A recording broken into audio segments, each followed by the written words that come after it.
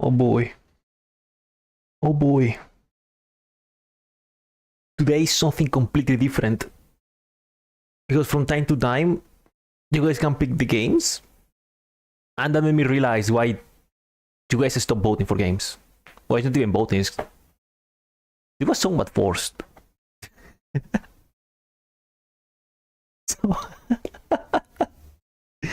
somewhat forced. Take that however you want. I don't even know how this happened. I guess sometimes people talk and they have no personality. Okay, that title. Nah, I don't know. I don't even know what to put. I just remember that. The streamer is late. You should be used to that at this point. At this point, you should be used to that. I don't even know what this is going to be, dude. I don't even know what this is. I mean, it's gonna be an experience, alright. That's for sure. It's gonna be a experience. What kind of experience? I don't know. I guess I'm about to find out. But you know the funny thing? YouTube, you know, when you come to one of these dog shit streams I do, you can put like name of the game and you put names and things. Katawa Shoujo. Katawa Shoujo is not on the list. But for some reason you have Goblin Dash, Soda Showdown, Aparcamiento Coches Clásicos, and of course Merch Master Tanks, Tank Wars. You know what the funny thing? You don't have this game, but you have Fear and Hunger. And the funny thing is that Fear and Hunger is not on Twitch, but you can play Fear and Hunger. This might be the last stream of the channel. This might be the last proof that this channel existed. I mean, there is. I don't give a shit it is. I mean, I don't know. But hey, we're just about to find out whatever this thing is that has been talked about since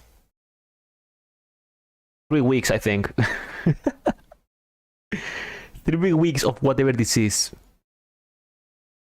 So yeah, whatever.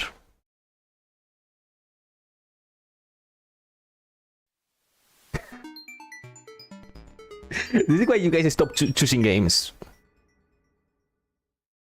You guys force an old man to get into a high school full of anime girls. You think I want this?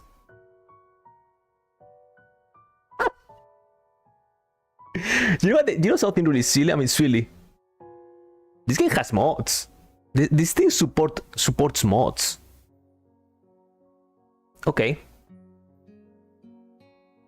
Let me do something real quick. Oh, yes. Let me do something real quick.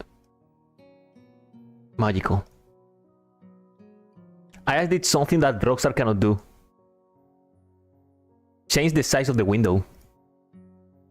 So this silly game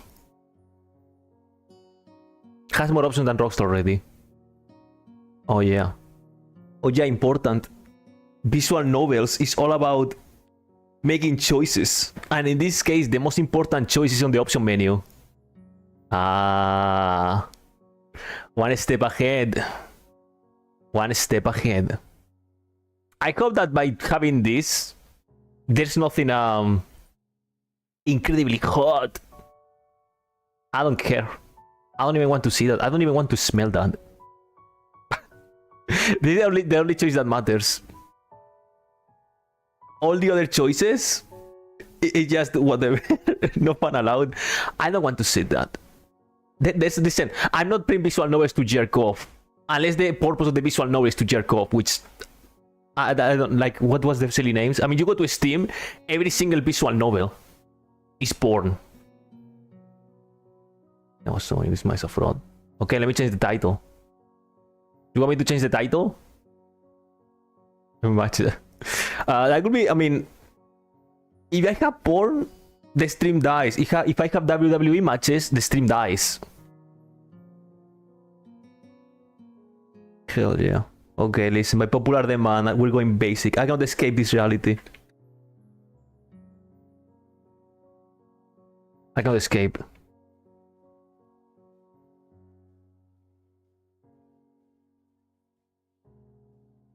There you go. Why is Kiryu dancing? Fuck you. No, sorry, be nice to Kiryu. I don't know. It's be nice to Kiryu.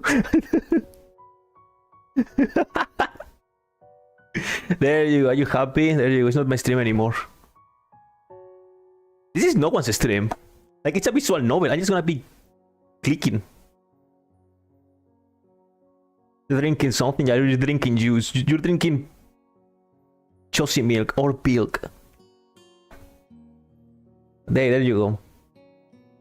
A visual novel. Last time we played visual novels, I got fun and we got a silly incident. Undertaker versus Hulk Hogan. We get the Undertaker versus other guy. The Undertaker versus the Undertaker. I'm drinking orange juice. I hope it's 100% real.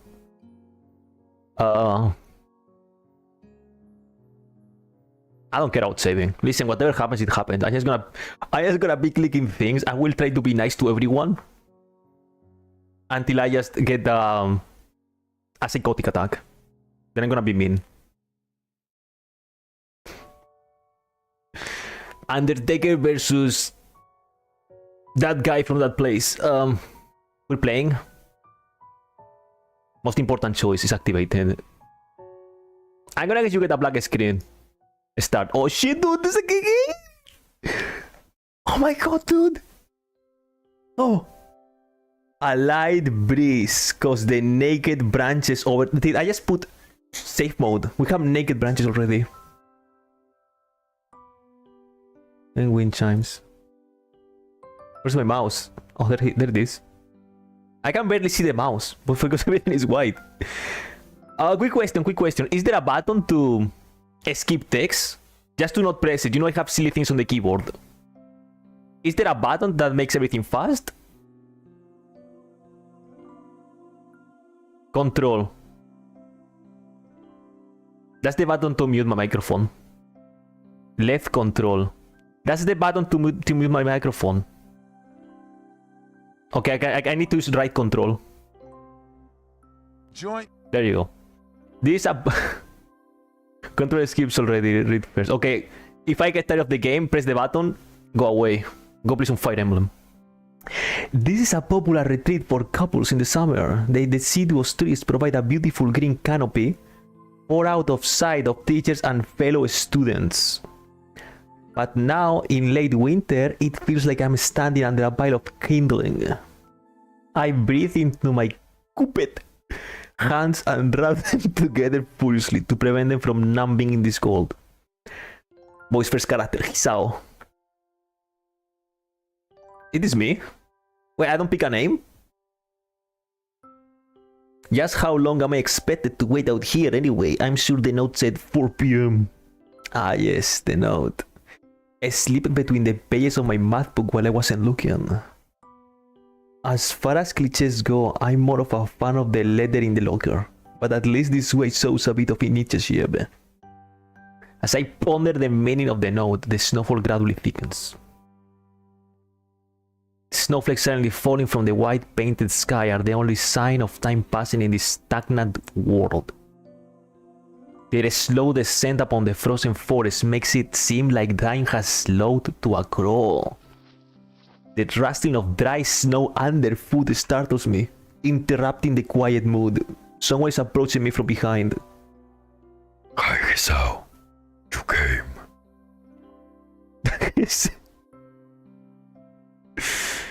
Is this on default?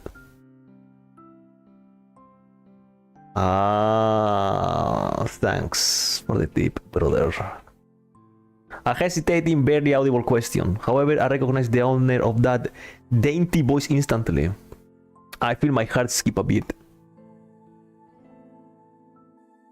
It's a voice I've listened to hundreds of times, but never as more than an eavesdropper to a conversation. I turn to face this voice, the voice of my dreams, and my heart begins to race. Oh shit! It's a Female human.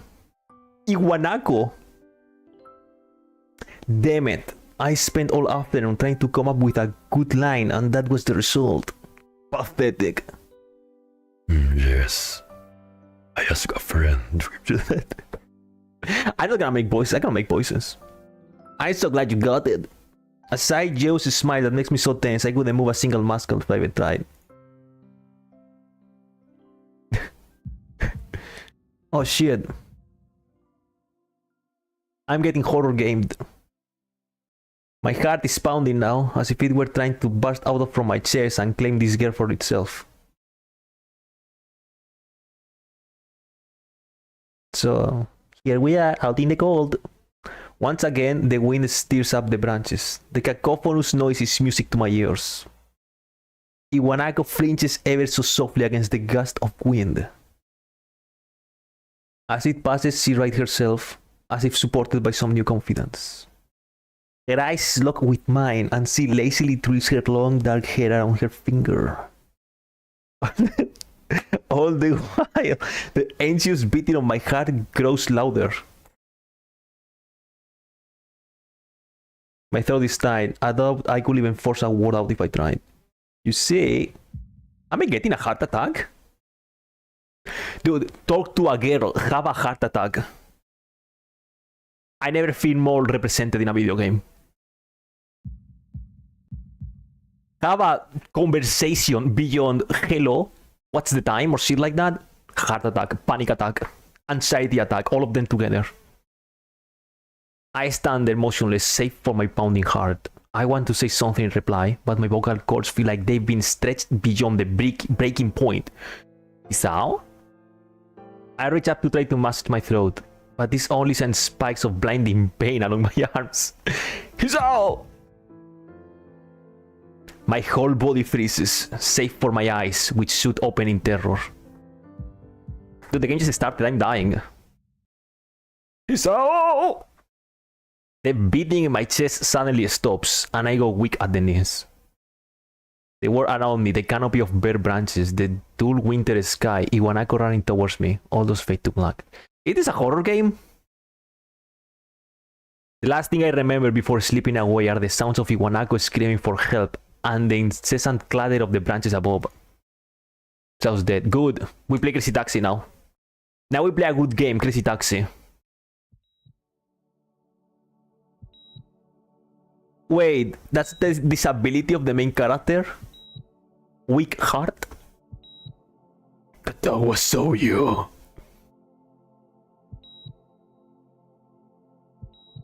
Inspiration? Raita. Writing, all those guys. The Hive Mind. Editing. Silent Cook. Music. Thank you. Art. Pimi. Art. Moiki. Additional art. Doomfest. Cool name. FMV animation. We have an FMV. Which I think is happening right now. Yeah, Doomfist made the game. Doomfist made the game, can you believe that? And this time he's voiced by Terry Crews.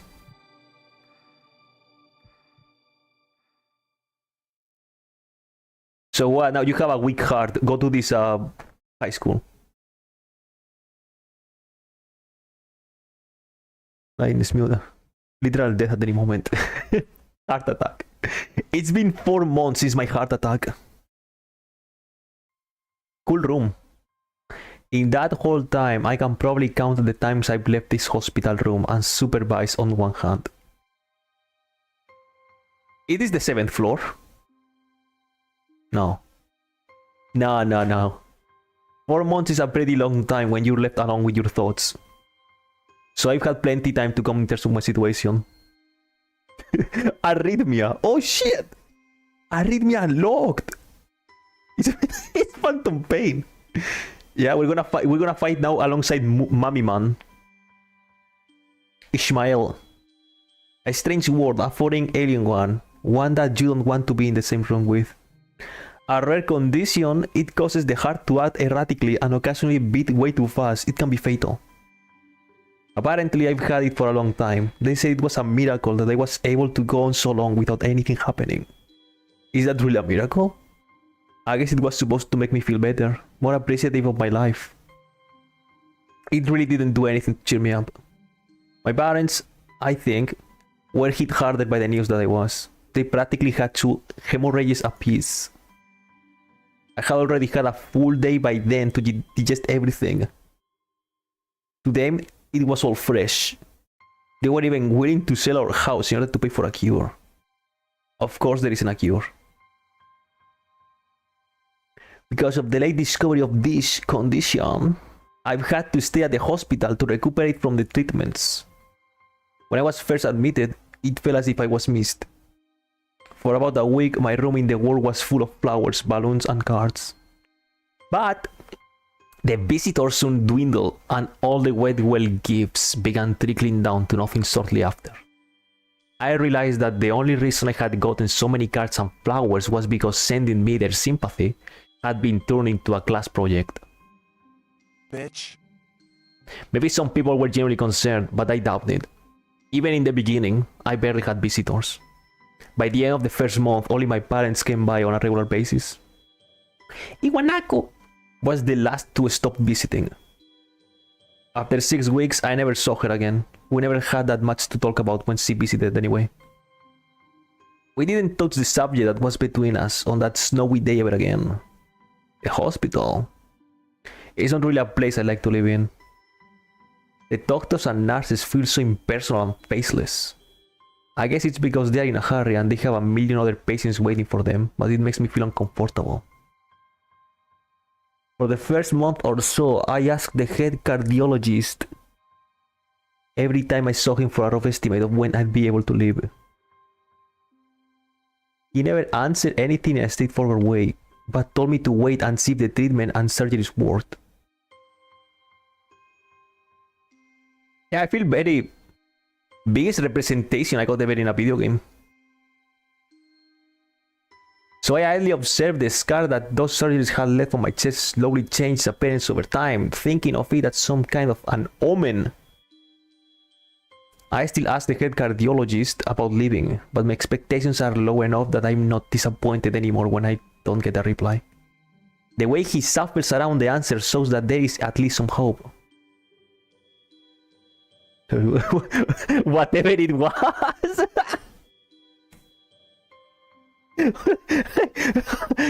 This is or whatever it was.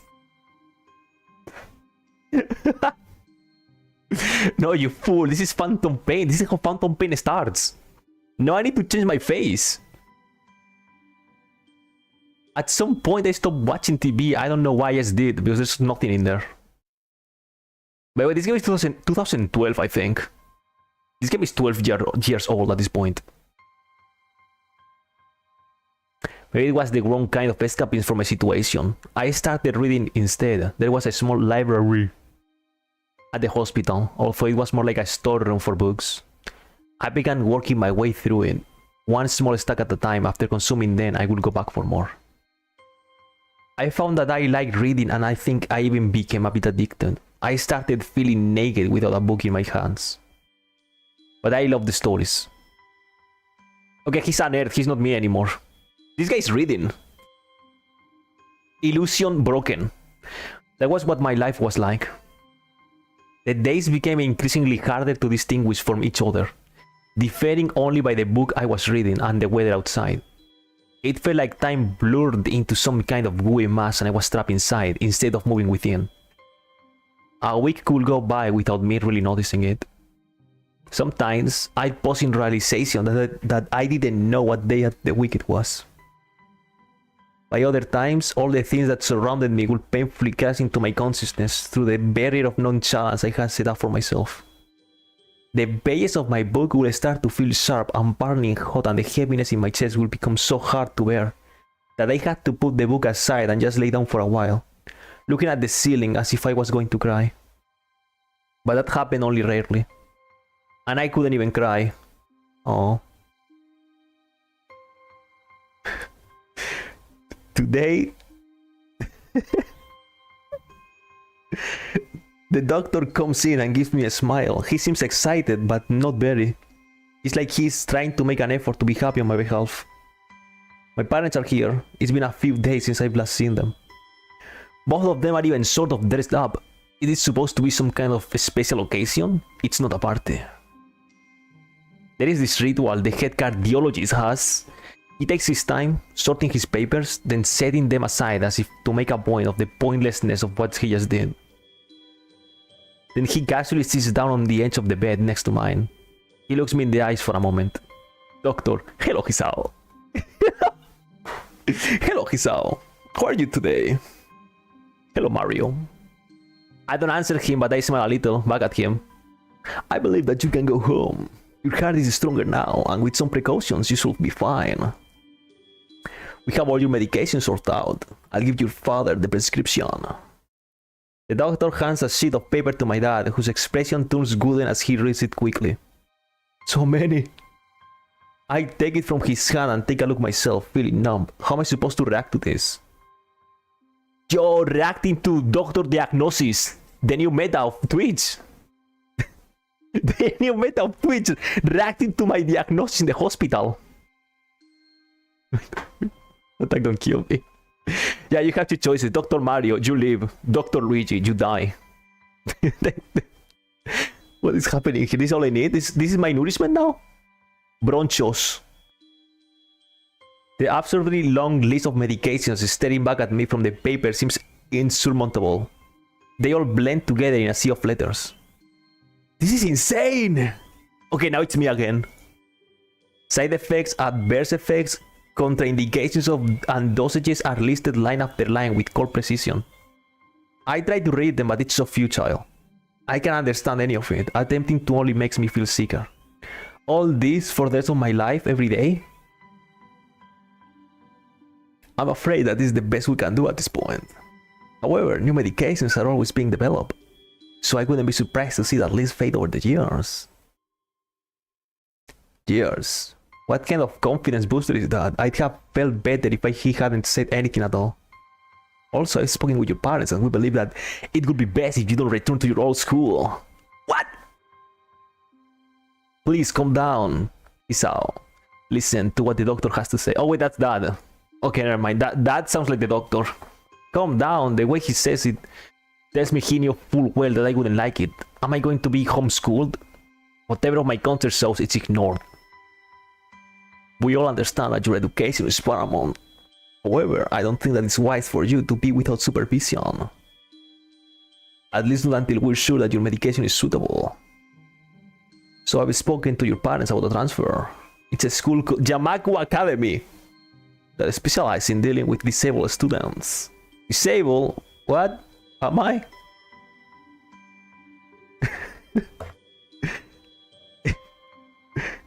It has a 24-hour nursing staff and it's only a few minutes from highly regarded general hospital. The majority of students live on the campus.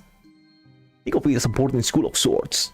It's designed to give students a degree of independence while keeping help nearby. Yamaku Academy in real life. Brown University. Wait, this high school is real? At the point just irrelevant. Boys, Katawa Shoujo is real. It's based on real life. Oh no, that's amazing. Like Independence is a school for disabled kids. Don't try to disguise that fact. If it was really that free, there wouldn't be a 24-hour nursing staff and you wouldn't make a hospital being nearby a selling point. Of course, that's only if you want to go. But your mother and I aren't really able to homeschool you. We went out there and had a look a couple of weeks back. I think you like it. I don't know why that sounds like that. It looks like I really don't have a choice. Compared to other heart problems, people with your condition usually tend to live long lives. You'll need a job one day and it's a good opportunity to continue your education. This isn't an opportunity. Don't call it an opportunity. Don't call it gonna... That sounds like Baba? Oh shit. Sejima very soon then.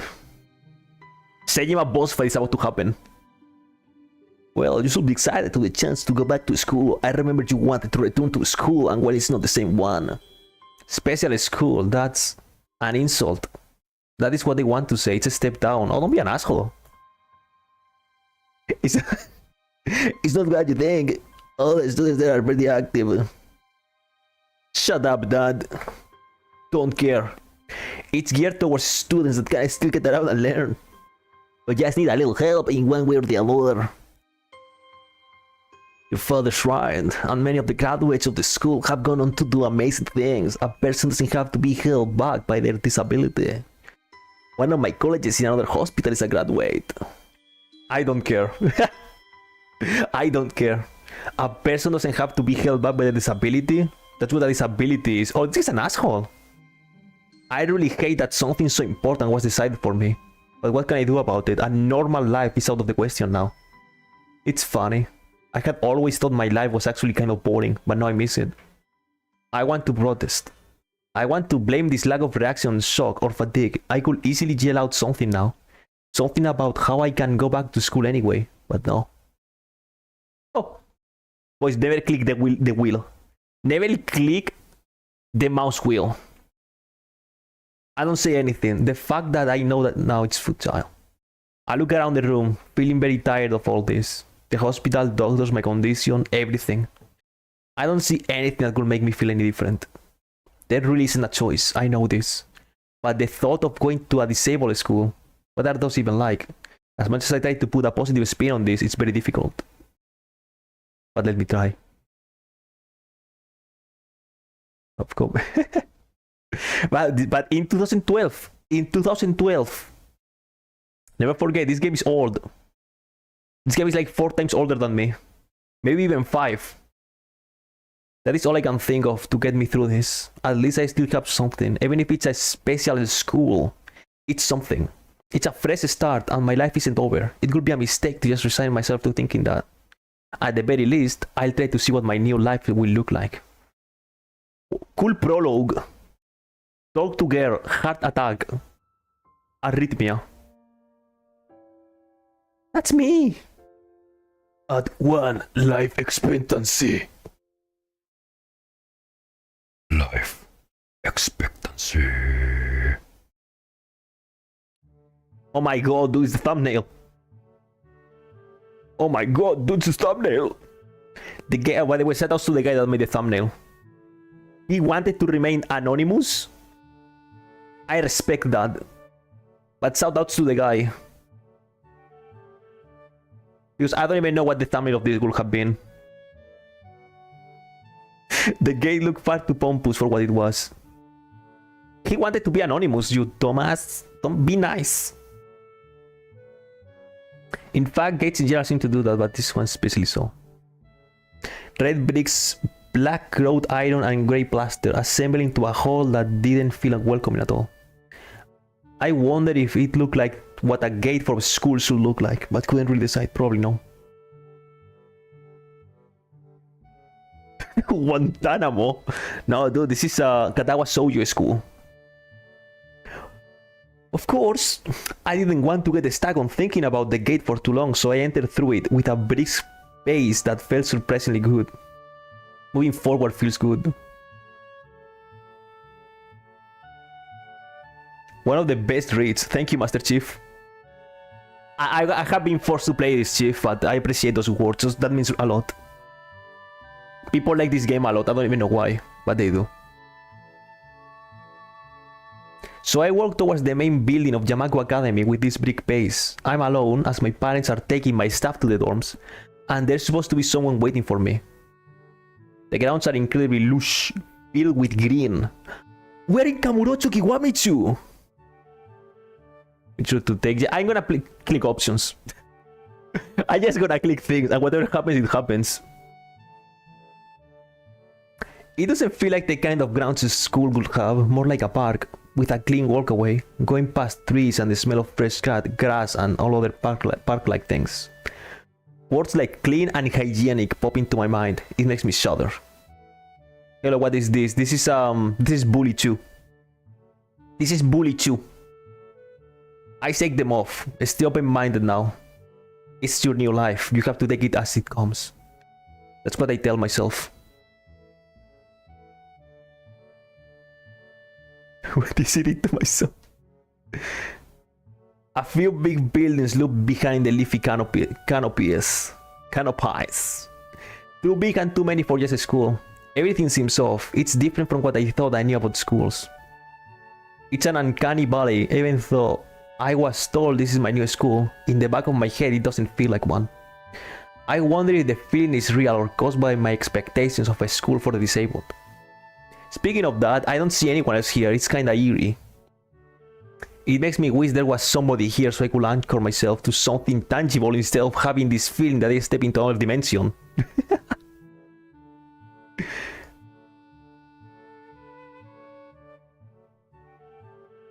The trees hum with the wind and the green hues flashing all around me catch my attention.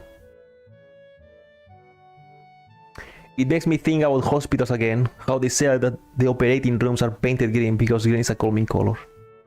So why am I feeling so anxious despite all this greenery? Only after I stand in front of the haughty mine building, I surprise myself by realizing why the gate bothered me.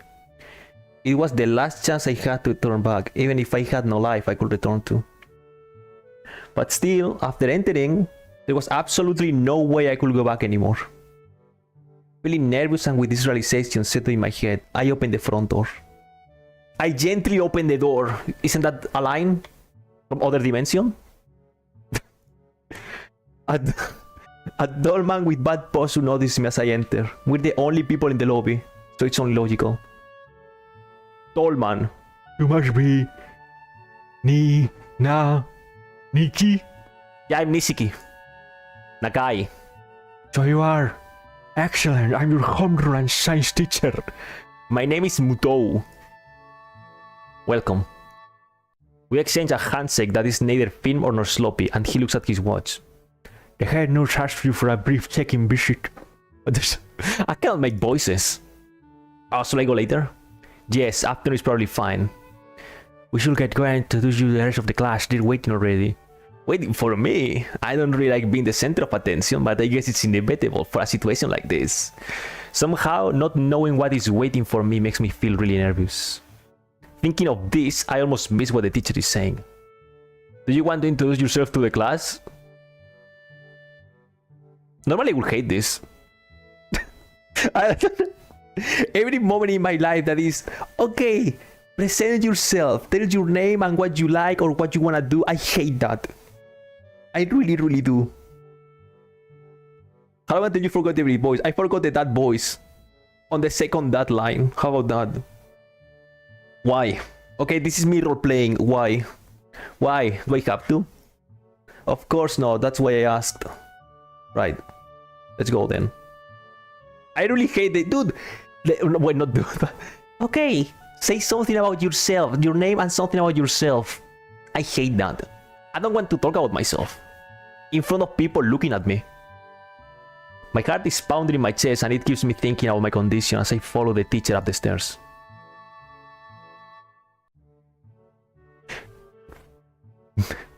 It is. Am I locked now on the bad ending? Lock on bad ending. Refuse to present yourself. The third door down the third floor corridor is marked as the classroom for class 3-3. Muto opens the door and enters. What is that? That is called a painting. Good morning, everyone. Sorry I'm late again. Song is off. Dude, song is off. No more music. This is serious. I hesitate for a split second at the door, freezing on the spot. Get a grip. This is a big step. I know that. But there isn't any point to worrying so much about it. At least not this soon. Oh! People! Who are these people?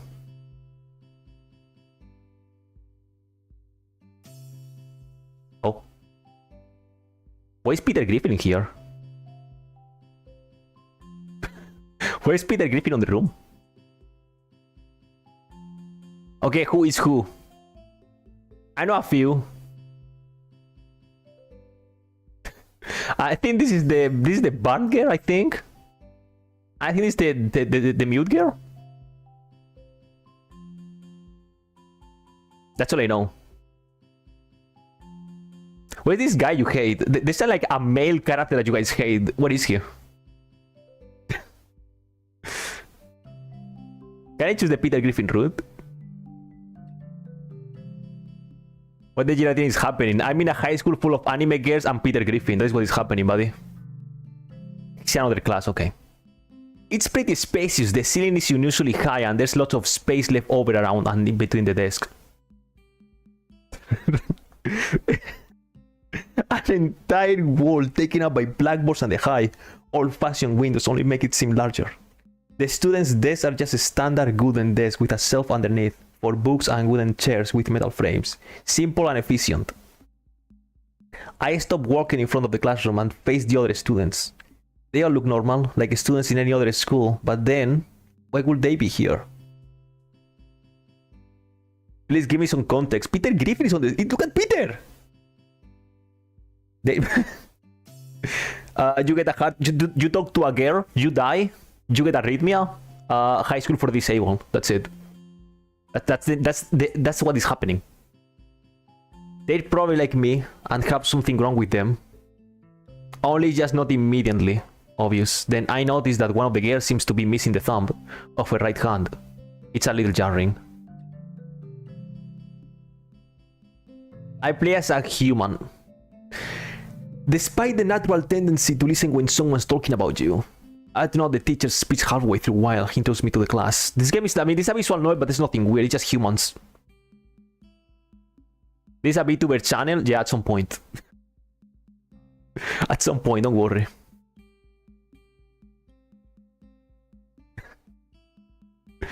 I notice a flash of dark hair and see that someone is looking at me. A girl with really long straight hair that is pretty eye-catching. As she sees me looking back at her, she covers her face with her hands as if it will make her invisible. There is one boy with a cane leaning against the lockers of the rear of the class. It's weird seeing someone so young with a cane. That's him. Another girl seems to be making some weird hand motions. Sign language? She peers at me over the rims of her glasses, then looks back to whatever she's doing. She's kind of cute. So it's the cheery looking girl with pink hair sitting next to her. She's really hard to miss. I don't know how I didn't notice her the moment I walked in. Kira Lyncher. Muto, please welcome our newest classmate. He clapped his hands and so does everyone else, except one girl in the first row who has only one hand. I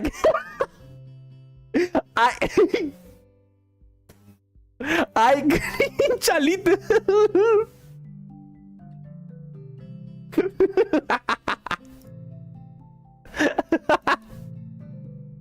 I cringe a little. But hiding my bowing in thanks for this applause I did not deserve. After the applause, there is a brief silence that nobody seems to want to be responsible for breaking. Dude, they caught me cringing. Now they hate me. The teacher soon realizes that he should probably say something. He opens up with some unintelligible noise, shuts up as he loses his momentum and starts introducing me. Nobody seems to be interested. Maybe I should say yes to the self-introducing thing. Probably realizing he doesn't know anything about me, he just ends up saying my name wrong again and asks me to write in the blackboard. I do that and turn back to face the class, feeling awkward. Is the main character an asshole?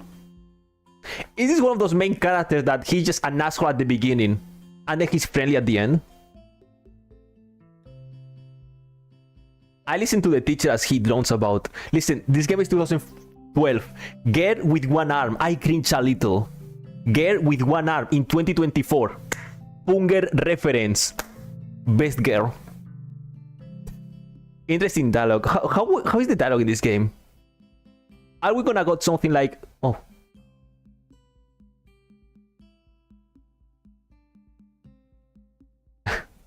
Same. Like, oh, this guy looks kinda sussy. He's an asshole depending on what choices you make. Okay, we're getting for the asshole route. I listen to the teacher as he drones about getting along while letting my gaze sweep across the classroom. Everyone seems to be listening to him intently, and when he's done, they clap their hands again, which feels like a weird thing to do. The first row girl claps on this round, with her one hand against her other wrist that ends in a bandage stump. Maneva.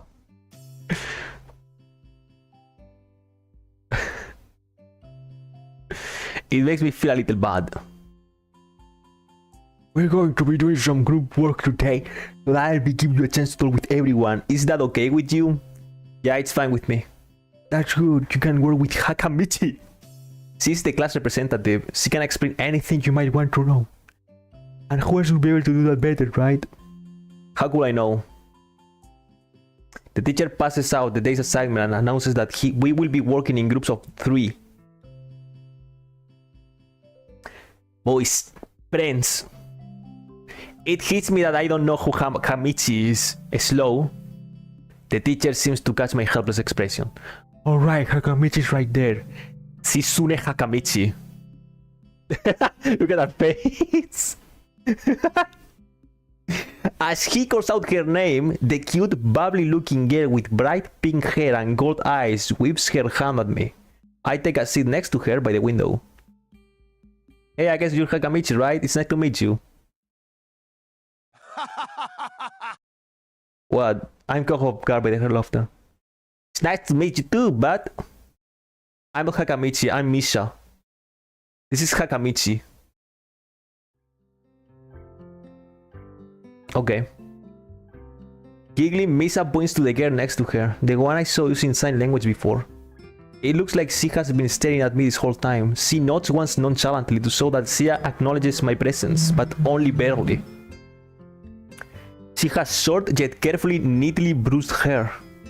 A pair of oval-shaped glasses balanced on the tip of a dainty nose, and dark blue eyes that seem to alternate every few seconds between analytical and slightly bored. It's nice to meet you.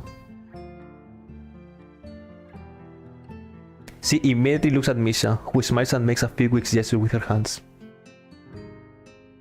Hakamichi nods and makes a few gestures of her own. Okay, how long until I remember these characters' names?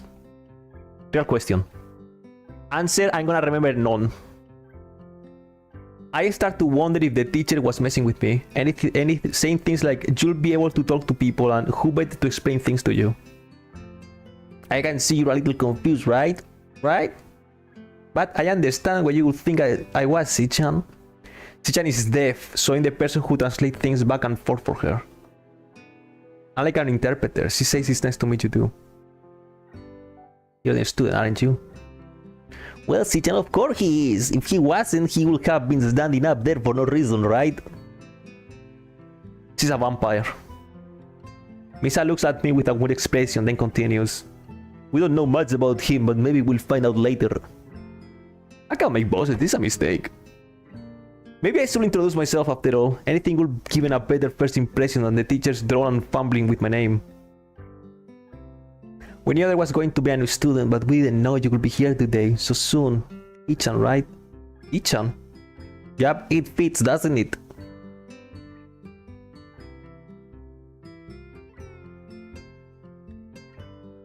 ¿A cuándo el qué? ¿A cuándo el qué? Oh. Fuck is this? What the fuck is this?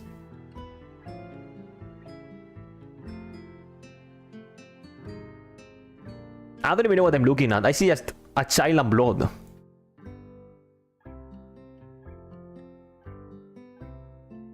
Date simulator, okay. Date simulator with a bleeding child, okay. Thanks for the recommendation, dude. It goes to the... What the fuck was that? Okay, let's say it out loud. It's a surprise. Okay, we need to do about then. Teaching feeling or hikomori sister. Okay, I don't really see how.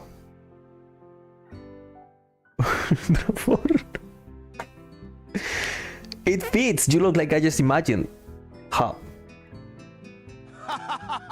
Yeah, you look just like Hichan. Like a Hichan. I wonder why everyone seems to think so. What's the disability of the pink hair girl? Does she even has anything? Hakamichi taps her fingers on the desk to get Misa's attention. They gesture back and forth to each other excitedly. Their hands are blurred. Misa seems a little overwhelmed. I'm sorry about that. Sichan wants you to know that she's the class rep, so if there's anything you need to know, you can feel free to ask her. Oh.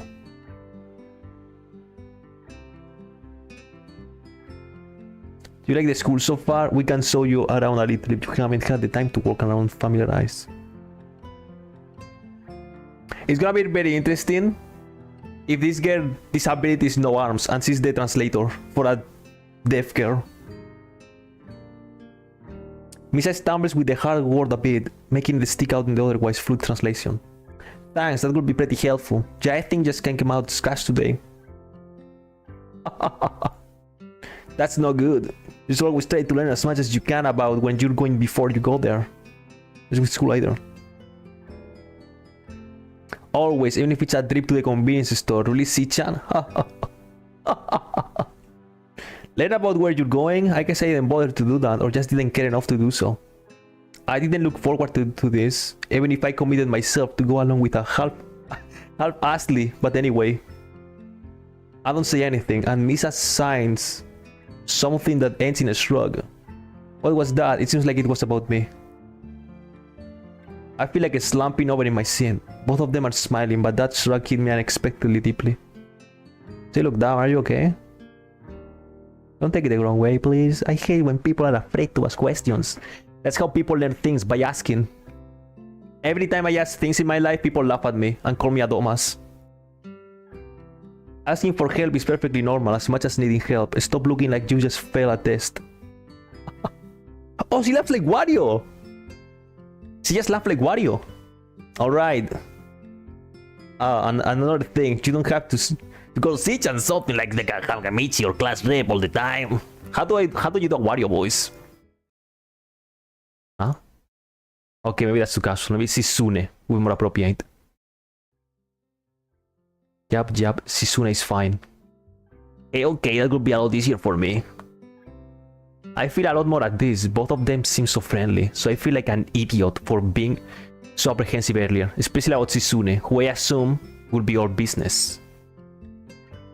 Well, she still seems like that, just less so, I guess. Alright. We haven't even touched the assignment. We should start to work or Sichan will get mad. The assignment is also kind of long, so we should start now if we want to finish it before the end of class. Dude, it's Wario! That too! Do I need to study for tests? Brand new gimmick, study. Shizune glares at the two of us impatiently. I don't need to know sign language to understand that. Okay, I get the message. After class, we can take a walk around the grounds together. It's a nice day today, okay? The assignment is actually very challenging to get through, combining aspects of being both difficult and unnecessarily long.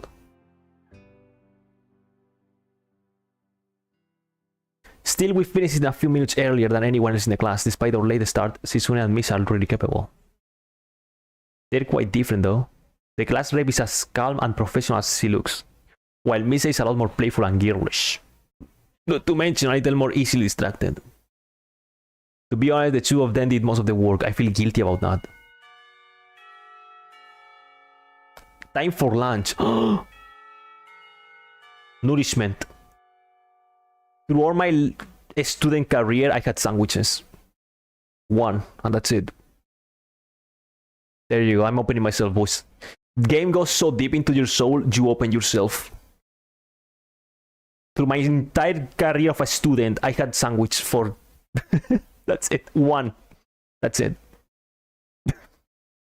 Without knowing.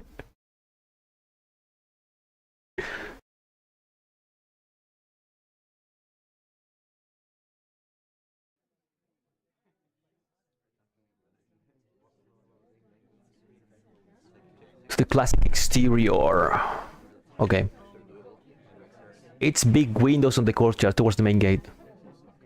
Water and bread. I didn't even got water.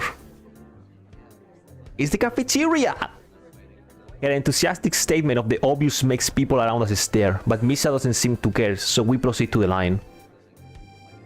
There is a rather long list of menu options, which seems great until I realize that many of them are to accommodate students who need special diets. How nice. It's almost like I'm back at the hospital, eating portions of misery with scientific precision to meet the needs of the patients. I pick something at random and follow Shizune to a table, sitting opposite of her. As I nibble indifferently at the food I'd rather not eat, Misa pokes me in the side to get my attention and points to Shizune. Oh, she's pissed. I don't understand signs, so the point escapes me. Maybe looking at a person who talks to you is proper and polite. Do you want to know something? What? About anything. We're your guide, so you could ask if there's something. I wonder. Library? Oh yeah, is there a library in the school? Lately I've gotten into reading a lot, so I'd like to check it out. Misa gives the kind of frown that makes it clear she doesn't consider reading a healthy hobby. But then Misa... Wait. Reading is not a healthy hobby? I've been lied to. Dude, Anime Girl just told me reading is bad. I shall obey Anime Girl. There is. It's in the second floor. We can show it to you sometime. Thanks. I return to my food while the girls talk between themselves. Misa and Shizune sign back and forth very animatedly, throwing sideways glances at me, but Misa refrains from translating. Maybe they are talking about secret girl stuff or something. I quickly notice a conversation inside is not enough to fill a silence. We arrive in the classroom early, but we're not the first. Oh, hello. The dark-haired girl I noticed before is slumped over her desk at the last row. She jumps a little when Misa crashes into the room with her elegance of a rhino. She shrinks deeper into her seat. I can feel her tension all the way from here, as if she were slowly turning to stone just from her presence. She hates people. I like that.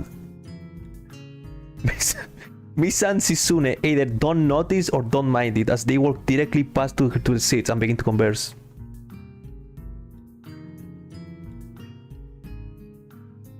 Praying over one. Thanks for sharing, my guy. I'm left wondering about her even when the classroom slowly fills with other students and finally the teacher. Getting into the rhythm of school feels strange. It's as if my brain remembers how this is done, but my body doesn't. Towards the end of the class, I start yawning and counting the minutes left. I shouldn't be this tired on my first day of school. Maybe it's the long time spent in the hospital that made me like this. I'm even feeling physically weak and lifeless. What's the funny? Before long, the final bell rings. School is finally over for the day. Besides me, Misa and Shizune are having a short conversation. After a bit of deliberation, Misa turns to me.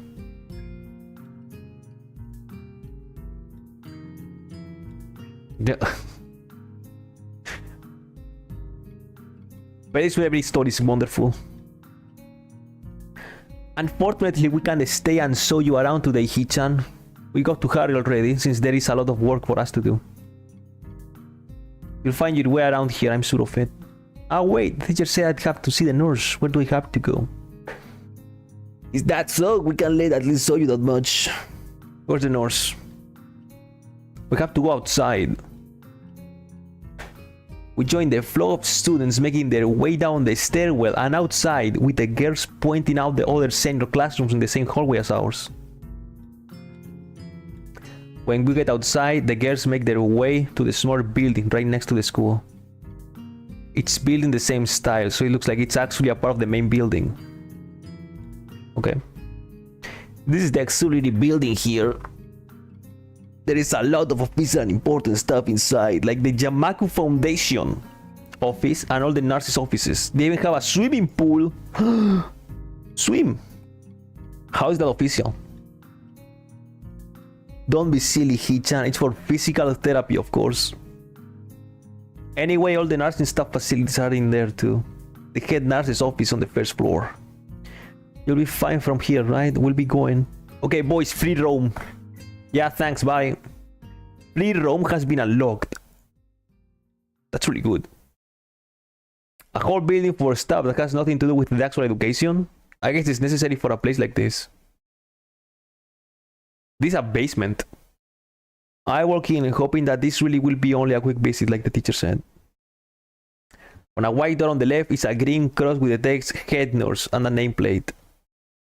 A voice from the inside responds to my knock almost immediately, but I can't quite make it out. It sounded a bit like an invitation to open the door, so I invite myself further in. The room is not large and it smells strange. A friendly looking man turns around on his office chair to face me as I enter. What is this wallpaper on the left?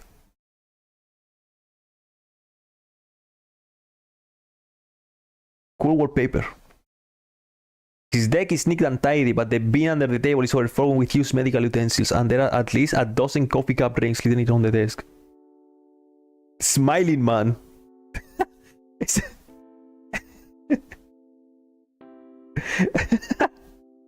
Hello there, what can I do for you today? He's young looking and sort of rugged, but the dimples in his cheek was that impression away when he smiles. Are you the nurse? He smiles like a person who has heard this very same question hundreds of times. Why, yes, I am. It says on the door, no? You can call me by the name or just the nurse like everyone else. Of course, I shake off my confusion, realizing I probably should grab his extended hand. His handshake is rather firm and friendly. Right, I'm a new student and my homeroom teacher told me to come to meet you. My name is Hisao Nakai. His eyes light up with revelation and he snaps his fingers. Oh, you're that Nakai. I was just reading your file in the morning. He has eyes. Cool music, by the way. Some kind of chronic arrhythmia and related congenital heart muscle deficits, right? Yes, there's me to sit down in a vacant armchair in front of his desk. I mean, the sad reason he's this happy, right? Good. Well, you've probably been briefed about the school and now, so I'll just go over this quickly. We have all kind of facilities available, mostly physical therapy and such. There's always someone from my staff around, even at night, so never hesitate to call us if there is a problem. The famous 24-hour nursing staff. Wow, this is like a hospital. Well, not exactly. For instance, we don't do brain surgery here. His joke feels so out of place that I'm left thinking why he even said that. Yeah, just that it's really weird to have so many medical people at the school. You'll get used to it. I'm not so sure of that myself, but I don't let the nurse know it. Now let me just find your file again. While he searches for something from his computer and suffers stacks of paper around, I let my gaze wander around the room.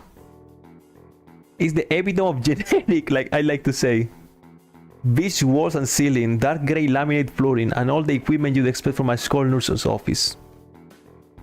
Even the ridiculous educational posters are hanging on all four walls, reminding me to eat properly 3 times a day and from all the food groups. Smiling, the nurse draws a thick file from a stack of smelly scraps room. So you already have medication for the arrhythmia. Just remember to take your pills every morning and evening or it won't be much help. Apart from that, do you do any sports, rash stuff like, I don't know, boxing? He grins to his own joke, but I don't. Well, I played soccer! I played soccer occasionally with some classmates. We're Americans. Confirmed. This thing takes place in North America. Alright, I'm afraid I'm going to have to recommend your friend, at least for the time being. Oh. My lack of reaction makes him raise an eyebrow, but really, I'm not too bothered by him forbidding me to kick a ball around. I guess I never did it out of burning passion for the sport, just to have something to do. Any kind of concussion might be very dangerous to your heart, and risking another attack is not a good idea. Was the previous one caused by a sudden concussion to the chest area? There is no mention of the cause in your papers. Not exactly. I sidestep the question acceptably, and he glances at me over his papers with a more serious expression on his face. still, you need to keep your body healthy, so some exercise will do you good.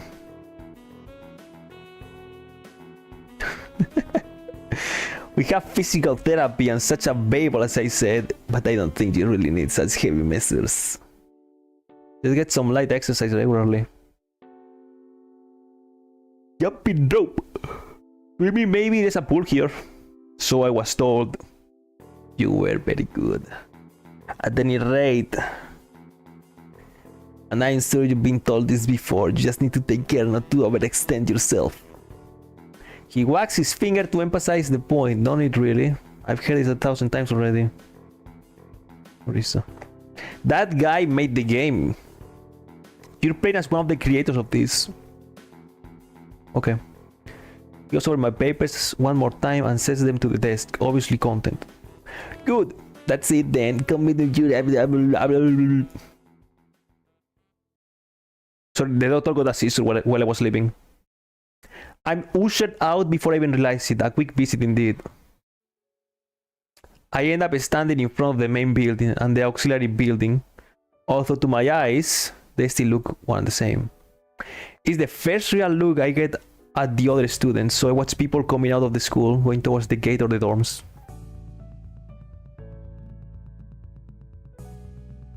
Also, what happened? Nurse. Everyone seems to know where they're going, and I still keep thinking that most of them didn't look too special for being students at a special school. Then again, neither do I. Does that make me one of them? One of us? One of us. I should go somewhere to prevent me from getting lost. It's around dinner time, but I feel tired instead of hungry. The weariness in me only grows as I trudge towards the dorms, set a little way apart from the main building complex.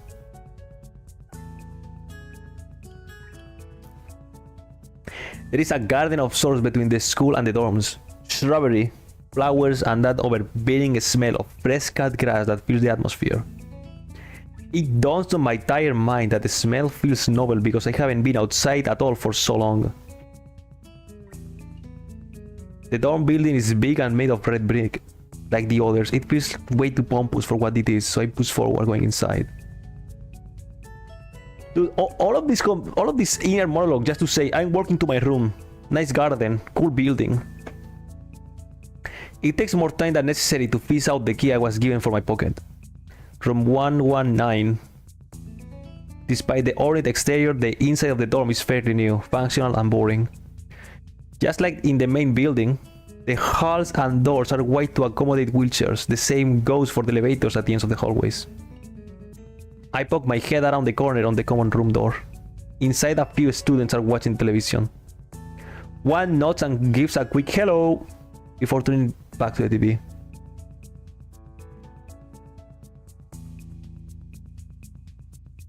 For us to finish the intro. For our prologue.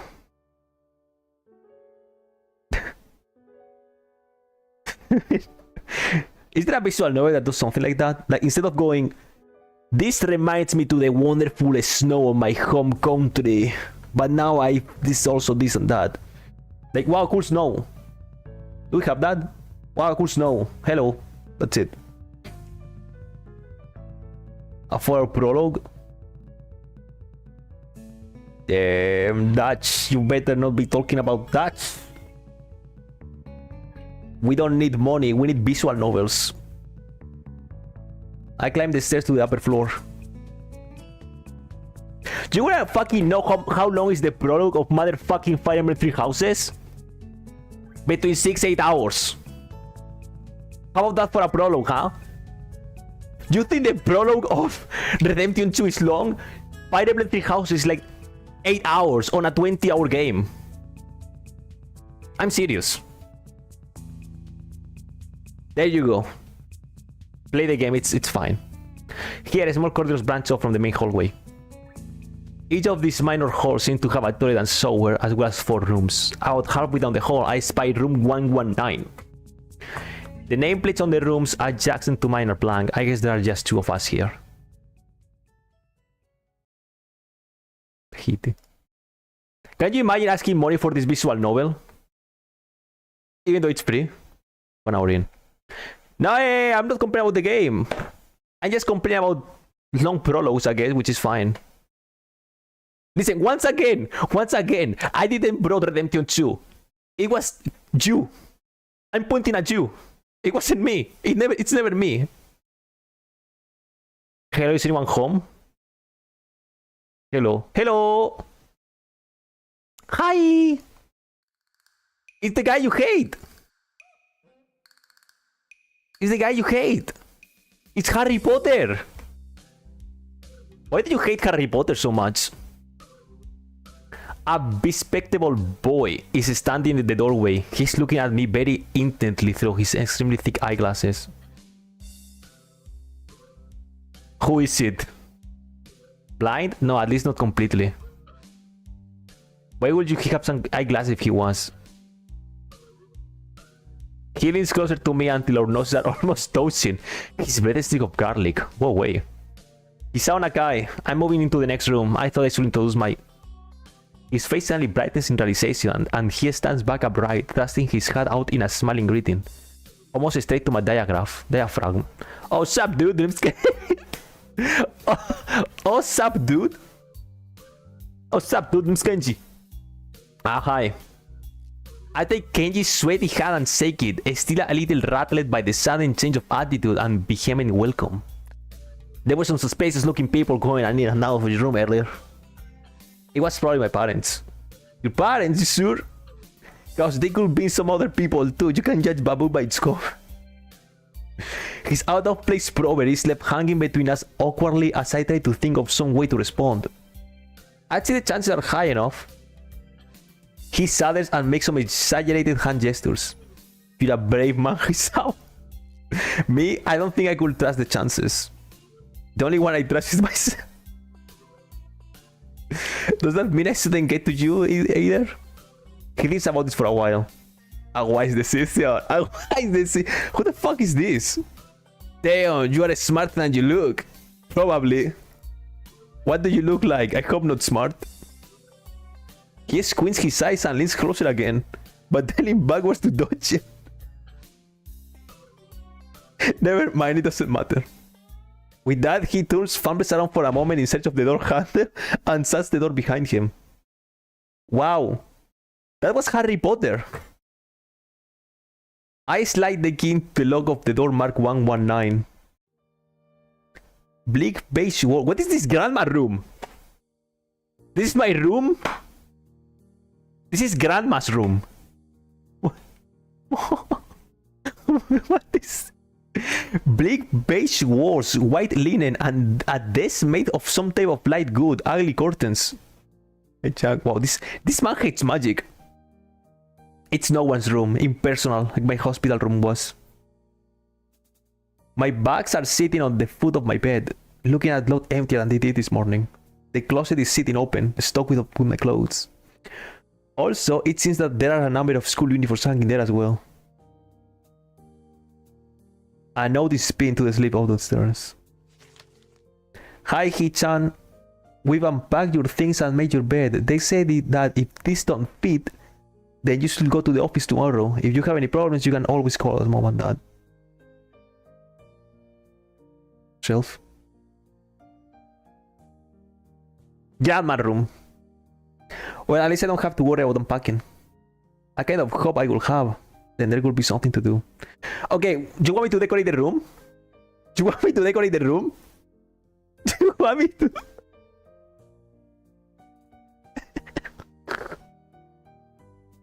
Do you really want to? Take out my poster. Take out... Oh, finally. The doll that we... Dude, my limited Smegmyor fighting figure. Check out my Smegmyor limited edition. There's only one in the world and it's mine. It's still too early. I put the note down on the desktop and lie down on the bed, feeling drained. Lying there makes me want to read something, but I have nothing to be. I wonder if the hospital conditioned me for wanting to read whenever I had to do. Forgot the jar, no. Dude, I'm not putting the jar nearby my bed slash desk. If this was truly my room, this is my bed slash desk.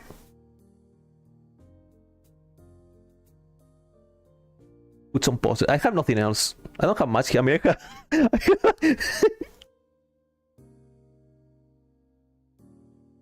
I have... Hell yeah, that's a poster. That's a poster if I ever see one. That's a poster.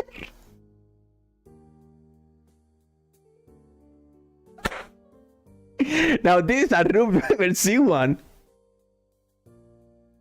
No, this is a room.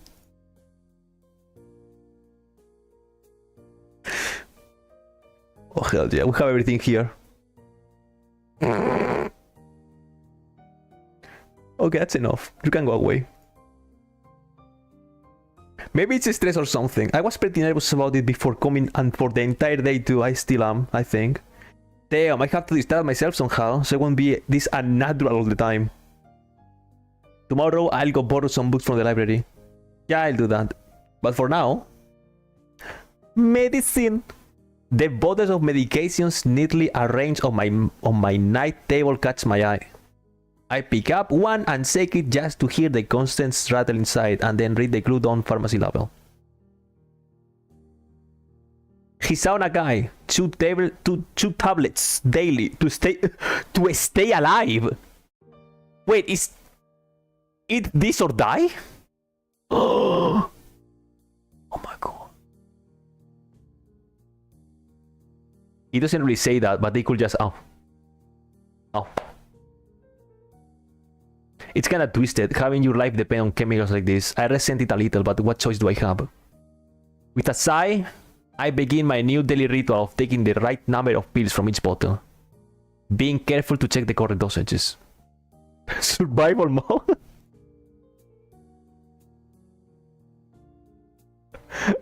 On survival mode.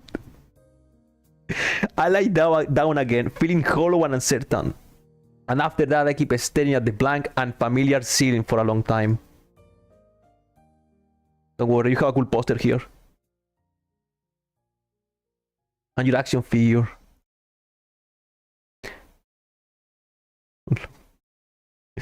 It doesn't start looking any more familiar.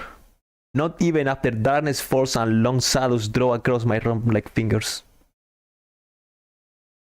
The seats feel slightly more comfortable, warm and nest-like against the chill that passes for room temperature here. Every day. Yeah, I know that. I know that feeling.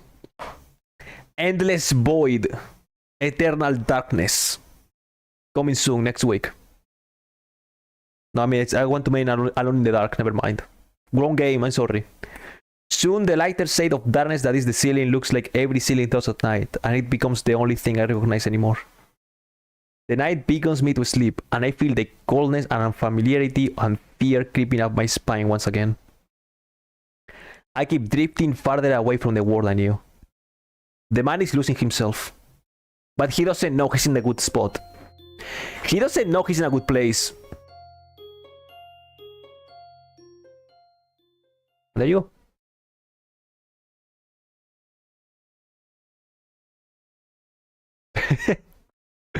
I wake up in a strange room. Solid morning light shimmers against the light grey ceiling. I had forgotten to draw the curtains close that night. This is my room, isn't it? My room. This is the third room this year that I'm supposed to call mine. Various things around here remind me that indeed it's me who is supposed to be the one living here. My bag's on the floor, my new school books on the desk, my numerous medications on the night table. I stare at the bottles for a moment, deliberating, until I open a bottle, take out a pill and pop out a tablet from the foil sheet. I down them with a chaser of water, without thinking about the chemistry. My uniforms are in the closet. I slink out from under the seats and stretch my back before dressing up. Putting on a new school uniform feels like dressing in someone else's clothes. The artificial smell of generic detergent invades my nose, but the feeling of fresh clothes against my back is so good. It's a good one, a natural one.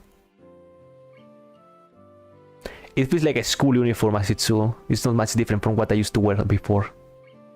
That goes for other things too. So far, this place seems more like or less like a normal school. Except for the people. I think back to my talk with Kenji yesterday. Misa's constant laughter and Shisune's sweeping sign with gestures.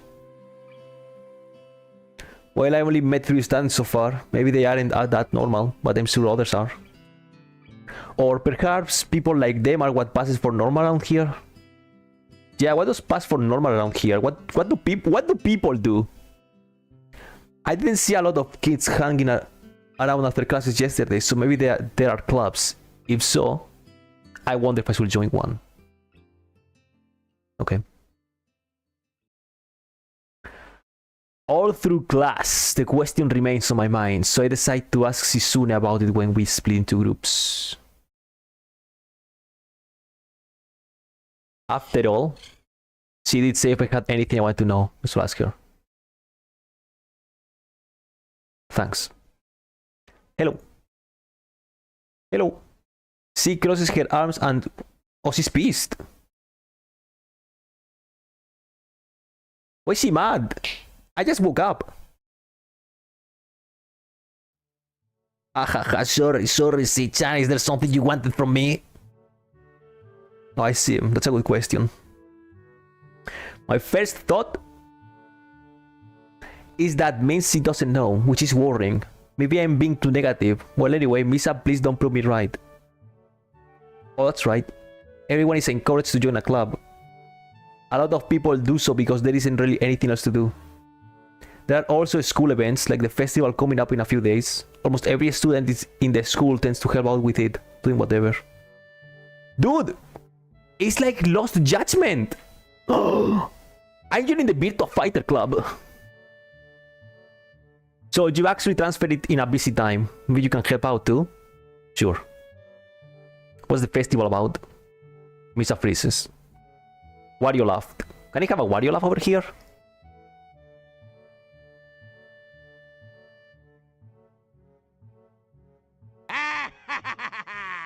I'll take it. I don't know, Hichan. The truth is local event, and I'm not from this area, so... She starts sighing desperately to Shizune, asking her to bail her out. Shizune asks her glasses at the end of an only grandiose flourish and starts singing. Singing hard and heavy. Yes. Huh? Oh, who cares? Who cares? That's me. Misa puffs out her chest as she shouts Shizune's words out at me with a disproportionate amount of pride. Too loud. I can see heads turning to look in our directions. It's the size of butter. Yeah, name a main character that went through more than he saw. No, not so loud. Human beings evolve with each new generation. The ideas and beliefs behind a festival will inevitably change with time. Now it's about delicious fried food and amusing little games that you play to win prizes. The teacher clears his throat very loudly, batting his long wooden pointer against his other palm like a baton. He shoots a pointed gaze at us. Finally noticing where we are, Misa stifles a yelp and quickly quiets down.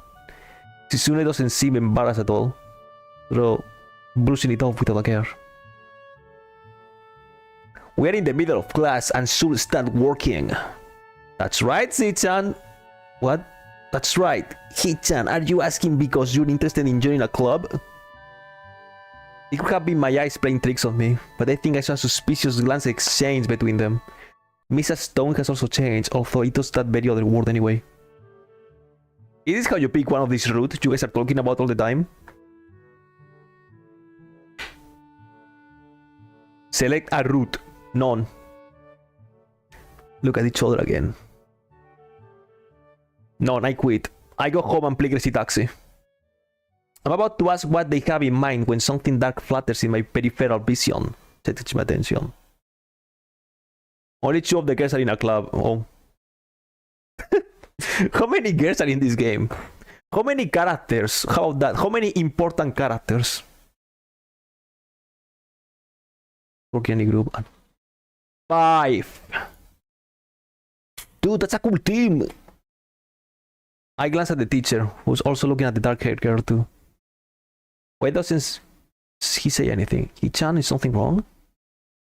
Do I look as uneasy as I feel? Or was Misa just looking at me, looking after the girl who left? No, nothing. Look at her face. Okay, well, like we were asking, you don't have any plans for lunch today, do you? I thought I would go to the library and pick up some books. Not really. Do you want to have lunch together then? Sure. Sure. Yay. Oh shit, what? Wario! No, that's not Wario. No, that's Wario. I think I just got a flashback. Dude, I think I just got a flashback. I swear I saw something like this. Like 2014, 2015. It was just the girl laughing with the Wario laugh. I just got flashbang by a memory of 10 years old that was hidden in my brain. It was either this or... I guess there's another visual novel where the girl laughed like this. I don't even know.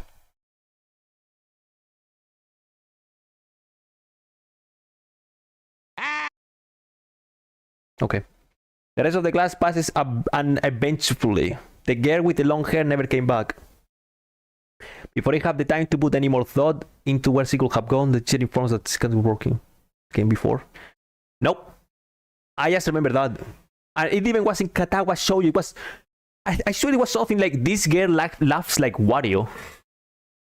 Dude, the only thing I know about this game are the picture of the girl without the legs. That's my only knowledge of this game. Nothing else. Everything else I know because you guys talk about it.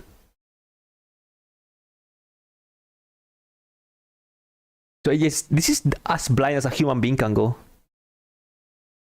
Because the picture with the girl without legs is kind of infamous on the internet. Fucking what? Impossible. Really? Really? I've noticed this before, but it's kind of funny how Misa is always moving her hands in signing not only everything she says, but what anyone else is saying in the event. Obviously, it must be so Shizune can understand it. Her eyes dart back and forth between Misa's hands and me. I don't know who I'm supposed to be looking at. I'm talking to Misa, but I may be wrong. Maybe I should face Shizune. I'm used to looking at the direction of the person whose voice I'm hearing, but really. Shizune can't hear me, but it would be respectful to talk to her only through Misa. And again, isn't that what she's doing?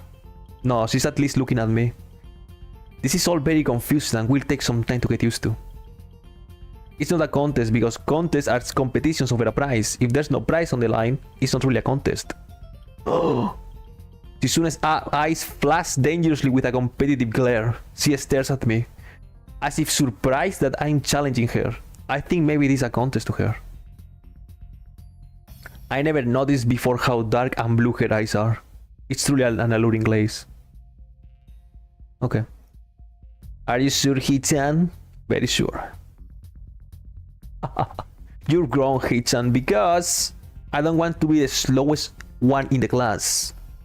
Therefore, what's on the line is my confidence in my abilities and the present satisfaction of proving them. Wario! I'm sorry, I will stop. Shizune pushes her glasses up the bridge of her nose in a very matter-of-fact way. I doubt more, but the bell rings and she quickly gets up and picks up her bag, looking at me expectantly. I had almost forgotten that I was supposed to have lunch with them. Where do you want to eat? Cafeteria? That's so plain. Okay, let's go. Plain? Okay. Dude, what kind of visual novel doesn't give me a choice to eat anywhere? I want to eat in my room, away from everyone. At my old school, I like to eat outside, near the back of the building. It was a good spot, but I didn't find it until near the end of my freshman year. I wonder if there is a similar place to eat here. Misa seems to imply as much. Shizune and Misa pull me towards the cafeteria, which is surprisingly not packed. Maybe some students favor eating in classroom or outdoors. I saw some of my classmates had box lunches. After we finish eating, Misa picks up where we left off earlier. So Hee-chan, you want to know about clubs and stuff, right? Right, C-chan. Okay, I guess it makes sense to ask first. Hee-chan, do you have anything you're really interested in? I used to play soccer, but I'm not really into it. I don't follow the teams and players or anything like that. As of late, I usually just read a lot. A book club. I cannot join book club. Disappointed. More to the point, Hee-chan, does this mean that you don't have anything already in mind? Not really. Good. Great. That's great, Hee-chan. Really great. Wario. Why it's so great? No reason. Well, Hee-chan, other than clubs and the upcoming festival, there is one other thing. A student council. I see. I didn't know this school had a student council. That was a very melodramatic setup, though. Just to tell me that. I'm pretty sure the two of them know this. Because Shizune looks a little embarrassed about it and Mrs. laughing. Okie That would be a crossover. Student council. I'm gonna do whatever I want. You telling me to not do something increases the chances of me doing that. Unless you're playing smart and you're playing with reverse psychology. Now I don't know what to believe. Now I want a third option. You should join the student council. They could use more people. Yes, definitely. You should definitely join. Why?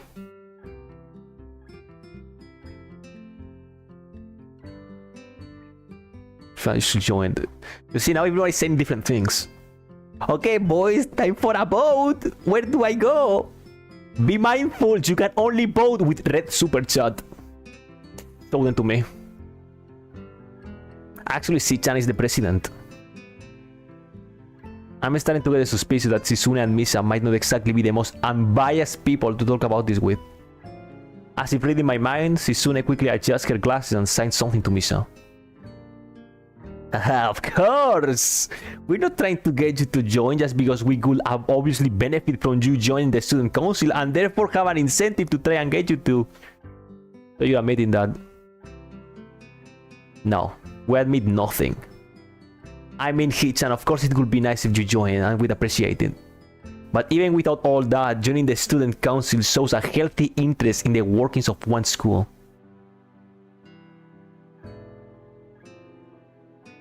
To use you. Are you telling me this deaf girl is manipulative? Are you telling me she's the evil mastermind of the game? No. What even are the options? What even are the options? I want something that no one talks. No one talks about the burned girl. Why is that? No one talks about her. No, I don't even know her name. Well, so it's settled then. Welcome to the student council, Hee-chan. The bacon girl? She likes blood and bacon? I mean, where is she? Where is she? Yeah, that's right though. It would be boring if it went that smoothly. Shi-chan owes me candy now.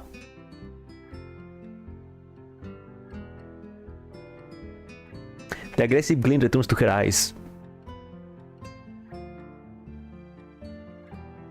Trauma dumping, bitch. Isn't a big girl just gonna do a trauma dumping? Oh, rich man, poor man, Hee-chan. If you lose, you have to join the student council. No, absolutely not. Why not? Why not? Well, because you two both have the same incentive and therefore the same goal, which is to get me to join the student council, right? Yep. Yeah, that is my goal. But what this means is that both of you can team up and I'll be at a clear disadvantage, so I will have to decline. Hee-chan, I'm very offended. Are you saying you don't trust us and that we will pull something so... That makes me sad. Sorry? It's hard to tell where Shizune's influence ends and Misa stops speaking. In order to atone for hurting a young girl's feeling, you should definitely join this. No. How about a game of paper football instead of rich man, poor man? Or paper football. Yeah, it's a game they play in America. You make a paper triangle and then you try to shoot it. Wait, you play in never mind. America is canon in this universe, confirmed. Like the Soccer and American name drop, official. Isn't it cool? It's the ultimate life form of competition between two people, Hichan. And it's also played by elementary and middle school children, Hichan. That means it's a game that really separates the boys from the men. More like the boys from the slightly older boys. Anyway, I'm not getting to play that either. Just the fact that you know about it means you're probably surprisingly good at it. Yeah, that's true. How did you know? She wasn't supposed to admit that so readily. I wouldn't say that I'm happy with their attempts to get me into the student council, but I'm a little curious about what the student council does here. I've never been on one before or even know anybody who was a member, so it interests me. I also kind of like Shizune and Misha, so maybe it wouldn't be so bad. Okay, Hitch and How Risk. The game of world domination. Oh no, not Risk. I only played Risk once in my life. The game took like 5 hours or 6 and it didn't even finish. It was like 4 AM and one guy got mad and he left. That's my only game of Risk. Cool memories. That's it, that's all I have to say. Also, I think I tried to take Mongolia and I died. I had only one unit, whatever. Cool Risk memories. Played once in my life. Through an experience. I don't know what it was. Do you have Misa in orange juice? We want to play one after school. Really, Sichan? We can just play for fun, Hichan. Sichan hasn't played a long time, so if you want to, there are no strings attached. Well, okay. Okay, perfect. We'll see you after school in the student council room then, Hichan. Quit the game. Oh shit, get Wario'd. I grimace to tell them how much I don't like this, but it's more for Soda again. Okay, listen, for what the case you are telling me, trust no one. Every girl is dangerous. Every entity, not every girl. Every entity is dangerous. Kenji lives in this high school. And he's the most dangerous one. Trust no one. Not even Potter.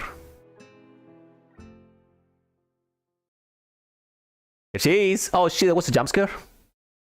During afternoon classes, the long-haired girl comes back and sits down in her seat without a word. Again, no one seems to notice. Or if they do, no one says anything. I want to ask Miss about it, but I don't want to be nosy.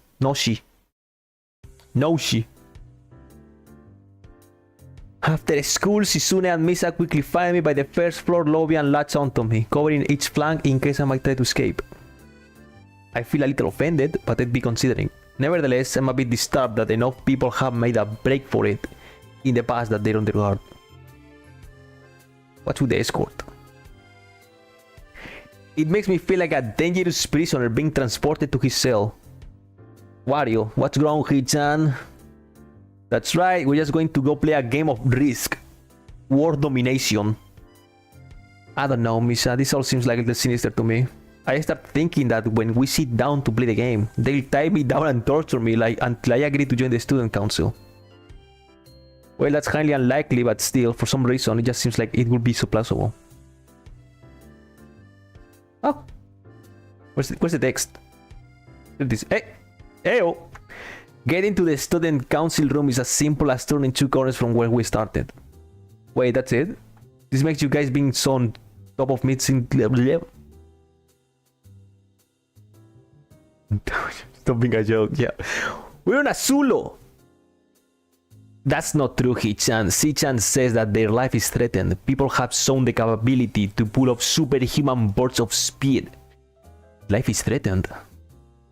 Her expression unchanging. Misa's signs something amusingly to Shizune, who makes a baffling face and puts her hands behind her back, looking pleased with herself. Misa thinks deafness and ham surely. Stop that. I know you hear me, you have no excuse, unlike Shizune. Shizune opens the door to the students' council room. It's a very plain, sparsely decorated room, although it's quite large, maybe even a little larger than a classroom. There's a big table in the center surrounded by chairs, and a smaller desk prominently placed in the back that I assume it's Shizune's. There are a few regular desks and chairs stacked to one side, as well. Extras, perhaps? Aside from the tables and chairs, the room doesn't have much else to offer. Just a couple of filing cabinets and bookshelves stacked with old school records and documents, not much else. In fact, nothing else. This is a pretty bleak room. They could at least put a pot plant in here or something, but the most noticeable thing that this room doesn't have is other people. Are we early? No. What do you mean no? Does it mean nobody else is coming today? Yeah, that's right. A student council made with a team of 2 warriors. Hey Chan, let's play Risk. Come on, you promised, didn't you? You have to. Aha, okay. Do you want to know the rules? Am I forced to play a game of Risk on this visual novel? While Misa is talking, Shizune takes out what looks like a board game from behind one of the filing cabinets and throws it on the table. Actually, this looks kind of interesting. Minigame. Do I really need to play Risk?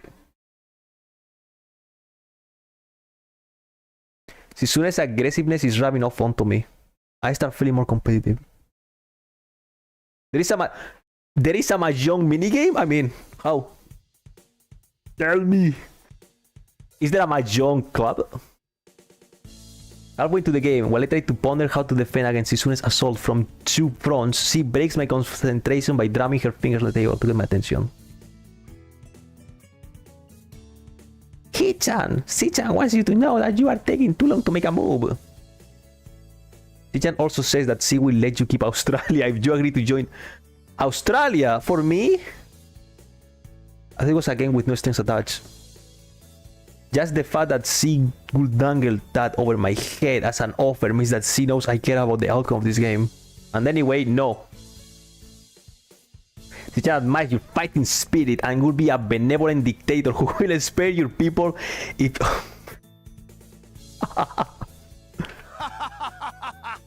You're so competitive, Shizune. She seems to take this as a compliment. I would expect the student council president to be a little more magnanimous. He doesn't seem to know what the word means or how is it signed. So she pulls out a piece of paper and waits it for Shizune, who in return does it back at Misha. Misha presses her index finger against her temples as if trying to physically imprint the word onto her memory. She absorbed knowledge. Suddenly, Shizune bursts into a flurry of gestures. Misha looks daunted by the peace of her heated signing. Ah, wait, please slow down, Shi-chan. Hi-chan. Shi-chan says you're going to lose. Tell her I will crush her world empire with my rebellion. Ah, okay. Oh, look at... Oh, look at that face. You see, I know that face. You guys post that face. I knew that face. Those eyes of hers shine with chill-like mischief. The only mischief we tolerate here is the midnight mischief. Chill-like mischief? There's the door. Midnight mischief? Please take a seat. She said you have no chance if you keep playing like this. No, you won't. She says you have no chance if you keep playing like this. You know you won't. She has a point. Attack aggressively. It's a trap. It's smart. Listen, when I played Risk, the only game of Risk of my life, I keep playing the game because my friends showed mercy. I only had like 1 country, so I had to defend myself. So I played because of the mercy of my friends. Let's still play defensive. Why not? Defense. It's like she's just trying to psych me out. Looking at the board again, I have a pretty good defense setup. I'm not going to wreck it doing something reckless. A few times later, I lose the game anyway. I lose the game anyway. Shizune adjusts her glasses victoriously and allows herself to tentatively pump a fist in the air in celebration. Hichan, you lost when you allowed me to take North America. She got Canada and the USA? I mean Sicha, not me. Getting control of North America is ambitious because it provides a 5 army bonus, but you can attack it from 3 fronts, so you must defend them all. I only played once. And I died because I tried to take Mongolia. And then I died. And I think I was stuck in Thailand forever. That's all my experience with Risk. Stuck in Thailand.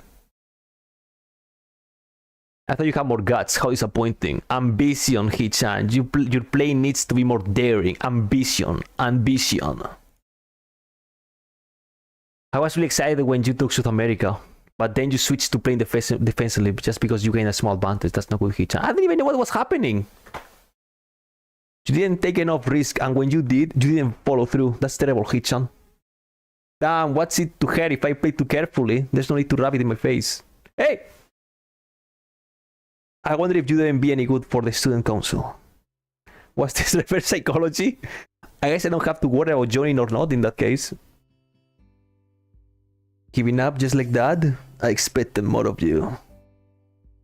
Seriously, is Shizune trying to taunt me into joining the council?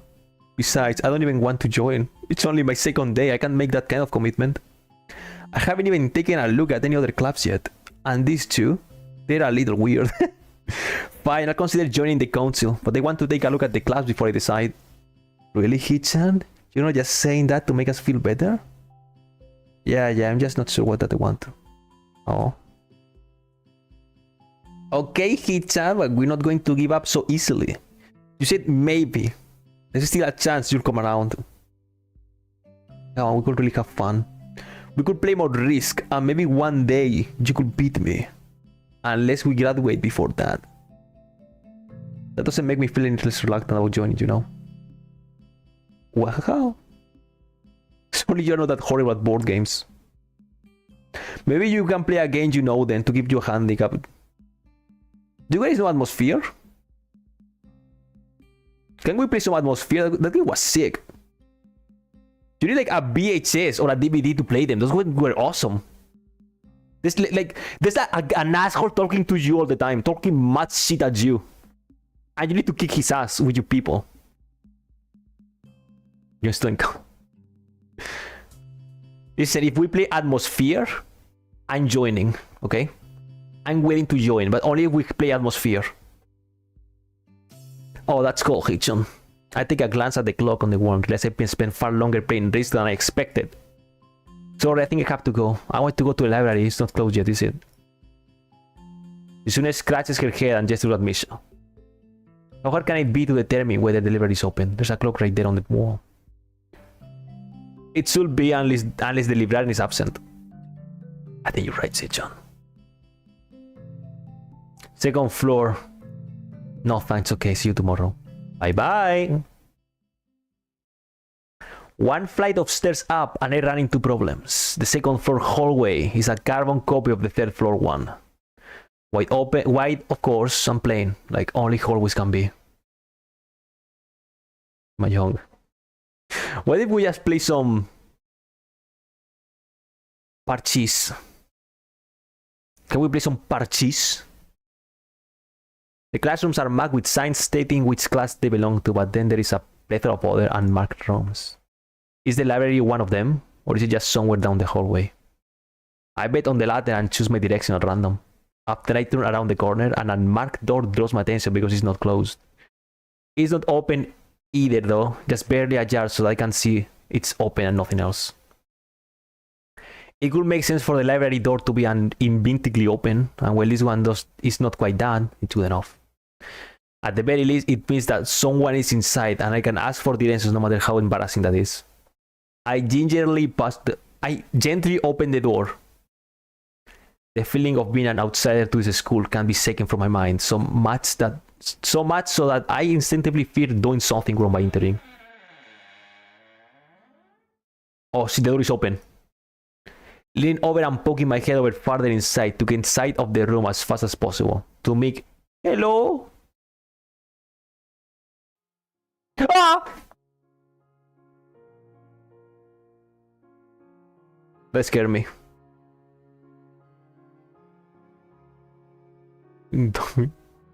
5 hours. No one knows how to play dominoes.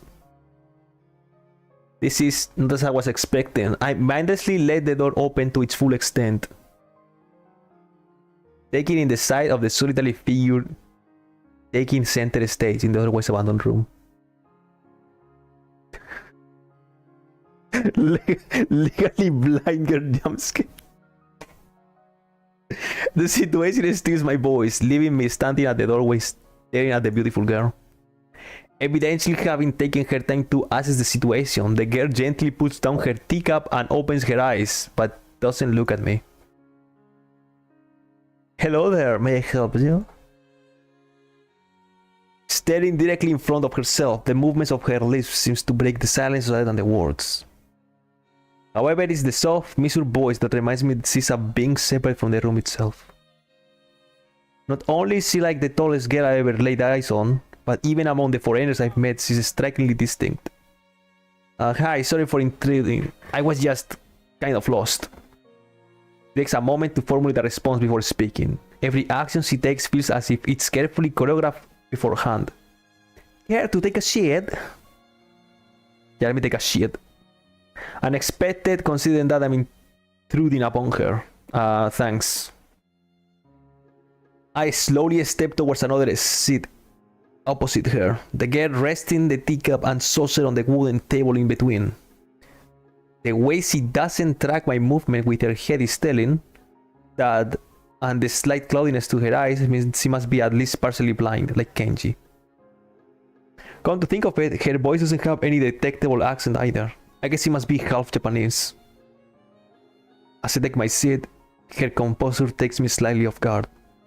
Her air of relaxed confidence makes the silence entirely comfortable.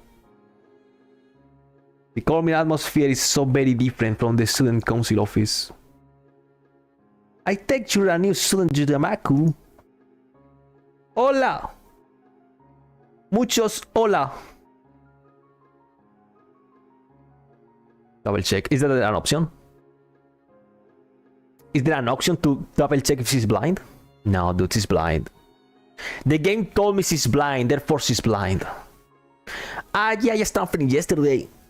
I get the distinct feeling my speech patterns too much. Dude, show her a funny meme. Just a picture. If she laughs, she's not blind. Listen, I'm just gonna show her this. Show her this. If she laughs, she can see. If she feels nothing, she's legally blind. I get the distinct feeling of speech patterns don't match the formality of hers. Accentuate. It's a mix of everything. I mean, I don't know. I mean, I changed nationality. Every time someone asks that question, I change nationality. But yeah, you guys right. She ain't blind. Yeah, pretty much. I can assure you, if a blind girl will notice my disgusting presence just by being near her. I don't need to show her a picture of my face just for her to flee in terror. I just need to be like 1 kilometer and she will detect my presence.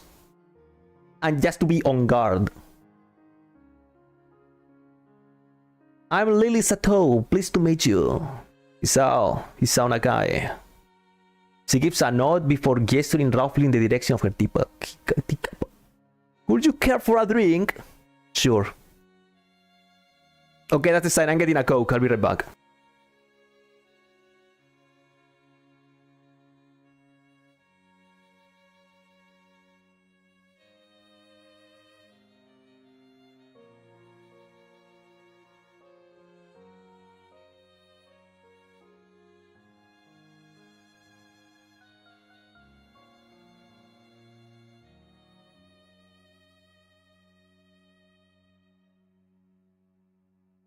Dude, Coca-Cola is sponsored by Parasitive 2. Absolutely.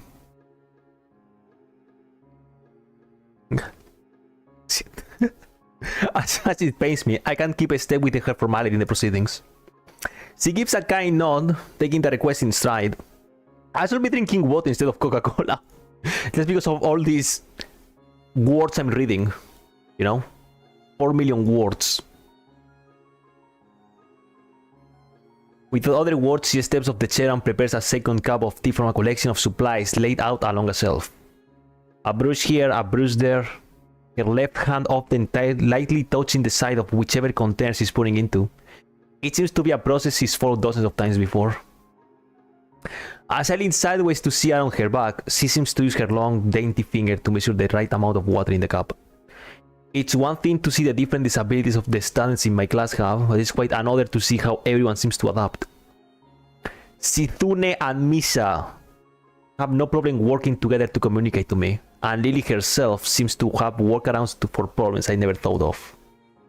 When I feel slightly guilty about her doing the work, she seems pleased to be following the correct process of preparing the drink. So, her soft voice brings me out of my silent observance. Which room were you looking for? It's not often this classroom is busy after school. The school library, Shizune and me, some classmates told me it was on this floor.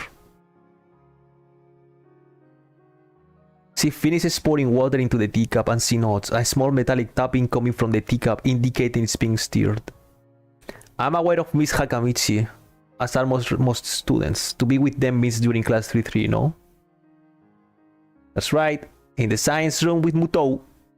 She gives a small giggle before setting down the teaspoon and was slowly walking towards the table, teacup and saucer in hand. He's quite a character. I imagine you'll come to like him, most do. Never forget that me. Never forget we talked about when you guys went, oh dude, which girl are you picking? Which route are you going? I said, the one that can play Pikmin with me. This girl technically cannot play Pikmin with me, so this is irrelevant. As she sets down the tea, I gently take it and have a sip.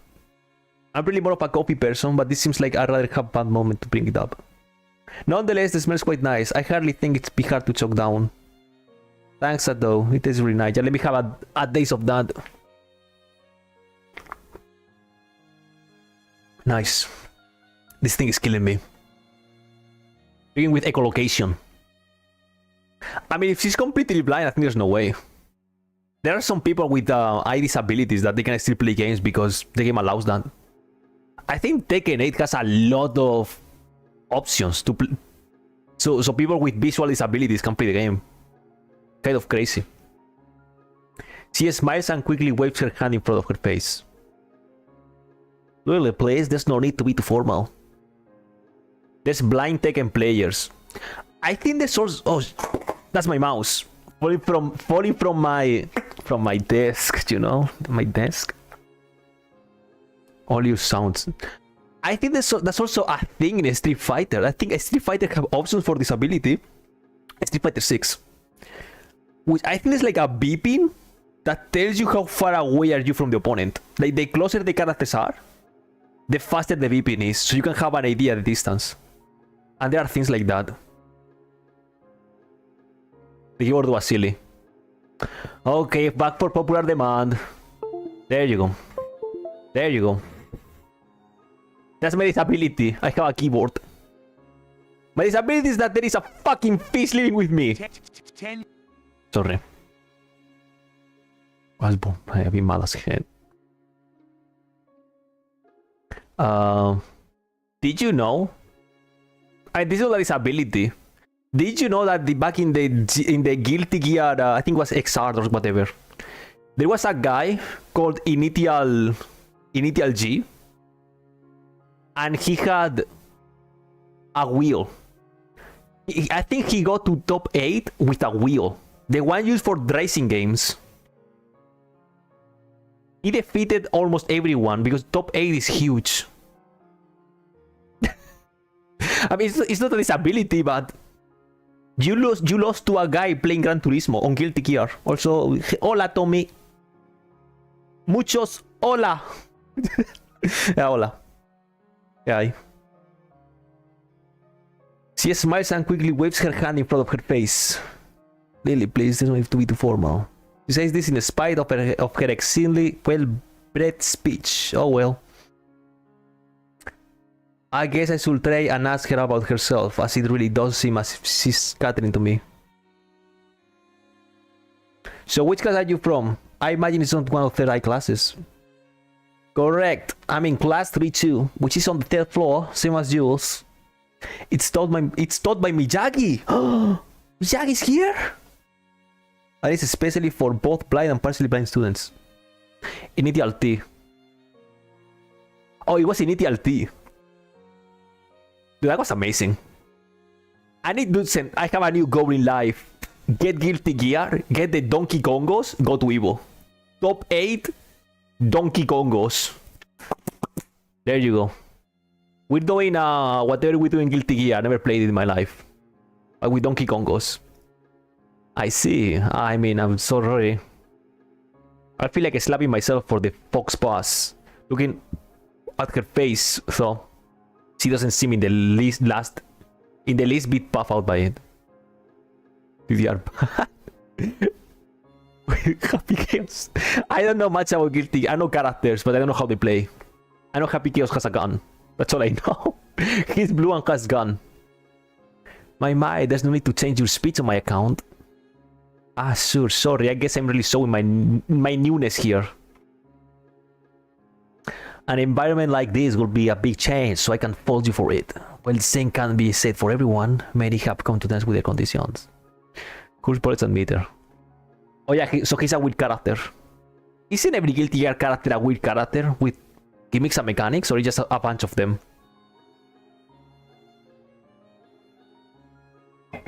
I know there's a guy that suffers scars and fucks you up. And there's also a big guy with a coffin that only has 2 special moves. And the coffin special moves depends where you rotate the joystick. You do whatever. A category which we're losing track of the game.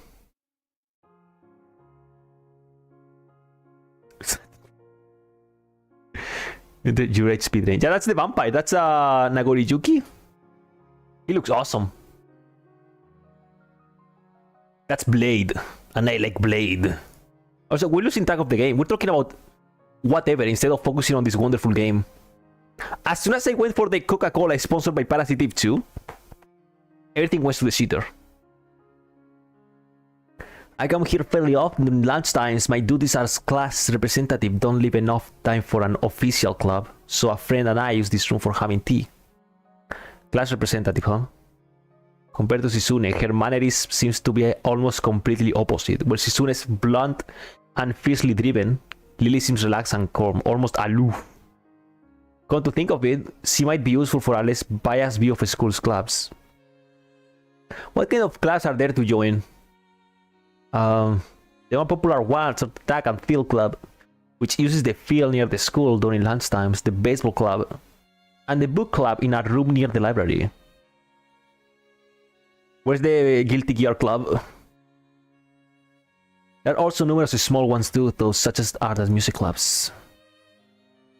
At the time when I'm just wanting to get on my feet, rushing into a club right away seems slightly unappealing.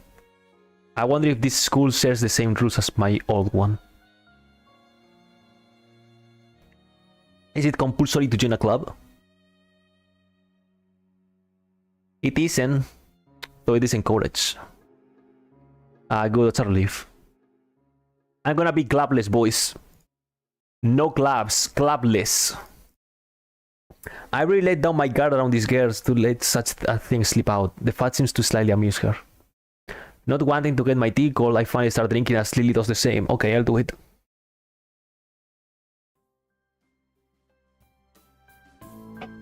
As I look over the window over her shoulder, I notice the light coming into the room has a distinctly orange tint.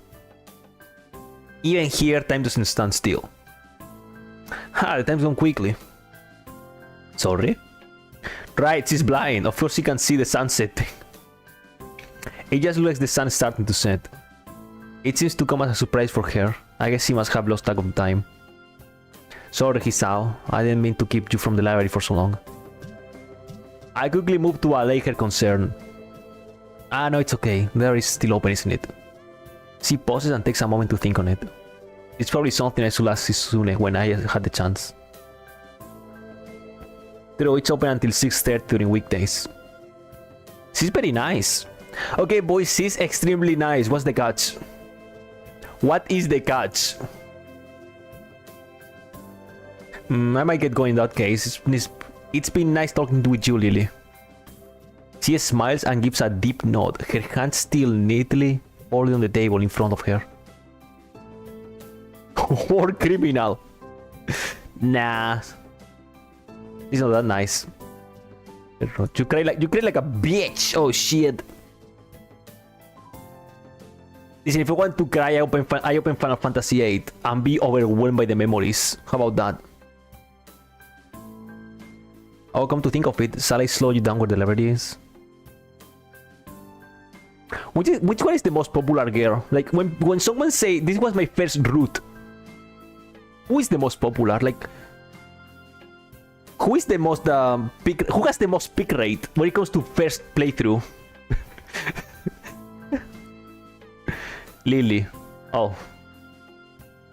Yeah, everyone go. Everyone pick the cute, smart, elegant blind girl. Of absolutely.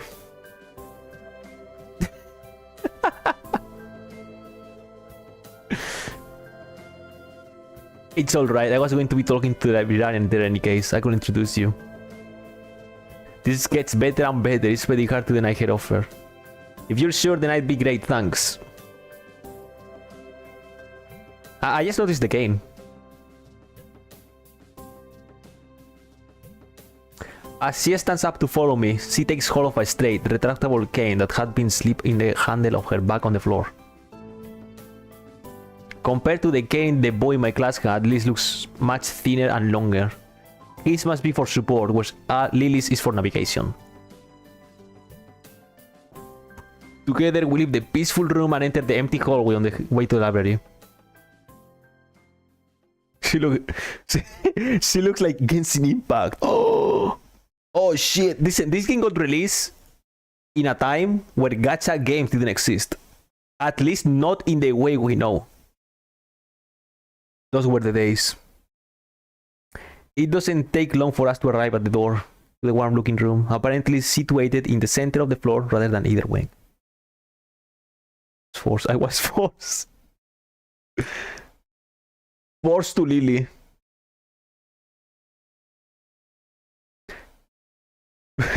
Bored to Kenji, forced to Lily. Can you legally kill Kenji in this game?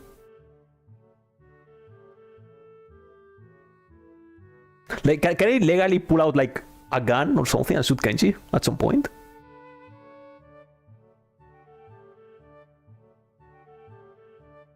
Legally, yeah, I mean legally. I don't know.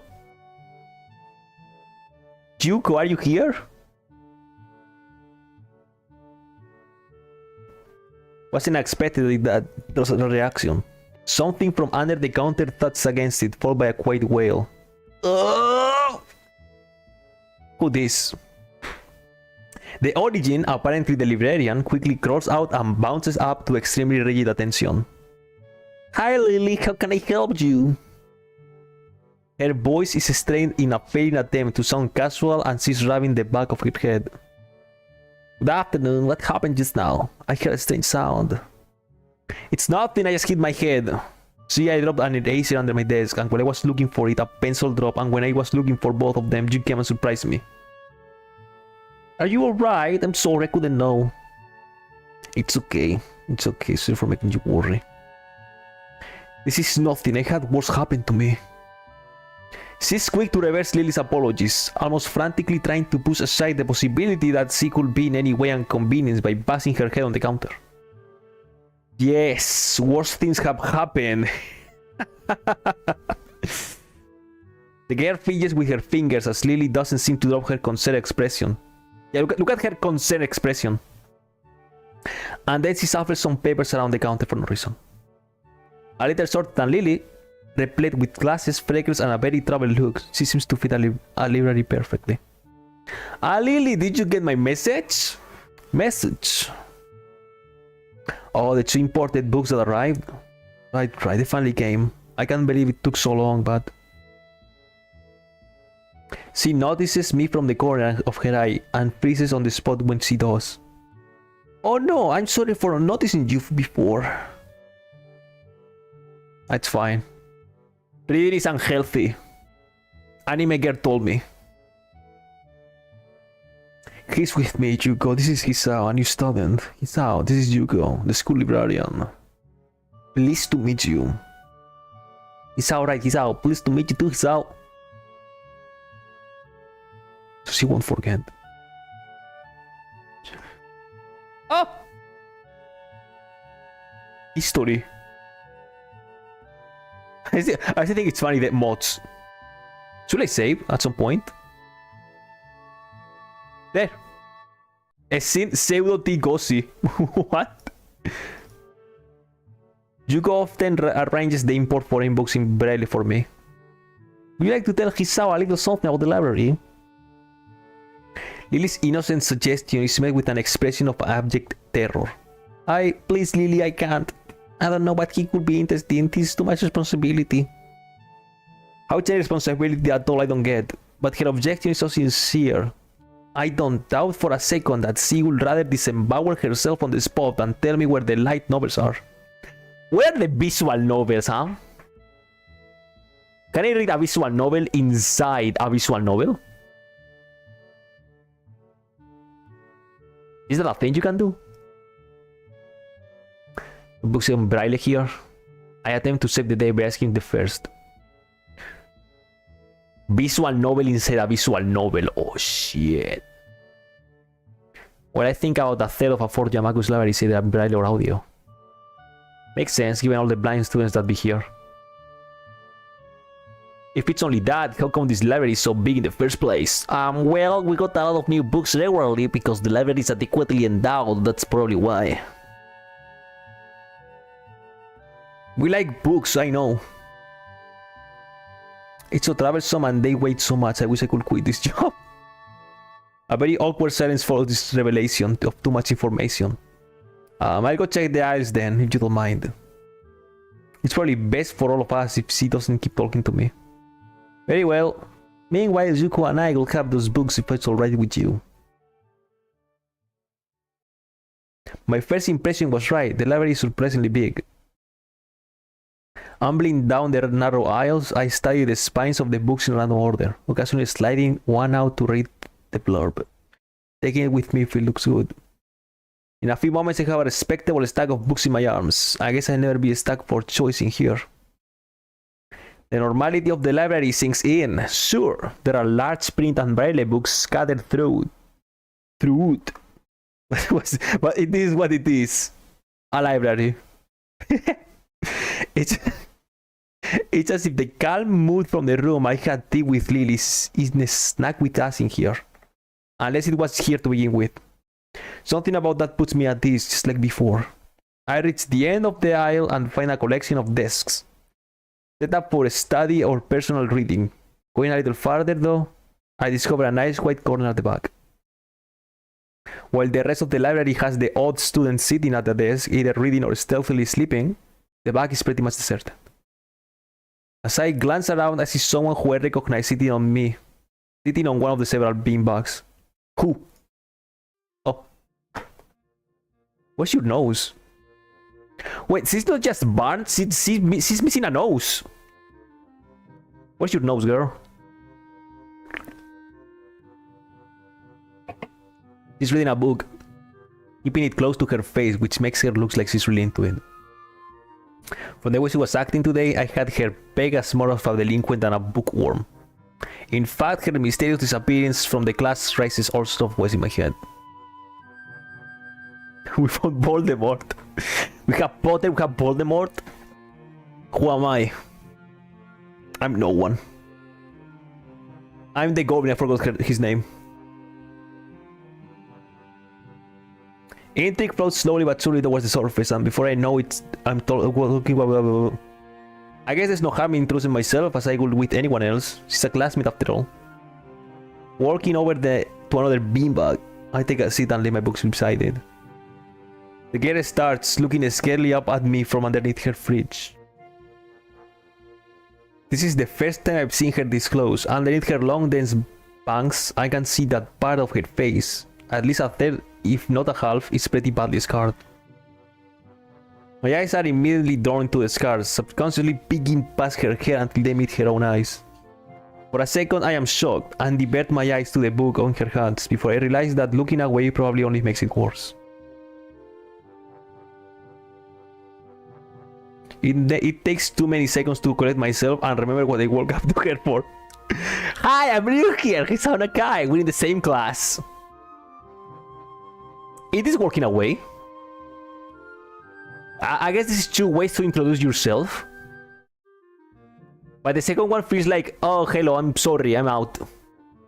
Like, wow, you look scary, I'm out. Or what?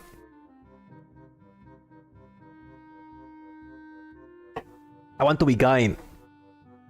I mean, she wants to be with no one. I respect that. That's literally me. Whatever. I'm gonna click the upper one because this one feels like, oh, sorry, I'm out. Hate me. I just transferred here the other day. Maybe you don't remember. The girl still doesn't say a word, but simply stares at me, wide-eyed. She runs away. Oh, so she's like one of those Pokemons, right? She's like one of those Pokemon. You encounter it and it escapes. Like Entei. Like Spirit? I don't remember. I'm still getting used to the place, so I'm trying to meet as many people as I can. So what's your name? Hanako. Hanako. Her speech is stuttering and so quiet that it's barely audible even in the still library.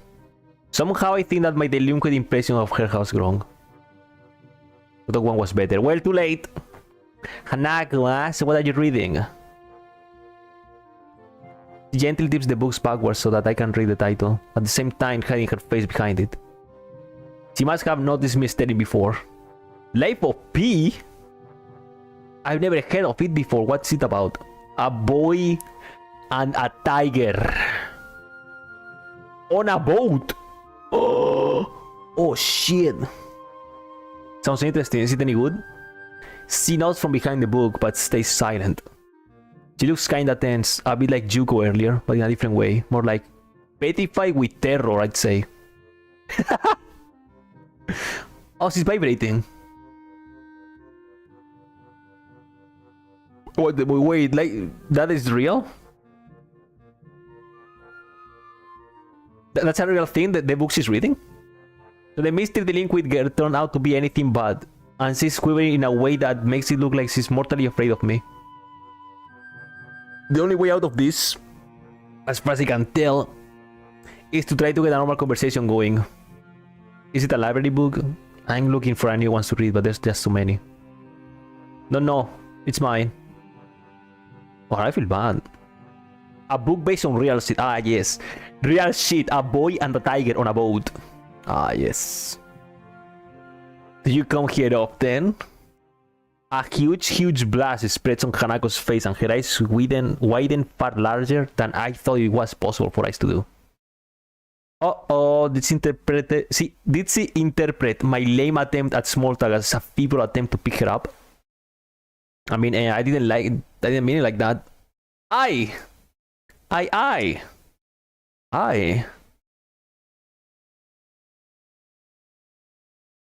got to go do something.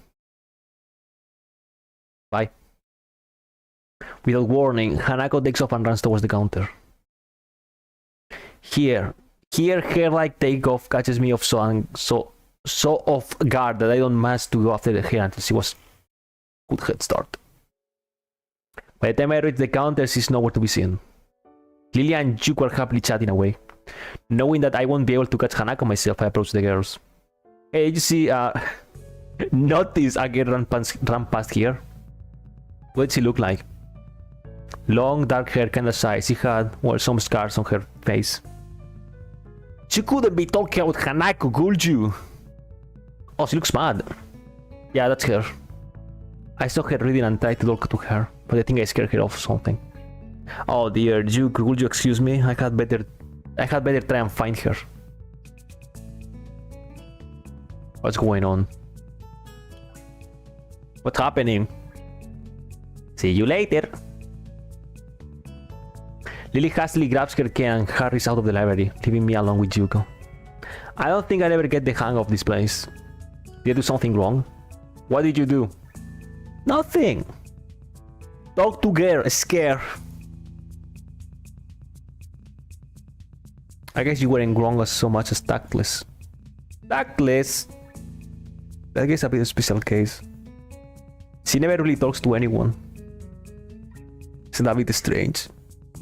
It's just how she is. She's just like me, an NPC. She doesn't talk unless talk to. Yuko doesn't sound all that convincing. Then again, maybe this is just normal around here. Everyone has their own problems, or else they wouldn't be here. Perhaps I was being a little tactless after all.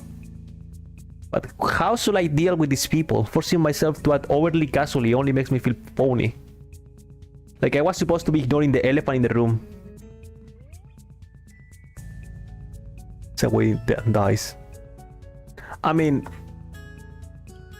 he didn't die this time. My character is evolving, he's leveling up.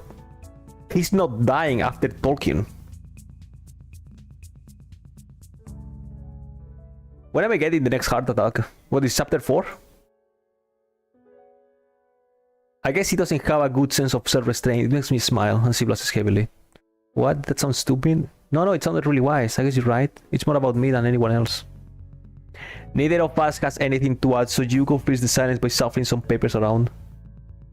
People who have papers on their desks really like doing that. Did you find any books? I should be closing soon. I mean, the library should be closing, but I have to do it. I hope that's not too inconvenient for you. Oh yeah, I want some books, but I left them over there because I just go get them. What books? I surprised myself with that too. I had a lot of free time earlier this year, so I just kind of started reading books to fill the time. I couldn't do much else. I see. But she doesn't say anything else and just checks out my books for me. I guess this is what they call tact. Oh no. He's coming back. He's coming back. A sudden sound from behind startles me, making me nearly drop the books I'm carrying or the key that I almost managed to get into the lock. Who is it? I turn around to see who is talking to me. It's Kenji. He seems to be in a friendly mood, although the light glinting off his glasses in the dark gives him a sinister look. It's just me. This makes him pause and lick his lips nervously. Who is me? I don't know anyone called me. Are you some new guy again? Yes, but we met before, yesterday. I don't think so. I could remember someone who I met only yesterday. What's that? What day is it today? What is this Sonic the Hedgehog Pingas music? This is Robotnik's theme. I did ignore him. Is he joking or what? Prove that we met before. You live across the hall. You're Kenji.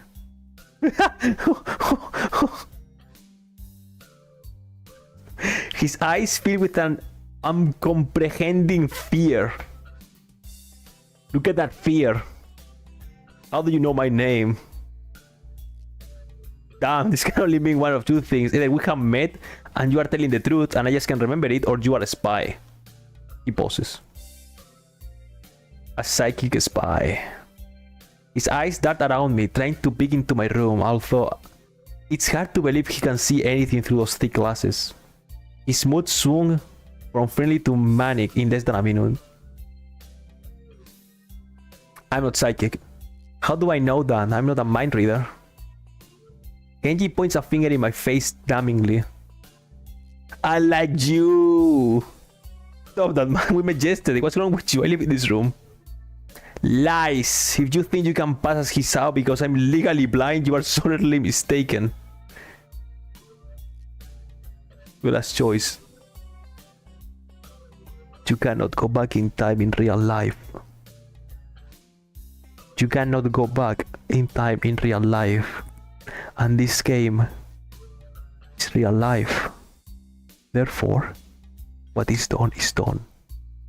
You must learn to live with your mistakes. You don't even look like him. I mean, the resemblance is real slim. Maybe at a distance, but who do you think you're kidding? Go back. No, listen. Dude, it's a pretty visual novel. You want to see something, you do it. I'm talking to Kenji right now. Stay there. Oh. Kenji comes closer, one careful step at a time. I stay still. Lest he assault me physically, although I doubt he could do much damage if he did. No, listen. Animal Crossing teaches me that you cannot go back in time.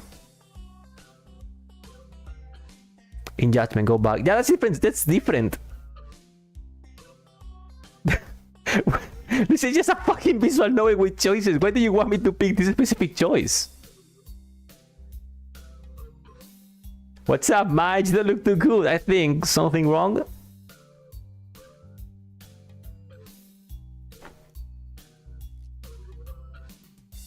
Out of the route.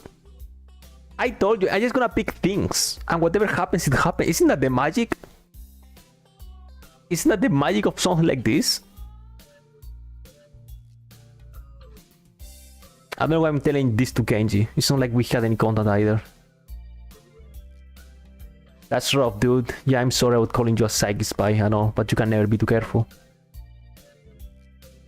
It's the hard reality we live in.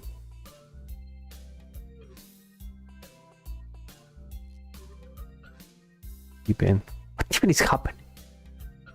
You see, this is how it is. This war, there is no justice, you see? Even when I lose, I win, because I don't lose the lesson. What does that even mean? Doesn't matter. He dismisses it flatly with a wave of his hand. So what happened? With the long face. Do you have a long face? Ah, it's nothing. I just scared some girl off accidentally. Literally too. She actually ran away from me. What the fuck? I know nothing. What's the point of playing a visual novel with one to do the thing? Wait, this game is how long? Wait, I got told the game is like 6 hours. Wait, this wasn't supposed to be a 2-part.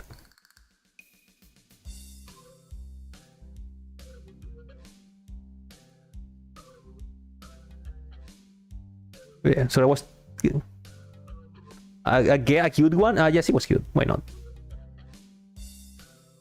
The right route. No one told me that. You know what? Fuck you. I'm playing Crazy Taxi.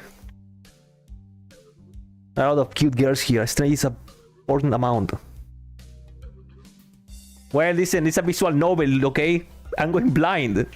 What's the point of picking this, and this with a strategy guide? No one ever mentioned right choices. And if you did, don't care. Here's Kenji. I don't remember any such warning. Dark secrets. Yes, dark secrets. Extremely dark. Like a black hole. Have you noticed that the number of girls in school is slightly but significantly higher than the number of boys? It's like 60-40. He turns his head to the left and stares off into the distance at nothing. Why is it like this? I mean, to the untrained eye, it doesn't appear to be that bad. But there is a full 20%. One would think that a school with such a huge pool of women could be a man's dream, but no! What I'm about to tell you could blow your mind. Are you ready? I don't know where this is going, but I think I won't be missing much by cutting out now. No, I am not ready. Only get as far as turning the doorknob before Kenji starts talking again, showing that he doesn't really care if my mind is blown or not. I believe that this school is a battleground, the site of a feminist infiltration.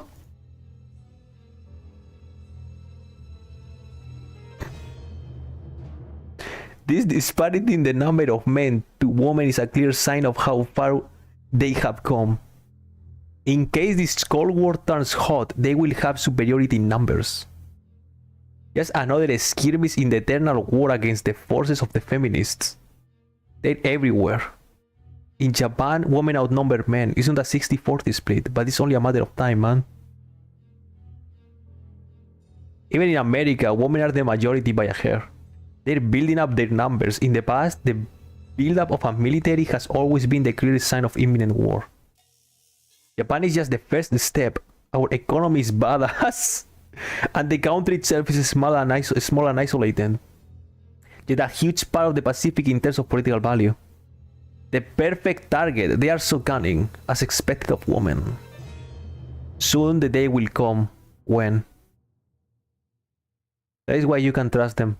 They will string you along and then kill you. Just as they kill me. You will end up just like me. Oh hell no! I gotta stop myself from blurting out. Hey, what the hell does that mean? Bro is cooking. Get him out of the kitchen. You said it, not me. It's the best I can think of.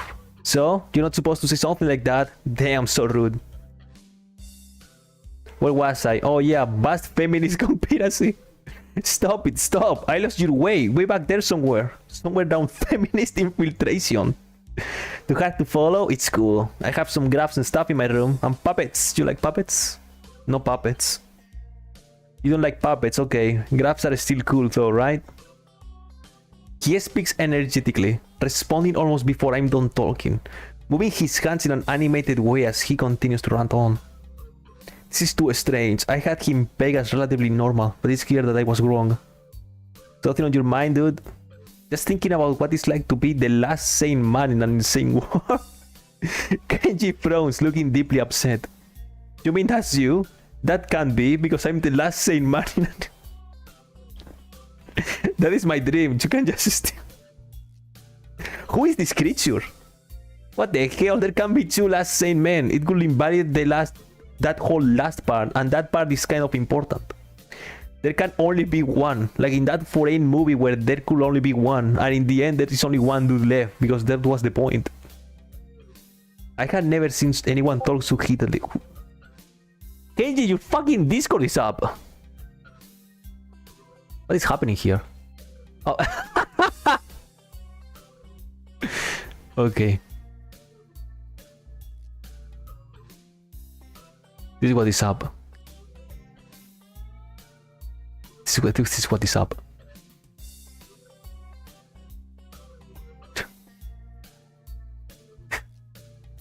This is what is up. This is what is up.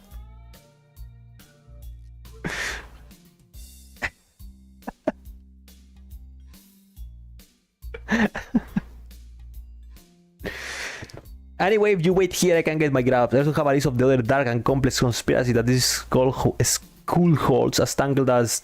Quick, please, my analogy for me. Be a pal.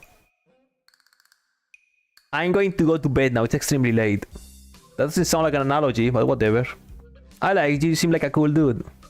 Most people don't understand what I'm talking about when I try to explain the vast feminist conspiracy to them. Denial is a terrible thing. Later.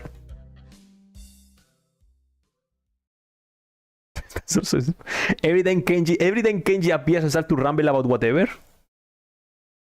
Like this. He claps me on the back and then vanishes into his room so quickly and quietly it's like he didn't even open the door but instead walked right through it like a ghost.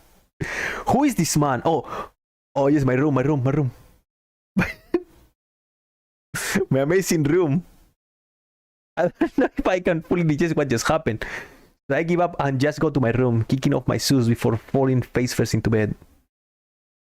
It takes me some time to relax and get up so I can start on homework. It's because the seats are cool and comforting against my cheeks. And it feels good just lying there with my eyes closed. This school is like some kind of bizarre and surreal island. It's isolated on top of a mountain, and each person is stranger than the last. I just can't seem to fit in. What irony. One would think that fitting in a place that's made for people who aren't fit for anywhere else would be easy. Maybe I'm trying too hard. Although I say that, It doesn't help take the edge off, and the words are left echoing off my empty walls. I guess it's not as bad as I expected though. This place really is more of a school and less a hospital, pretending it's a school than I thought it would be.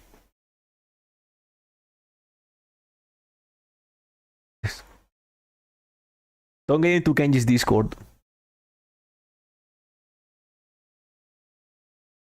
I open one eye, seeing the school box and bottles of pills arranged side by side on my desktop. Maybe this place is too much like a normal school after all. Another wonderful day has passed. I met a new girl. I scared another girl to death. And Kenji's scaring me. And don't forget, I also played Risk. Also, this is not my room anymore. Get out.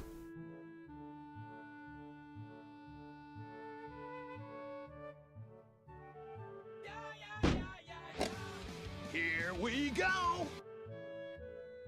I feel very tired this morning, probably because yesterday itself was a very tiring day. On top of that, I woke up earlier than necessary.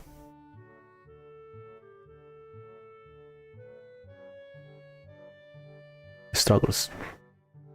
You know, each person is a world. I still don't even know if the pink-haired girl has a disability, or she's just here to help Sisue. After saying hi to Sisune and Misha, Misha, I start doing the work as distracted from the board. It already looks like this is going to be heavy.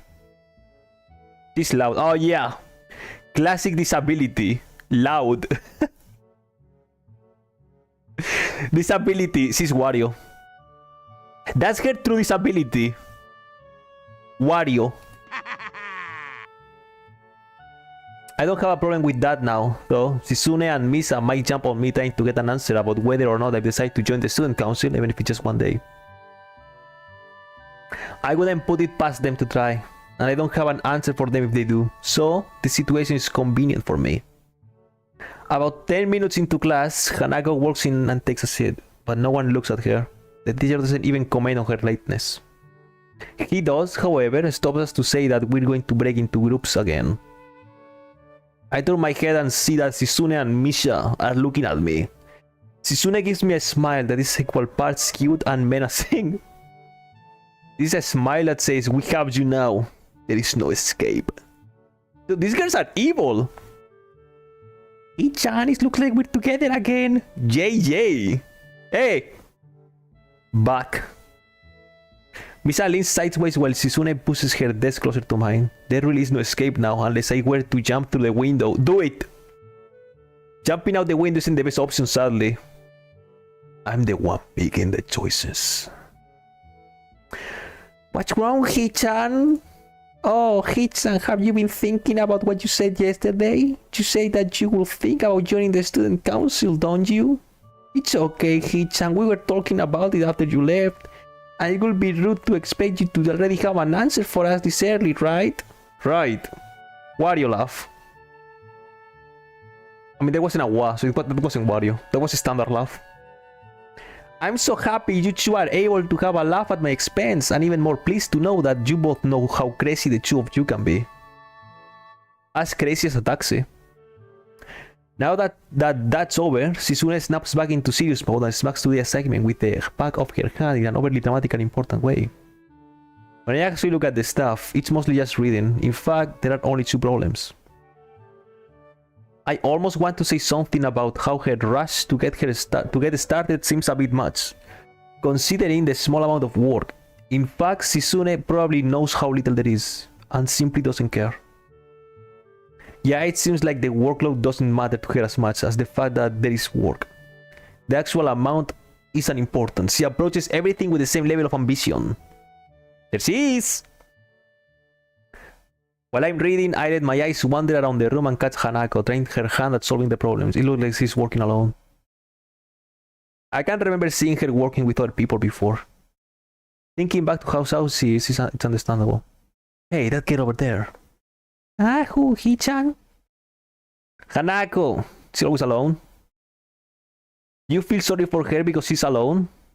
I was just thinking that maybe she could work with us or something. Why not? I get along with her. Why? Why? Misa surfaces around the question, letting out a laugh that sounds very strange. It's nervous, but still has that lilting up and down quality present in everything she says. Just because. Oh, something's going on here. There's something going on in here and I don't like it. By now, Shizune has noticed our conversation and it makes me realize again how Misa has been signing everything she has been saying this whole time. What, Sichan? The friend of my enemy is my enemy? That sounds so harsh. I'm not going to say that. You said it anyway. I know, Hichan. It's fine if you're over here. So this guy is dangerous now. She is the danger. She is the danger. Listen. Walter White. Pinkman. Oh my god. Oh my god. The truth. Glasses like Mr. White. Pink hair. Like Jesse Pinkman. Oh my god. Oh my. I need to get out. I need to get out. We finish with time to spare and I decide to ask if there are any alternatives to the cafeteria, as frankly, the food so far has been subpar. And me like Hector.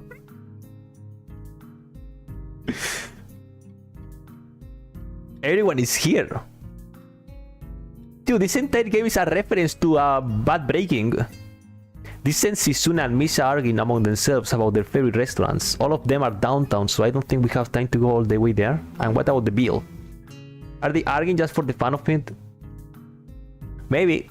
They seem so distracted by it that they don't even notice the start of the actual lunch break. Of the classroom. She seems to be studying her notes from the previous class. It's an outside. Everyone else in the class is busy themselves with the lunch break. Socializing, gossiping, rearranging desks, the ones that with actual box lunch mixed in and chattering like everyone else, all interrupted by short bouts of eating. But when I watch Hanako, it feels that I'm the only one who can't see her. Almost as if she was invisible, sort of hiding in plain sight. Is she being bullied? Is she isolating herself from the rest of the class on her own accord? That's me! Isolating myself. I see her look over her shoulder towards the classroom rear door. Come to think of it, she hasn't turned a page since I've started watching her. I guess she's waiting for someone. Okay, now here's the deal. Lily told me... That was my mouse. Mouse down, boys. Lily told me that I should be nice to her and just give her space. But I don't know if ignoring her... left click is dead. Left click is dead. Boys, this is a real... Okay, it's fixed.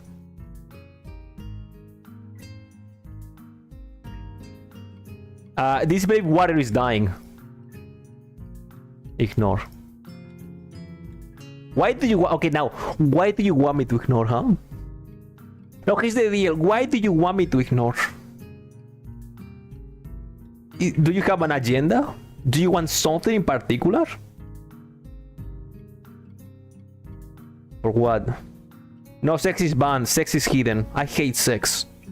I want to play video games. She rings rude.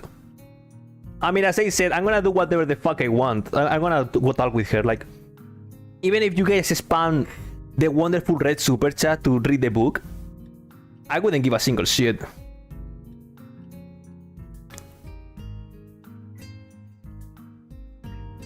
Honestly, I wouldn't give a single shit. I'm gonna... Hello. I'm a piece of shit.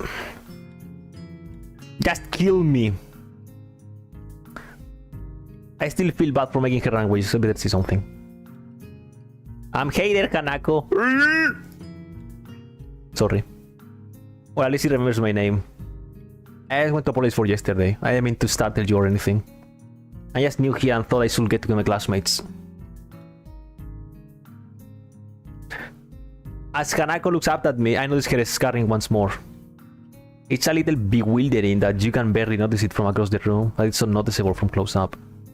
But that's okay. It was my fault. Nah, it wasn't anyone's fault. It just kind of happened. So are you waiting for someone? I saw you looking at the door before. Yes, Lily. Oh, you mean Lily the blind girl? Lily the blind girl. Hanako only nods in response, and I can't help but wonder if defining people through their disabilities is a fox pass of the worst kind of just normal here. I guess that explains why Lily took off after her yesterday. She seems like a nice girl. Are you two friends? Yes. As if hoping for Lily to appear, she checks over her shoulder again. I think I'm making her nervous again. I hope I'm not disturbing you right now. Oh no, that's not it. It's just easier if Lily doesn't come here. Obviously, it's hard to get around the classroom. Not really. Hanako's gaze drifts past my shoulder and towards Shizune. Shizune! Hanako nods again. What about her? Don't they get along? There is something she doesn't want to talk about. It does make a strange sort of sense. Shizune and Lily not getting along so well. It does make a strange sort of sense. Shizune and Lily not getting along so well. Communication between the two will be all but impossible. It's hard enough talking to Shizune through Misha, even when you can see that those hands are talking. Hanako is so focused on Shizune that I am the first to notice Lily at the door. Okay. Oh, she's here now. Hanako spins around to confirm this. Upon seeing Lily, she moves quickly to the door. Lily! Hanako, good morning.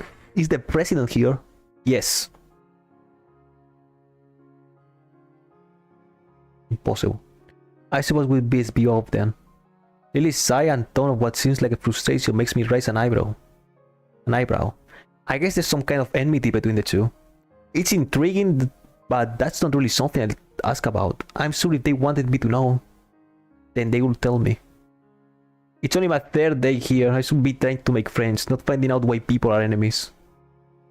I want to know why they are enemies. I don't care about friends. I need to gossip. I need to gossip, my guy. What is happening? Oh. There you go. Still, it's a little funny to find out that this school has little thoughts. Just like the Undertaker versus Hulk Hogan. It's like my old high school. Even if people are more tolerant of others, they're still going to get on each other's nerves. Hey Lily, how are things? I'm sorry I made you run off yesterday. Oh, bye, is that Hisao? I didn't realize you were here. It seems that Lily's a little embarrassed about being so frank in front of me. Sorry Lily, I thought you realized. No, it's alright, Hanako. Hisao, please don't worry about yesterday, it was just a misunderstanding. If you say so, I'm still working this place out. Well, then I think you'll find most people here are a lot more forgiving than elsewhere. If you are feeling a little confused, please don't be afraid to ask questions. Yeah. Lily. We must be off.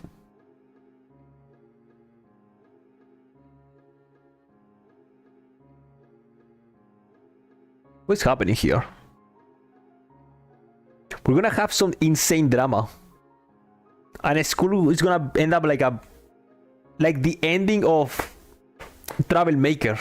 Just pretty much a war in the high school, right? That's how the game ends. Why die? Sure. Shall we go? She looks scared. That's a scared face. The kind after the deal is sealed will only cause confusion and problems. So we leave all three together. Lily walks beside the wall, letting her cane gently tap against it every now and then. Hanako comes along right beside her, so close that she's practically half hugging her as they do. Although it must make her working that much harder, Lily takes it in stride. As we turn around the corner of the hallway, something hits me in the chest with the force of a steam train. Hanako shrieks a little and my vision briefly goes black. What? Ouch. Oh, it's the meme picture! Opening my eyes, I see a pair of saucer-like green eyes looking up at me. They belong to the perpetrator, a short girl who bumped into me and a house from down to halfway down. She wears a PE uniform and a very worried form. The former strikes me as a rather strange thing to have a lunch break. More striking than that, though, is that she doesn't have legs. Or she does, but they are not flesh and bone. Her pale and very much flesh and bone thighs end in seams, and feet made of some black metallic or plastic-like material. They look disturbingly artificial and unnatural. It almost makes me forget that my chest is hurting. The girl winces a little, rubs her nose and jumps up.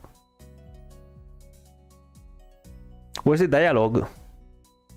Or did you born in a minefield? What was the line? Oh man, hey, are you alright? I'm sorry about that, really.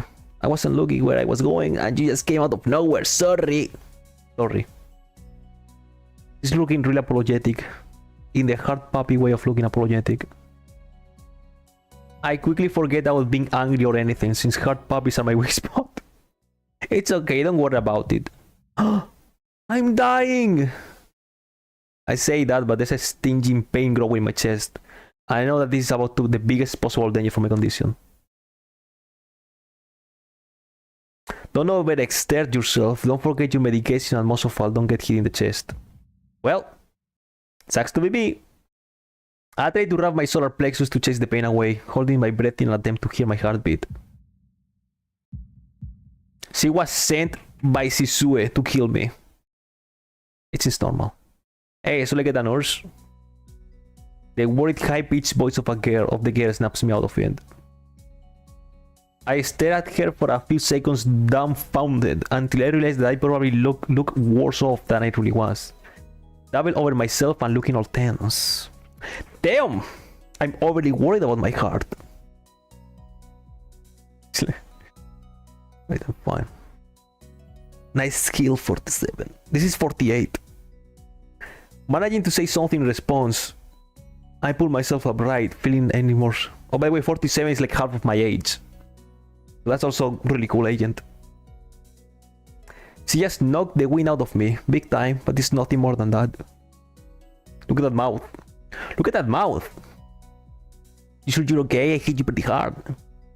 It's okay. I said I was fine and nothing's broken. No harm done. I almost died. You saw what happened. She's not quite up to the speed for obvious reasons, but she sounds very worried. More than what the situation deserves, really. Someone just bumped into me, nothing serious, just winded. I'm sorry, it's my fault. I was just going to get some stuff and I was in a kind of a hurry. That someone here is Emmy, isn't it? The little girl coughs quietly and suffers her plastic or metallic feet, looking down at them before saying anything. Hi Lily, Hanako.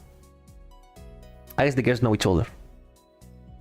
Do please try to be more careful. You might be sturdy enough to endure these sorts of accidents, but there are people who aren't. The girl blushes and starts to fidget nervously, like a little child caught misbehaving. It's so cute I find myself smiling. I gotta go. I promised to help with printouts, but I went running instead. Sorry, but I gotta change and everything. She almost killed me.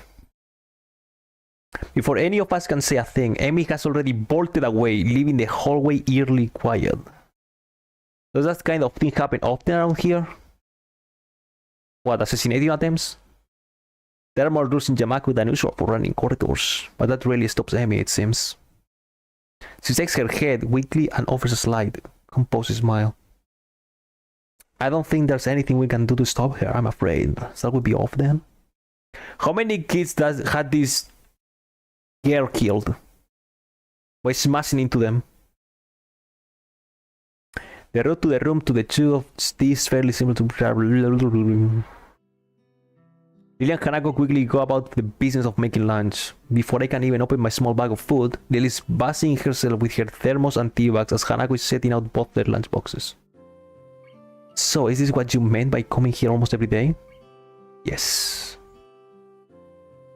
Emmy's accidental kill count. Oh, yes. How much murder is in this game? How many kill? How you kill in game? Where's the jump button?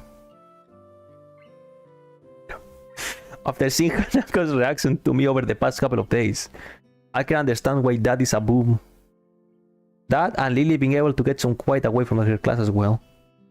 I take my seat last after Lily poured the tea for us and sits down. Here she is.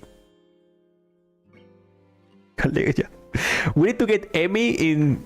Every time Kenji shows up, we bring Emmy. Look, Emmy, run. Get him. Maybe with the boys, Shizune is direct and brash, and Misa seems to get along with everyone.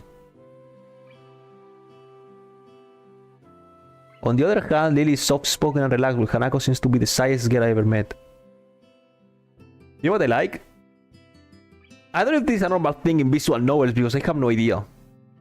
First of all, I don't even know how often do you see the main character in visual novels because I don't play these games. I need violence. Second of all, why the main character looks so generic compared to everyone else? That someone else have the at least someone of anime trait. My guy is just a guy. A guy, that's it. Is it a normal thing in animus, in visual novels? You rarely do. We hate the main character. I guess it's for immersion purposes. Like, technically characters talk to you and you talk to them. So technically it's from point of view, right? I mean, I guess it makes sense.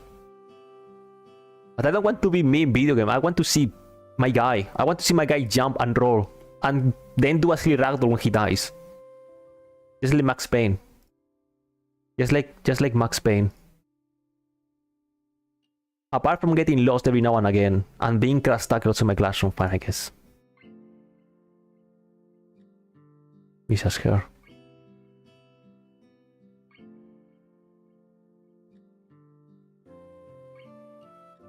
She dyes her hair.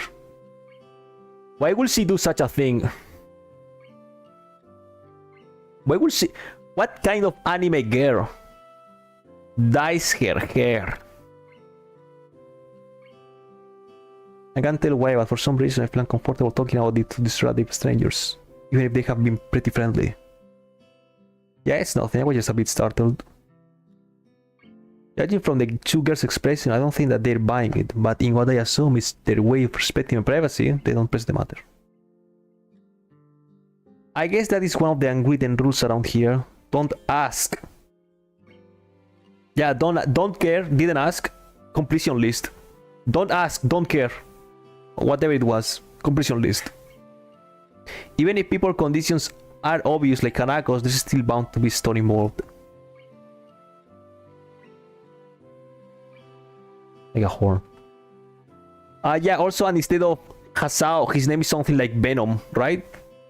His name is something like Venom. Or like, so a name like a cool animal, like Snake. Viper.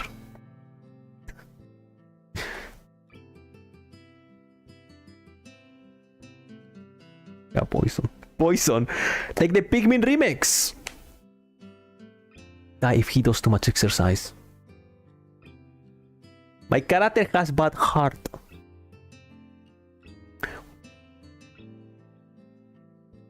Nako joined at the start of the high school. A metal blue arm. Yeah, dude, you can call me Poison. And I love snakes. And then he has a cool name called Millar. And some guy called Gun. Gun. Something. Gun Fox, whatever. Right. Yeah, of course. Living next to someone is probably reason enough to befriend them. So I'm guessing that Liz blind split apart in it as well. Pistol Cat. Wait, is this... I'm gonna get this on YouTube, right?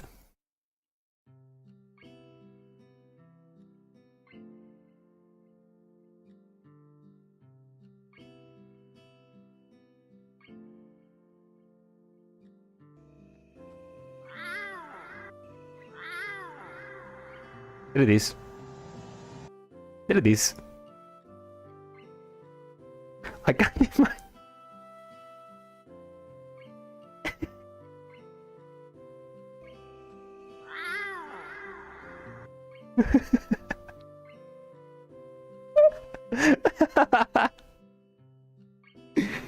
Oh shit. With the immediate conversation dried up, we start to eat our lunch. Damn, that was good shit.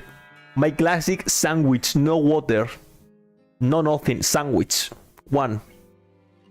It isn't long before the bells are signaling the end of the break. Like me, the girls pack up their lunches and as efficiently as they set them out. I guess I'd better be off. Are you going to go with Hisao, Hanako? Hanako looks up at me, and for a second I can see that she's considering skipping class. Maybe just to avoid walking to the classroom with me. Yes. I don't know what to think of it. Hanako really is delicate to the point of breaking if looking at in the wrong way. It makes me a bit nervous too, but I push the feeling aside, trying to be as natural as I can. We should hurry then. Class has already started by the sound of it. Lily gives off a nod of farewell as she bends down to take her cane. Hanako and I filing out before her. Okay.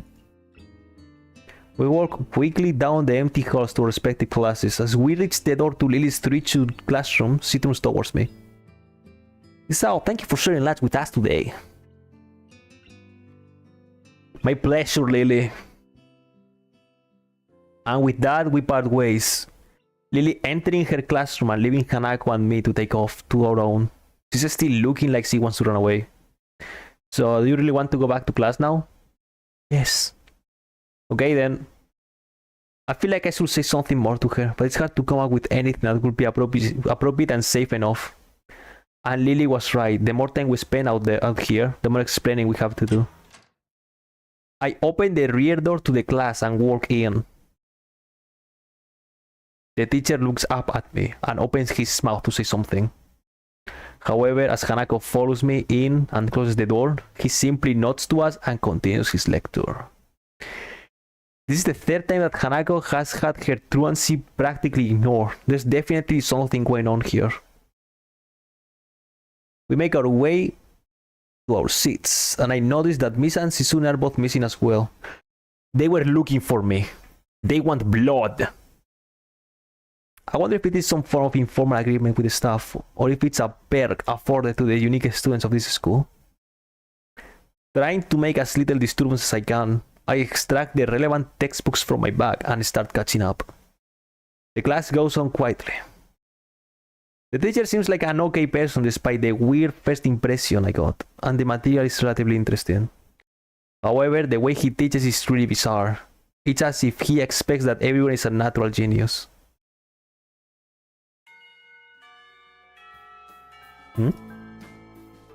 When the final bell sounds, I realize that there is still a lot of time left in the day, and I'm left wondering what to do. It's odd. At the hospital I had 24 hours a day of free time, but here feeling the considerably shorter hours feel difficult. Everyone else sleeps, and I'm left alone with the teacher. Muto is examining the assignment sheets we were working on earlier, marking them with a red ball pen. Raising his eyes from his papers briefly, he notices me and furrows his brow. What was his voice? I mean, I'm just doing whatever voice to everyone, but... What is in the guy?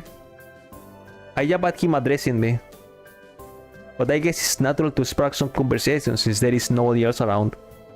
Nothing. Thinking about what I do after school. The teacher slowly puts the cap on the pen he's holding and arranges his papers into a stack, clacking it against the desk twice. He seems very methodical, and for a brief moment, I'm reminded of Shizune, but the teacher is more unhurried and relaxed, much more routine. You have no plans? No, I consider joining a club, but don't know what kind of club would interest me. Go observe a meeting of someone else's clubs might pique your interest. What is the Yeah Boys? What is the Yeah Boy? What if only one character has voice acting? And it's John Jia? Muto looks at me in a way that makes me quickly want to take the words back to avoid a conversation. But I can't, so I have to forge ahead. I just don't know how to deal with people. I mean, the other students. I'm talking to people and everything, so it's not that desolate or anything. I just don't know what to think about the disabilities. It's like, it feels like I'm being polite. If I pay attention to them, I would ignore them. Damn if I do, damn if I don't. The teacher scratches his cheek absently, looking very unresponsive. So what is the yeah boys? These things are only an issue if you make them one. Ah, yeah, absolutely John Jia. You can normally with someone, even if they are blind or something. Try to look behind the superficial. There's not a single student here who is a normal kid, behind whatever they might seem at first glance. Here's the same thing as Yuko did. What? Is that the disability of 87?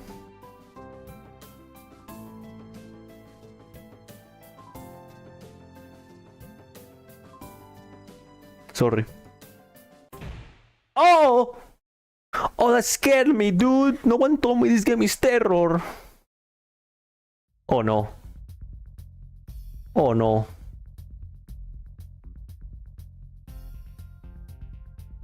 Her voice loud and lively enough to wake the dead from their graves. Dude, these two girls went from nice kids into... careful. Danger. Mutou, visibly dismayed at the interruption and miss in general, slumps in his chair. Mikado. Dude, Mikado is good. Mikado is tasty.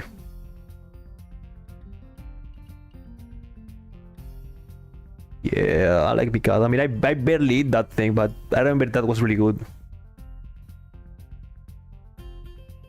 Yes. We have talked about volume control before. Yes. But he doesn't lower her voice at all. And the teacher just rubs his eyes. So what is it?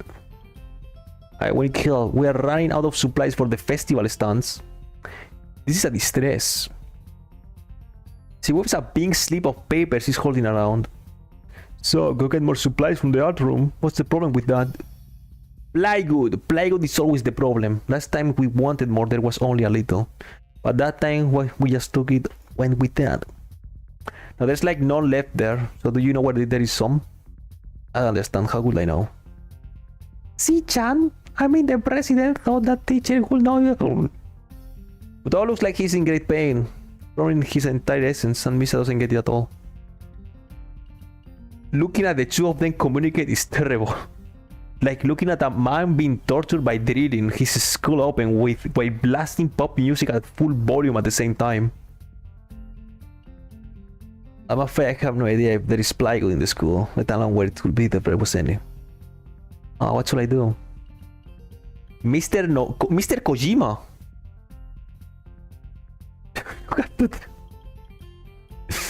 A different matter. I don't have time, we're so busy.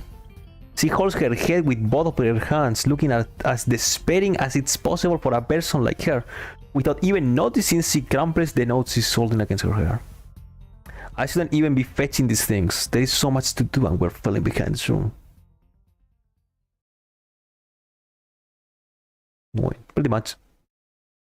Mudo looks like at her gravely and then suddenly smiles. Smiling doesn't really fit his face. I think it'd be better if he didn't. I wonder if you could get some temporary help. He switches to staring at me focusedly, with a hard expression as if trying to say, go make some friends. Teacher, this girl is dangerous. You can't? Thanks, Hichan, you are really nice. She pauses, does a double take and then points at me with her finger, yelping, ah! Yelping and looking very puzzled.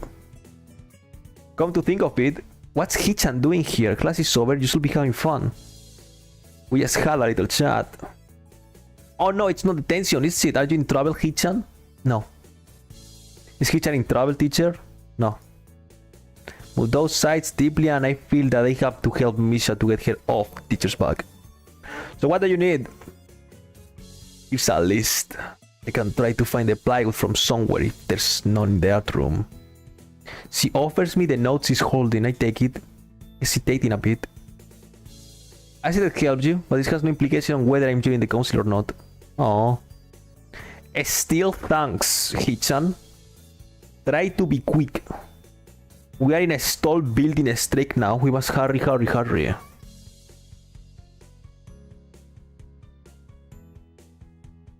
This is Metal Gear 5. I can't wait to see the fireman. I mean, there is a firewoman technically, right? I mean, see.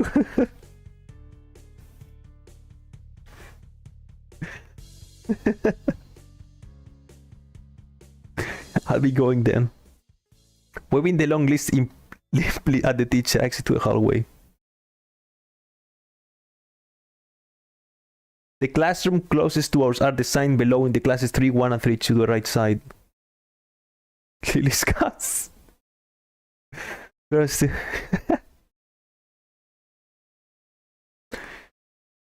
I gently open the door. Art. It's a classroom, but it seems rather badly kept or not in use. Am I the right place?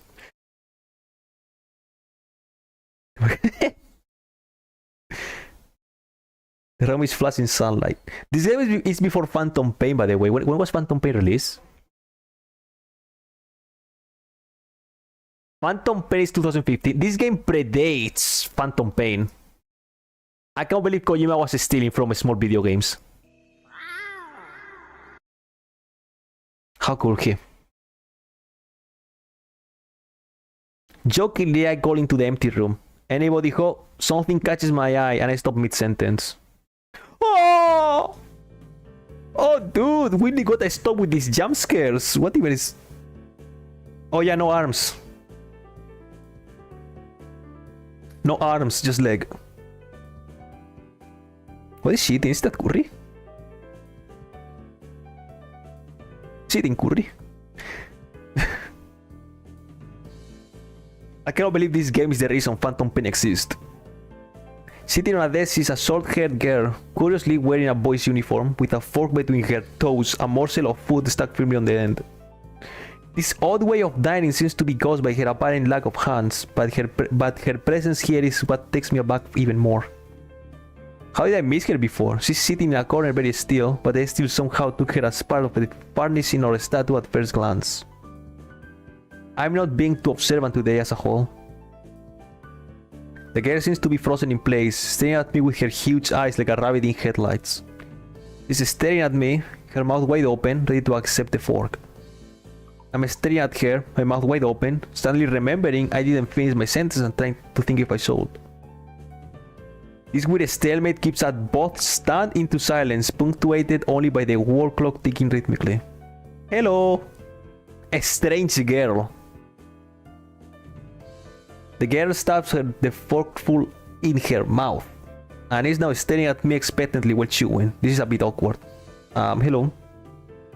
I was told to pick up some supplies from here for some festival stores, I think. I didn't think there would be someone here. There isn't. That's why I came here too. She picks up another forkful. Doesn't that mean you're here then? There she is. Look at her face. She raises her eyebrows as if she was suspecting my observation was false. You are pretty observant. I guess it does. But who are you? This guy is pretty straightforward, isn't he? Isn't she? I'm Nakai. He's Nakai. I just transferred in on Monday. I'm Rin. Tezuka Rin. Rin Tezuka. I won't shake hands with you, but at least we know who we are now. That's very nice. Her deadpan manner of talking makes it hard to determine whether she's joking about shaking hands or not. It kinda bothers me. Joking about these matters doesn't feel appropriate at all. What I'm trying to figure what's appropriate and whether this girl is. She seems to have lost interest in me and is now gazing generally back at her food. Can I continue my lunch? If you don't mind me, I won't mind you. If you need to get your stuff, the supplies are at the back. Right ahead, but lunch? School's already over for the day. What word would you use then? There is no word for a meal you eat after lunch but before dinner, right? It bothers me very much too, but I don't really know what I should say. Merienda. Kenji. How powerful are Rin's kick?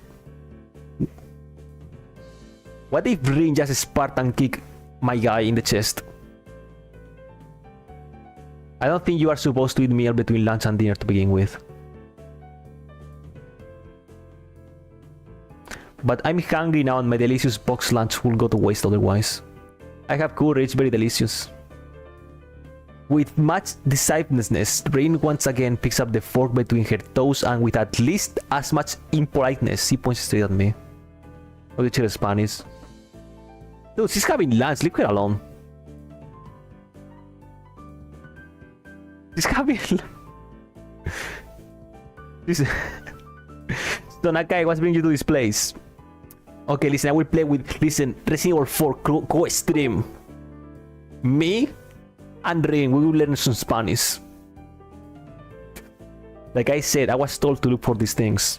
No, the school. From outside you look fine. It's your problem inside. I come to a full stop, opening my mouth but not getting a word out. She's direct. She goes straight to the point. I can guess. I am good at guessing. Better than most people. Rin cuts me off before I can answer her question. Or skirt around it somehow. I don't know which I will notice. I will don't.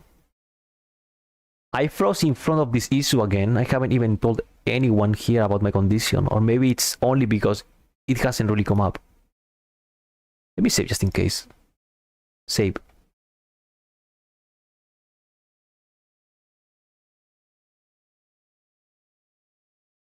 Wait, you don't need... Wait, you don't need to get out of the game. Me paralizo frente a esta situación otra vez. Ni siquiera le he dicho a alguien aquí acerca de mi enfermedad, o tal vez realmente sea solo porque el tema nunca había surgido. Pero sí tengo la sensación de que no armar alboroto de esto es parte del código social aquí. Tal cual el maestro dijo. You don't need to get out of the game. Mods. Somebody call Juan. Suruk. Somebody call Juan. It's become das Gefühl, dass es zu den Geöffneten Kirchhort. Daraus ging grob Satzubwachsen, wo es sonderlicher gesagt hat. Optionen. I can't even read this. Wait, which Japanese? Why are you hidden? Not done yet? Do I want my Japanese? No, put English. Put English. There you go. I do get the feeling that not making issues of this is a part of the social code here, as the teacher said. One idea. What if you play in this game and you more open the doors right when you are fucking the armless girl? How do you explain that?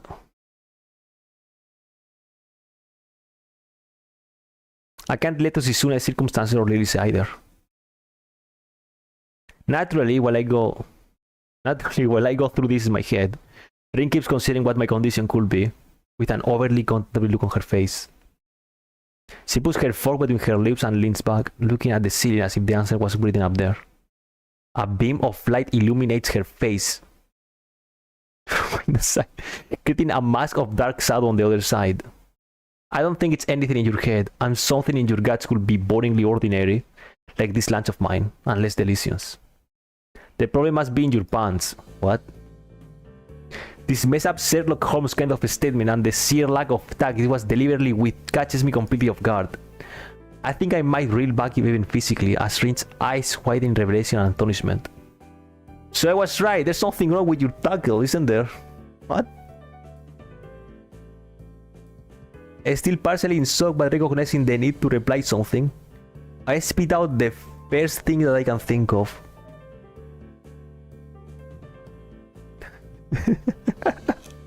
No, nothing like that. I have a heart problem, arrhythmia. I said it, more like blurted it out, but I said it. The girl in front of me pursues her lips together and glowers at me, looking very disappointed. How boring. Traveling the pants would have been much more scandalous. Okay, Rin is cool. Rin is silly. I like silly. This is the good kind of silly. I'm sorry to let you down. I forgive you. Just I collect people and a person with, you know, that kind of problem would be really great. Collect people. People with different problems. Ah, so you just like go around asking people what's wrong with them? Pretty much. I see. She just don't care. With little left to say, Rin resumes her lunch and the conversation dies away, but I kept thinking about what was said. It's the first time I told anyone else about my condition. All the other people have either known about it already or heard about it from someone else. Or didn't need to know about it, like every other student here so far. Should I have told it was a natural part of the introduction? It's expected of me. Hi, I'm Hisao. I have a very serious heart condition. Is that how I'm supposed to go around introducing myself from now on? As if our disabilities would define us. What a disgusting thought.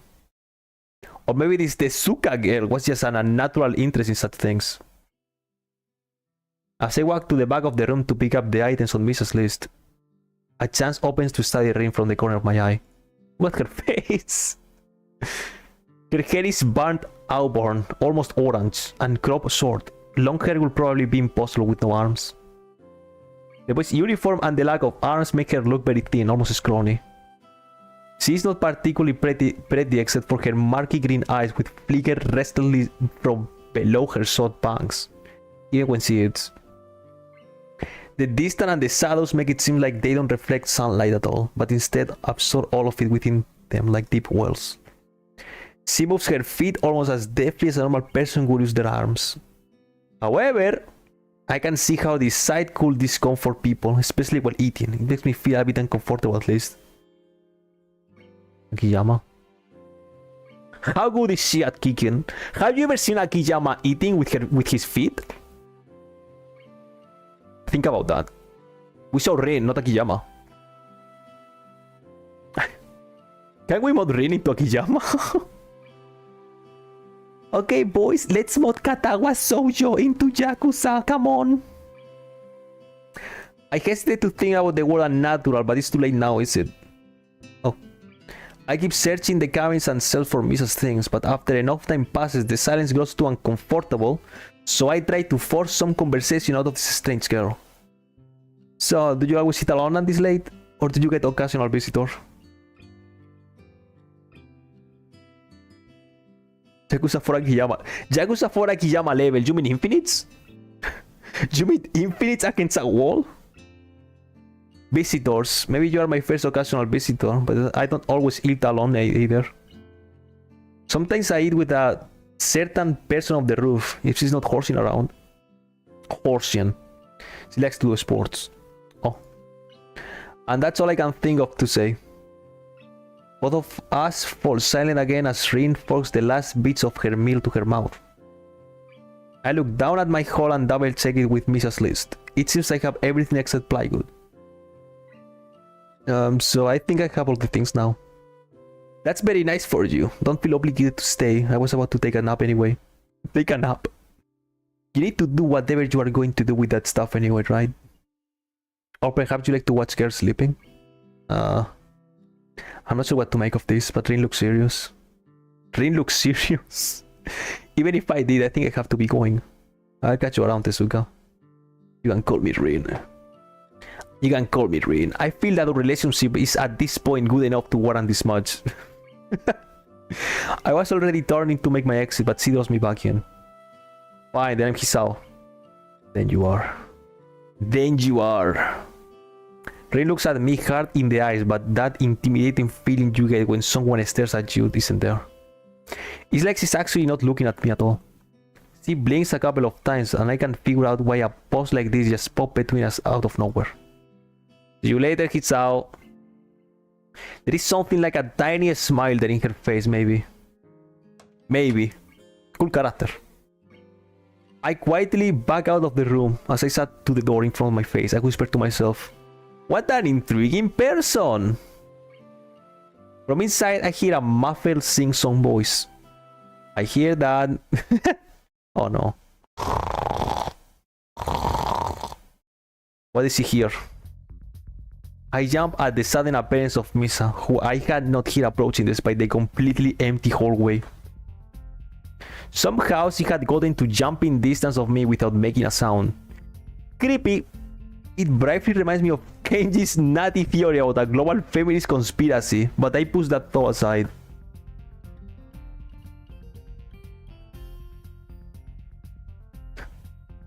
Oh god, she's not alone. She's not alone! Shizune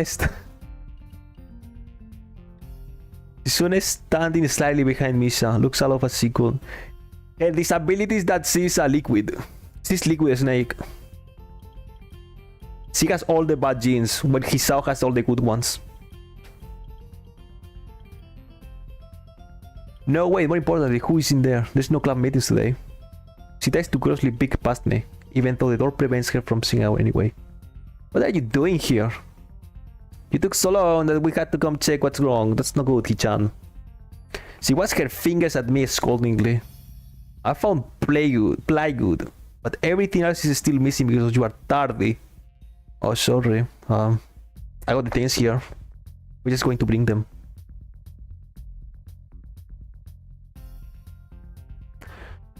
Wait, are these girls the Cobra Squad? The Cobra Gang. I think you were up to some mischief, oh, she knows.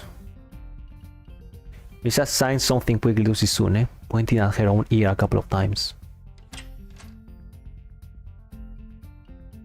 I can only imagine the shock she's experiencing. With Shizune's diligence and attitude, the insolence of daring to deface his school property by sleeping on top of it must be too much to bear. And indeed, she stares at Rin, frozen in place apart from the slight but noticeable trembling of her shoulders from suppressed rage, I'm sure. Instead of blowing up, Shizune just takes a few deep breaths, adjusts her glasses and slams the door shut, turning to sign furiously at Misha. Maybe she did blow up, but I can understand it. She's mad. She shoots a very low stare at me too, as if it was somehow my fault that Rin is sleeping on one of the tables. I hope she's not getting any funny ideas about the reason of my tardiness. Hello. Rin's voice comes from the other side of the door, and it takes a few eye blinks to realize she might have trouble opening. I open the door to find Rin directly behind it, looking at us with a half interesting, half sleepy face. Hello. Mr. Suka, what do you think you were doing? You absolutely are not permitted to use a school property for such disgraceful activity. It sure is suddenly very crowded in here. I don't know if I was this popular. She don't give a shit. She just don't care. It's hard to say whether she's happy or unhappy about this turn of events. At any rate, she ignores Shizune and Misa's scolding, so they have no choice but to drop the issue. Shizune taps Misa's shoulder, points at Rin and makes some quick signs. Popularity aside, please don't do that anymore. Anyway, how is your project going? Will it be done for the festival? Frankly, I keep wondering about that myself too. And we'll think about it harder. As Misa signs her reply to Shizune, her face turns into an unsatisfied frown. Mr. Suka, please try to take this seriously. It'll be a disaster if the wall looks like someone threw up their lunch onto it. Rin nods assertively. We'll think more seriously. Misa actually giggles at that, but Shizune doesn't, not even after translation. She don't give a shit. Now this a good character has arrived. Shut up, don't care. Eat the curry. Rin frowns thoughtfully as she looks after the retreating student council duo. How rude. It's true though, I must finish my project before the weekend. There will be dire consequences if I don't. The end of the war as we know it. Like weekends usually are, but more dire. Much more dire. Maybe I'll postpone my nap to unforeseen future. I'm about to ask what projects she has and what are these apocalyptic consequences. But she walks back into that classroom. Now I didn't mention this, but that's a really sick Funger reference. Since you have nothing to do, will you give me a hand? This paint can doesn't fit into my bag, but I need it. She kicks slightly at the huge can of paint that's lying on the floor next to the table she was sitting and sleeping on. It lets out a dull clang. Being the gentleman I am, I naturally pick it up. Heavy. Yeah, sure. Where do you need to take it? Away. And with that, she takes off to the hallway. Me and the paint can following her, since there's a little choice for either of us. Yes, I can read. The hallway is quiet and empty now, with Shizuna and Misa gone, so we two leap towards the stairwell at the other end. Every 10 or 15 or 20 steps, I have to change the can from one hand to another because the thin handle cuts into my palm. At least it keeps my arms from tiring too fast. Rina strolls on beside me with an uneven pace that I have trouble matching, or maybe I'm walking weird because of the extra weight. It seems one of us is constantly walking too slow or too fast, and I can't figure out which. 2 flights of stairs below, Travel appears in the form of the head nurse and his fox-like grin. I forgot about this guy. Why is this man real? Ah, Mr. Nakai, what a happy coincidence. Tezuka 2, of course. Okay, this choice matters. I'm gonna pick whatever. You literally die. Good.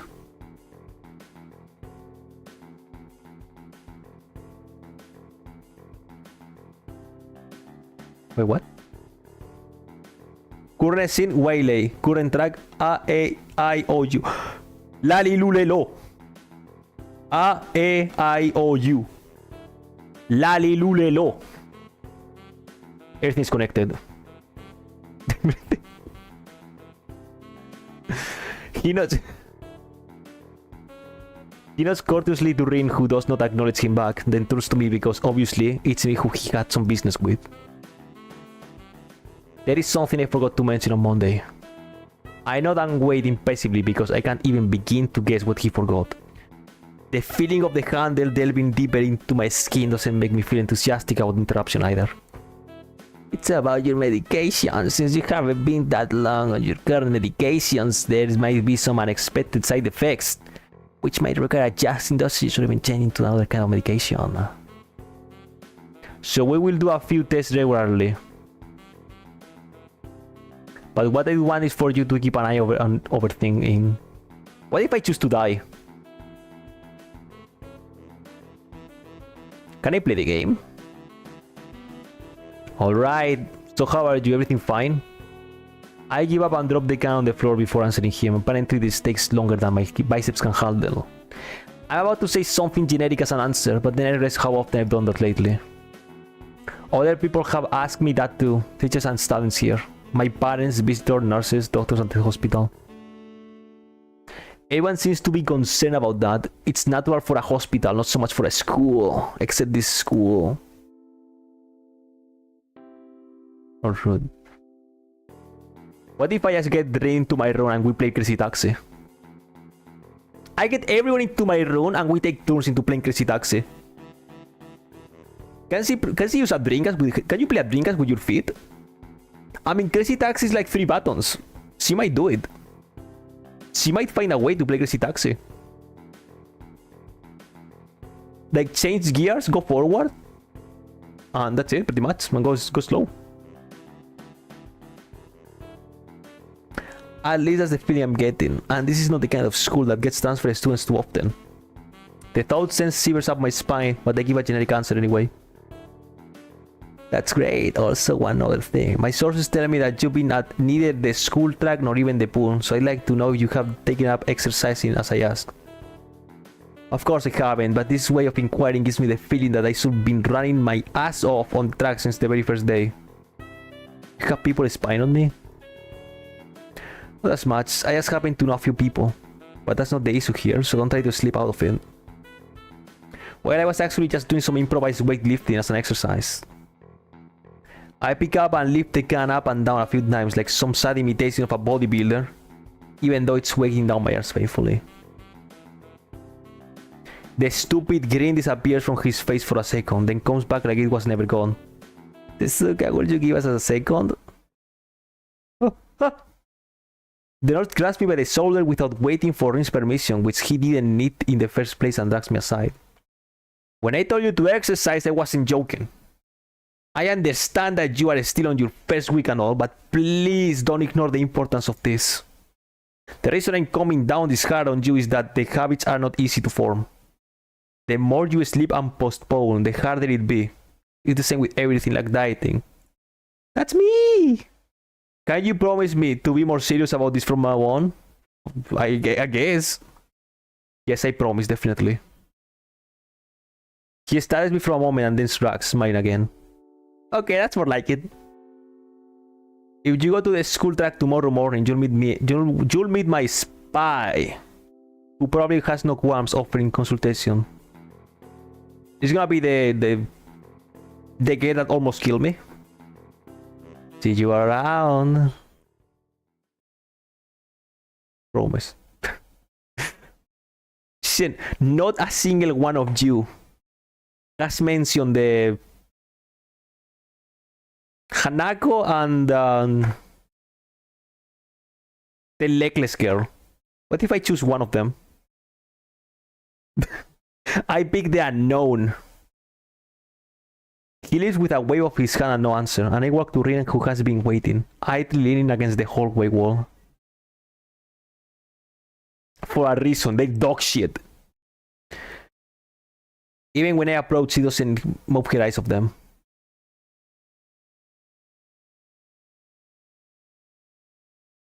Are you getting medication for your heart thingy? Were you listening? It comes out more accusatory than I intended, accidentally lashing out on her. But even so, I don't really want to start talking about it. I just met her. I don't know her. It's not her business.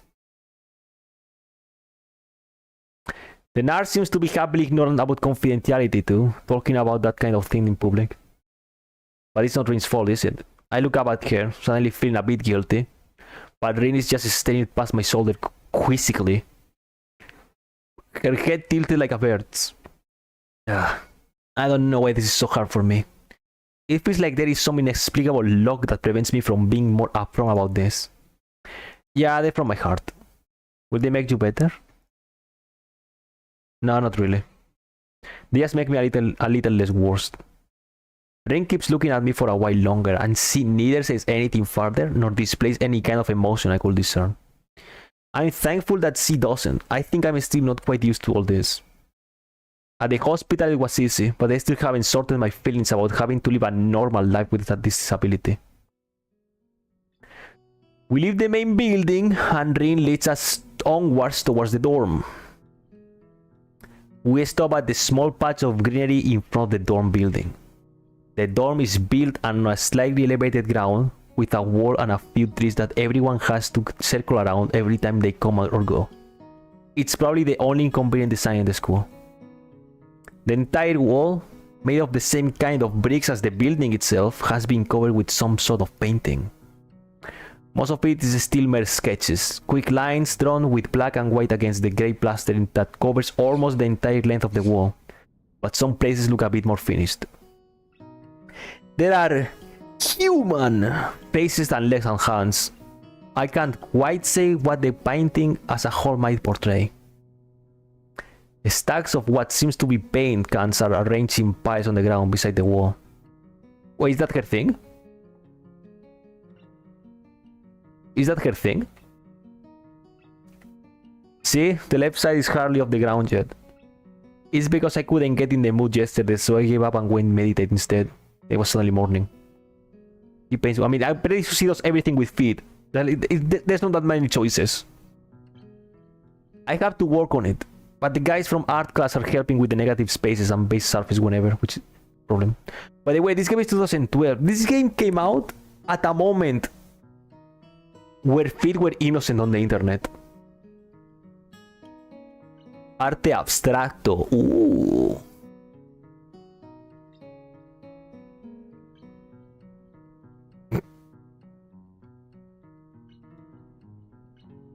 Es más fácil pintar áreas grandes cuando hay mucha gente con manos. El otro verde. There you go. No. It's easier to paint big areas if there are a lot of people with hands. The reach is better and it's faster too. She was on a tangent of a tangent, waving a little with her arm, or whatever of it there actually is, to demonstrate even though I got the point already. The white cotton of her sleeve flaps around, and it makes me think it could look sadder than it does. But it makes me feel out of place, like almost every tangible reminder of the standard basis. Special properties has in the past for a few days. This girl doesn't notice my dreary feelings, of course, or the fact that she lost me a while ago already, and just keeps on blabbering. So that's why I'm trying to figure out if there is something I need to figure out, and then figure that out before it's too late and all hope is lost. What? Why would the hope be lost? Because paint has to be painted, and then it has to dry, and then it has to be painted over with another kind of paint. It takes time. She finally stops. Apparently thinking she made some kind of a statement that makes sense. Left me, yeah. Listen, we could be playing milk inside a bag of milk. Or outside, whatever it was. Now we're playing this Risk a Ban video game. Yes. Yes. We could be playing Crazy Taxi. All of it, yes. Nice, but I stumbled with my words, suddenly feeling like I walked the city into the minefield of political incorrectness. It's okay, you can say it, I probably won't get mad. You enjoyed the game is fine. I mean, it's a... the game is a visual novel, it is what it is, it's fine. I blues really hard. I don't really know what would be the right thing to say. It feels that I'm way more sensitive. It's really awkward. Don't you want to ask? I really don't care about romance. Which I guess is mandatory to get pick a route. How do you paint without hands? Yeah, I'm an easy person to talk to, right? With my feet.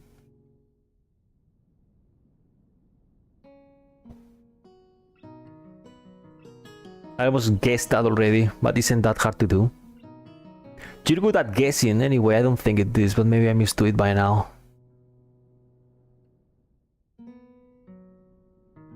But seeing how adept she was using her feet to it, I figured painting might not be a problem either. Neither of us has anything more to add to the subject. The afternoon light works pretty well. I was afraid it would look too flat, but it's not like that after all. I think it's actually pretty interesting. I wanted to see what it looks like in dim light. Do you think it's flat? Well, paintings tend to be flat. Not like that flat, you know, flat. Like some people are. No substance, no meat where there should be some. I know a few girls who, okay, I get it. But I couldn't really tell. I'm not that good with art. I can name many artists or artistic terms. So I don't really have anything to say. Rin shrugs her shoulders at that, saying, suit yourself. Without saying it, and looks up at the sky as if trying to look for something up there. I didn't think I'd get any actual work done, but if you give me a hand with the paints, I could do a little before it's too dark. I wanted to get a halogen lamp. Halogen lamp. Like the ones they have at the sports track, but there aren't many. Rinsur is quick to recruit my help, as was Shizune. It really makes me feel that the festival is such a big project that every pair of hands is needed. Why not? I'm not really sure if I can be of any help though. It's just mixing some paints, you can do that. Probably. Do you have motor controls problems? Like, you know, those people who have some? Cerebral palsy, maybe? That I know of. I get it. Hard thing, it has nothing to do with that. She's kind of sassy. No, it doesn't. Let's do it then. So she sits on an empty wooden box and very naturally picks up a white brush between the toes of her bare right foot. I open a few of the cans and pour some of the contents into swallow bowls for mixing. The thick paints flow lazily from the can to the bowl, like syrup. I mix them, getting funny, hypnotic-looking swirl patterns that melt quickly into each other to form a new monotone hue. Rin sets to work every now and then asking me for a hand with something or the other. Finding different brushes is easy enough, but mixing the paints to be the exact tone this girl is apparently saying in her head is a frustrating ordeal. She wants precision down to the last milliliter before she's satisfied, but her instructions are obscure at best. Add half a splash of green. It is another minigame. I crouch down to pick up the can of bright green. The other green, this green. I carefully pour some of the other green. Now that's almost a whole splash, more white. Is green a good color to add? No idea, you're the artist here. A hint of smile appears. Do you like an opinion? No, it's just that I have no idea. It's okay, because I just got an idea. Add more white. With this exclamation, I put a minuscule amount of white into the bowl and mix it. It looks slightly whiter. That's not good enough. It has to be like the color when you wake up and you know that you saw the meaning of life in your dream but can't remember it. Maybe it's yellow. Despite the impossibility of mixing a color like the change of season or any other nonsense that's being imposed on me, I find myself enjoying it more than I thought I would. Are we friends? Seeing a painting being born on the plastered wall feels like magic. I spend the moments I have between mixing paints crouching down on the paving and just looking at her work. It feels slightly intrusive at first, like breaking some imaginary intimacy, but Rin doesn't seem to mind the least bit. Maybe just in my head. Her entire presence emits a completely different air as she patiently works the details, adding layers of paint on top of other layers of paint, steadily moving her foot across the wall to add new shapes. When I manage to produce a passable mixture of paint, the rare smile on her face is all rewarding. Apart from the few words discussing paint mixes, neither of us says a word for the longest time. The phantom paint, oh shit.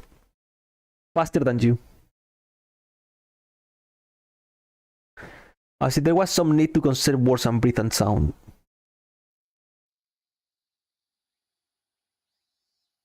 We stay there late into the evening until it becomes too dark to paint properly.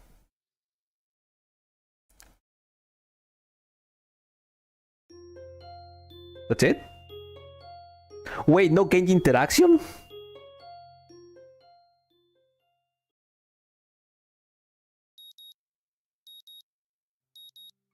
It's my room! Oh, so funny!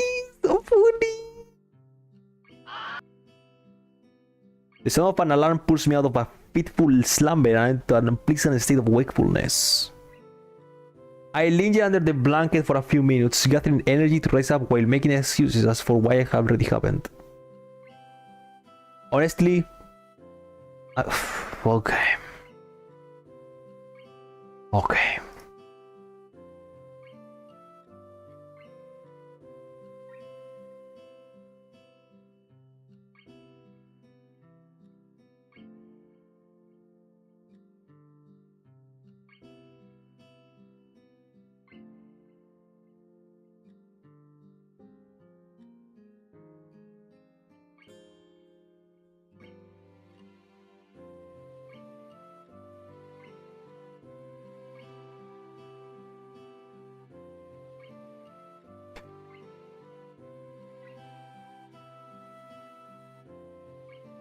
It's not transparent on the inside. How do I find a transparent jar on the inside?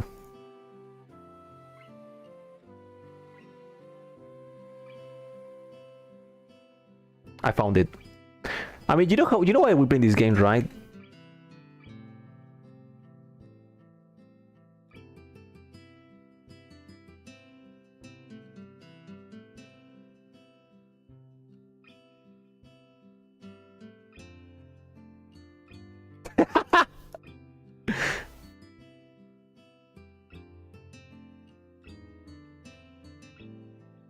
There you go. Are you happy now?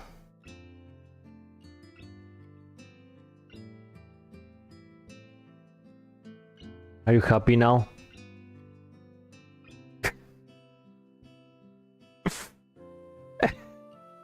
There you go, dude. This is my room. My bed slash desk. My kebab poster. Smack me on the yard. Are you guys happy now? I still despite getting the impression that skipping class day is easy here. And the nurse is bound to keep breathing down my neck. You're boring, okay. Okay, mister. Enough internet for you. Go to sleep. 2 jars. Yeah, a jar inside a jar.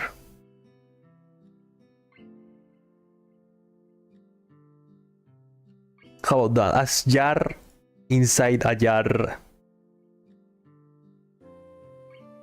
Bases which include keeping the rest of my body in shape along with what little I can do to strengthen my heart. I'm gonna become stronger. I will eat more kebabs.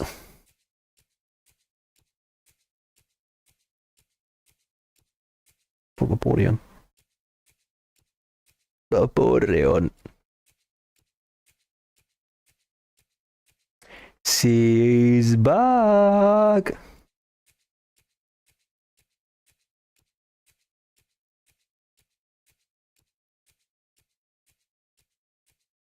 The nurse is oppressing the poor girl to jog.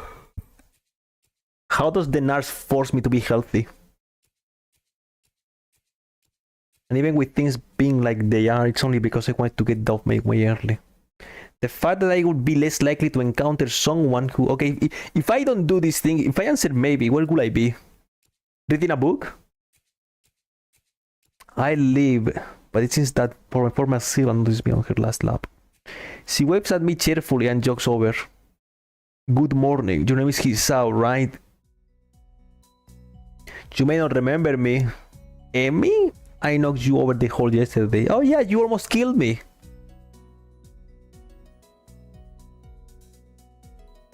Yeah, sorry about that again. You almost killed me. That was really fun. Great. I'm not sure she realized I was joking. So the spy consultant the nurse was talking about, is that actually you? That's right. Oh. I was expecting someone for the nursing staff, to be honest. The Exolidus. Dude, I will get a cool iPads and katanas and Dr. Octopus. Again, good. Good, just do it.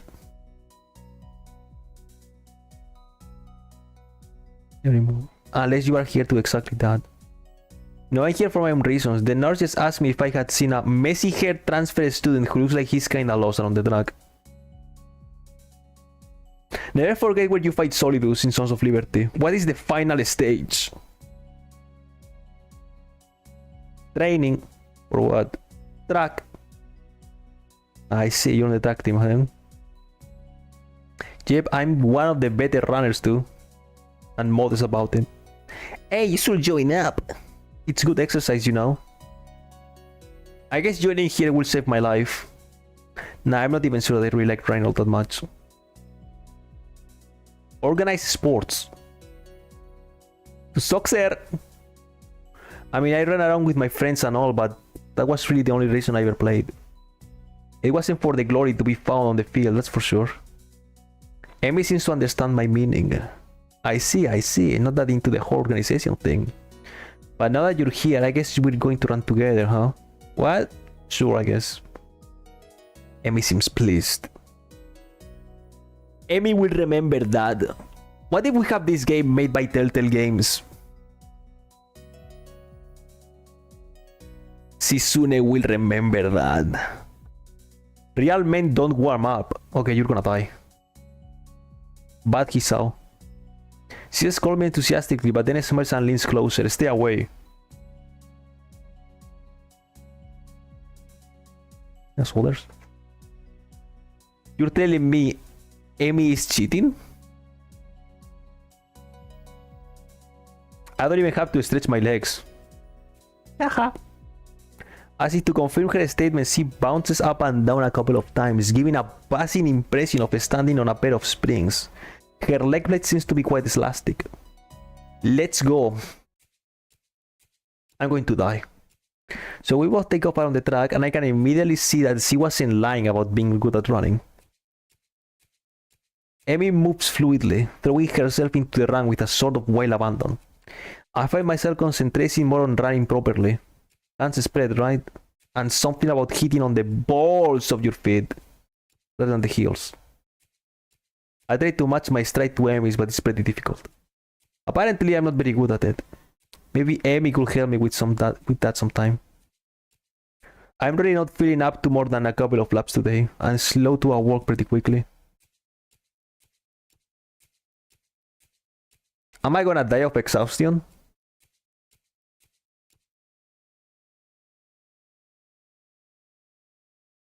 Gasping the mino. Finish already? I have my head ruefully. Yeah. I'm not very good at shape right now. Emi nods and then grins at me again. She seems to do a lot of smiling. Only if you choose to die. Nah, nurse, I got enough of this screw life. I will die. Wake me up when Pikmin 5 arrives. Next time you just have to try. Can we have this game with Pikmins? With different color Pikmins? Is that too much to ask? I'll keep that in mind. But I think right now I'm going to go get ready for class, shouldn't you? Emi shrugs unconcernedly. Nah, I've got plenty of time. He's not wearing a watch, are you sure? You're a Pikmin, I mean... Knowing how things are... I guess it's... I mean, technically the fastest Pikmin is the white. Technically, this should be the white Pikmin. White is the one that moves the fastest. Our careless rug. Not really, but I got to finish my routine. Did you later, Hisao? Yeah, see ya. I'm not sure whether this morning's experiment was a success or a failure, but I'll admit that I do feel slightly good about getting out there this morning. And like Emi said, I just need to keep at it in order to get better, right? Practice makes perfect, or something like that. Today has been 3 years since I did the stupid stream of improving English, and I'm still dog shit. The game is lying at my face. It's nice at least to feel like I've taken some semblance of control over my own health. I have to try to keep this up. I head back to the dorms to wash and change into my uniform, trying to resist the urge to take a really long and hot shower. I'm tired from all the running, so I just want to unwind, but I don't want to break my slowly building routine of getting to school before the morning rush. After taking a long shower anyway, I dry myself off and get out the stall to put on my clothes. No!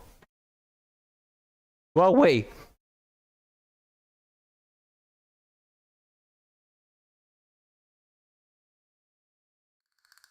Oh god. Am I banned?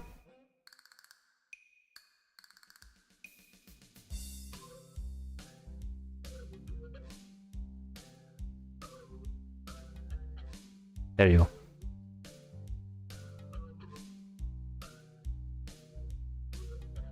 Okay, boys. Moment of truth. It is disabled. Moment of truth. Moment of truth. Am I banned or am I dead? I should be asking. You're telling me you have a special picture with Kenji's cock and balls? God. What do you mean all over the place? I want to ask if he's been looking for me like that. Stark naked, but hold my tongue back. I finally realize I'm still naked too and quickly hold up my shirt in front of me, but Kenji doesn't seem to notice a thing. His glasses are fogged up. Wait, did he just take a bath with glasses? You know, your room and... yeah, that's it. Hey, I mean, I still had to get up though. Whatever, it's not important. Can I borrow some money? He puts on an innocent face and looks away. Do you take showers with glasses?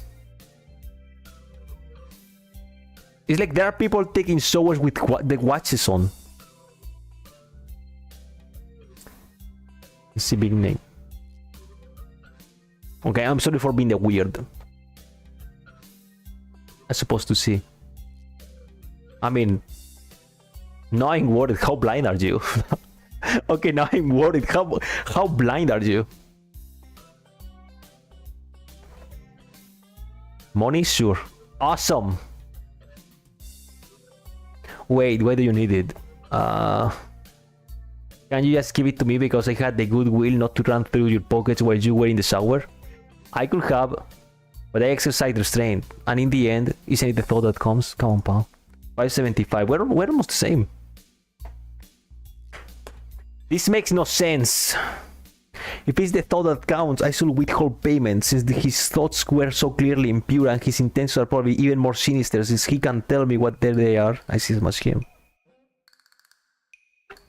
I'm offended, man, but if that's your game, that's fine. Then fine. I guess I have no choice. I want to order a pizza, and I already have most of the cost of the pizza. I need your help for the rest.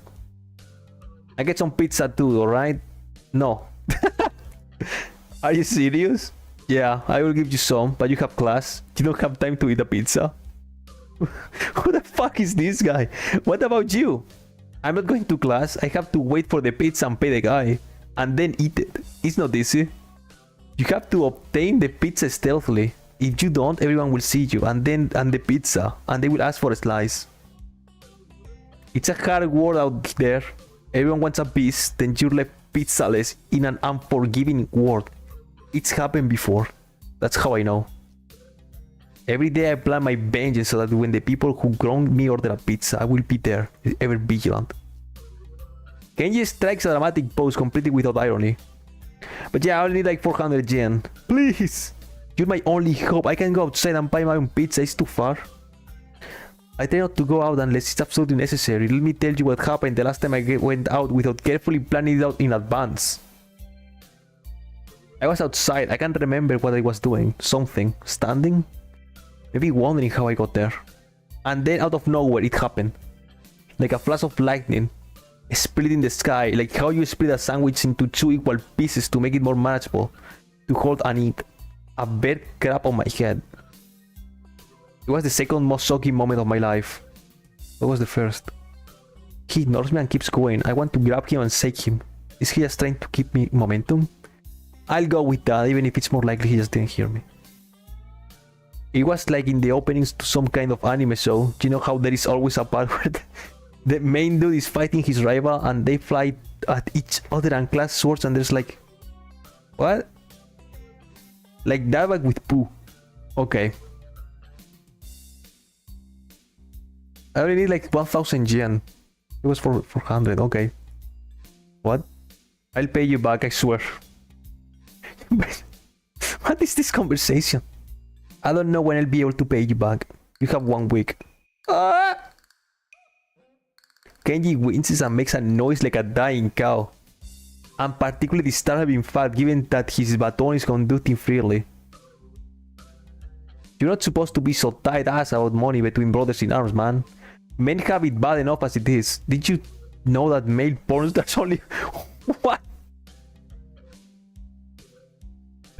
That doesn't mean anything unless you're a porn star. So maybe on the side, struggling to make ends meet as I fight the feminist agenda. And you can't even spot me your crimes, you bastard. Nobody understands, nobody. This feminist agenda stuff again. This stuff is important. I can see why you don't give a shit about this. Feminists are a dangerous enemy, make no mistake. You take them lightly and you wake up in the morning with a knife in your back. Bam! Out of nowhere. How do you wake up in the morning if someone stabs you in your sleep? Women are terrible at stabbing things.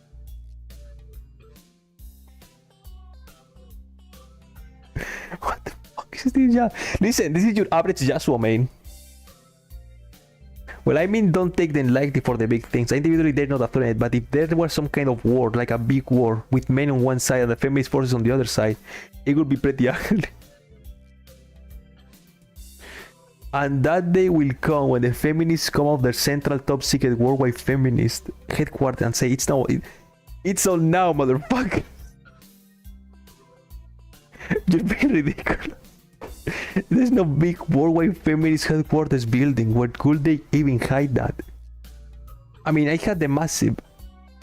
What is this conversation? I'm lost. Who said it was on Earth? Okay, I'm lost.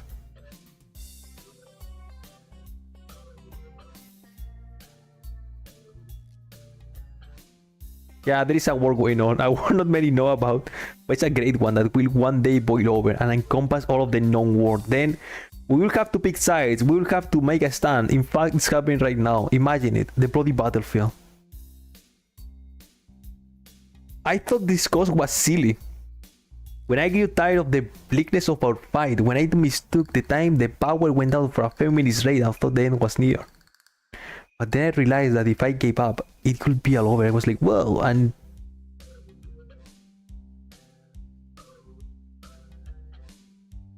What is happening? I'm lost. We're gonna have the money. He's blocking the well. It's getting cold because I'm still naked. I want to go. Awesome, thanks, dude. We should go bowling later. Oh my god, he's my Roman. He's my Roman. Bowling, yeah, it's the ultimate sport. There are almost no women bowlers either. Making it also the manliest sport. Look where my pink bowling set.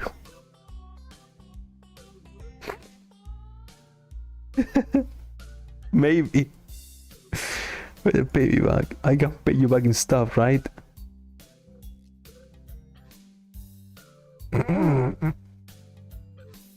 Oh, sorry. Yeah, I don't want to hold you up. I have some stuff to myself. The time has come. The time for what? I was like saying that.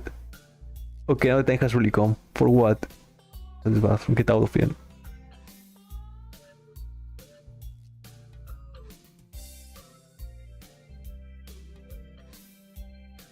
Think of something.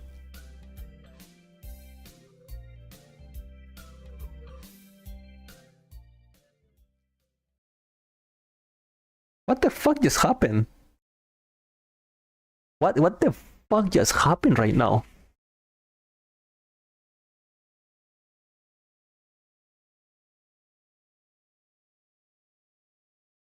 Interesting character.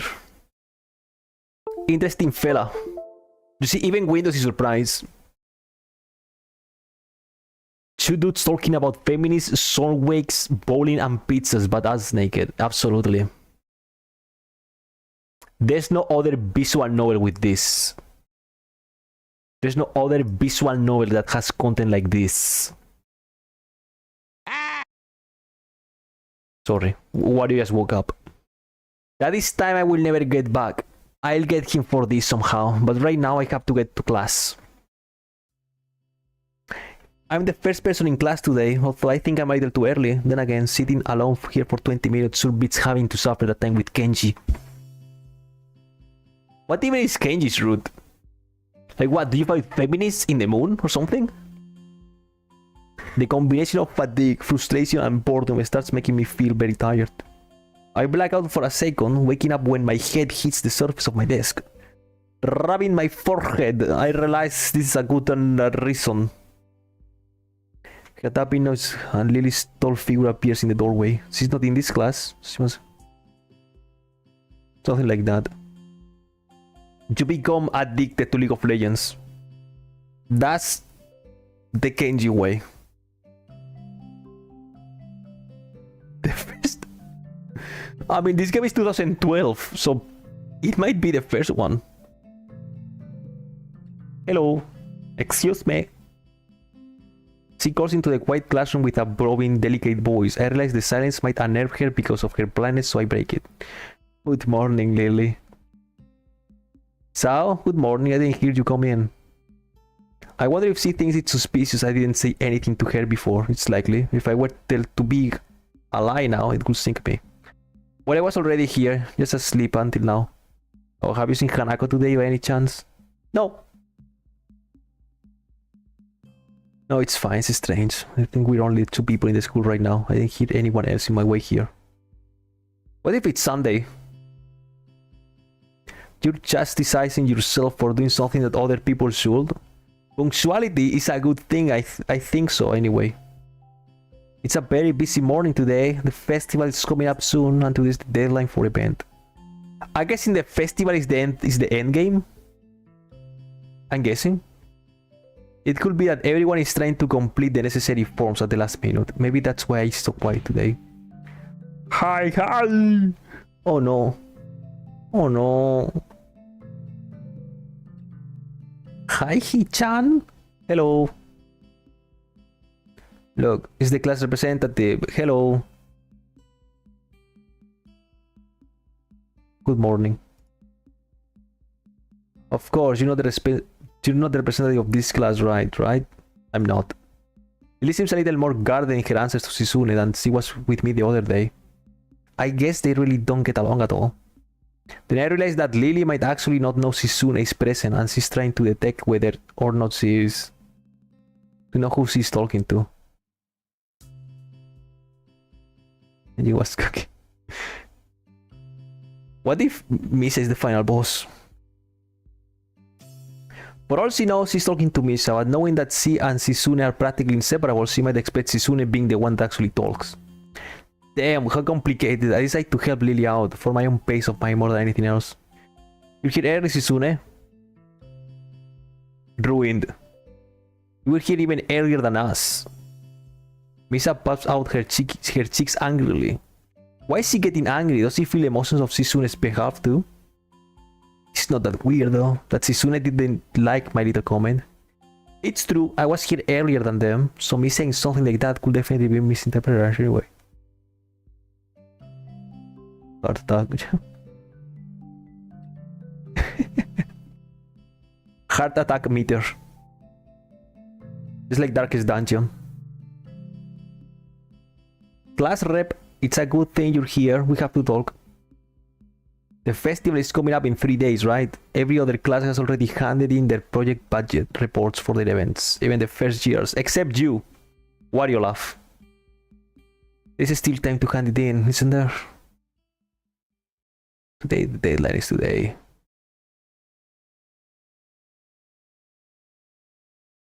Yes, that was me. Learning something on this scale is not a small task, and a week is too small of time for him to expend. Do you want to know what's harder than disturbing the funds for one class event? Or distributing? Handling the same matter for every class in the school and then some. The one who does that is me. Misa puts her hands on her hips and stands up straight. Wow, she's really getting into the role. Lily doesn't look like she's very amused though. Hey Shizune, aren't you being a little too hard on her? There's still a whole day left. This is how it's alright.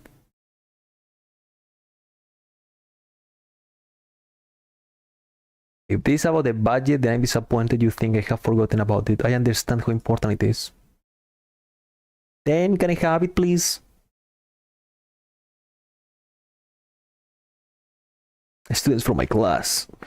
She emphasizes the last sentence, much to my surprise. She knows about Shizune and Misa's efforts to rope me into the student council. She's using me as ammo against Shizune. What's your responsibility? A budget report isn't something you should just be delegating away. This class rep is your job. Oh shit. Undertaker versus Hulk Hogan is really happening. We're gonna have a wrestling event. Lily versus Shizune. Featuring Misa. Although Misa misses Lily's little jab entirely, Shizune doesn't. And she seems torn between being offended by Lily's daring and jumping for joy at the protest of a challenge. Lily, don't they live here at the school?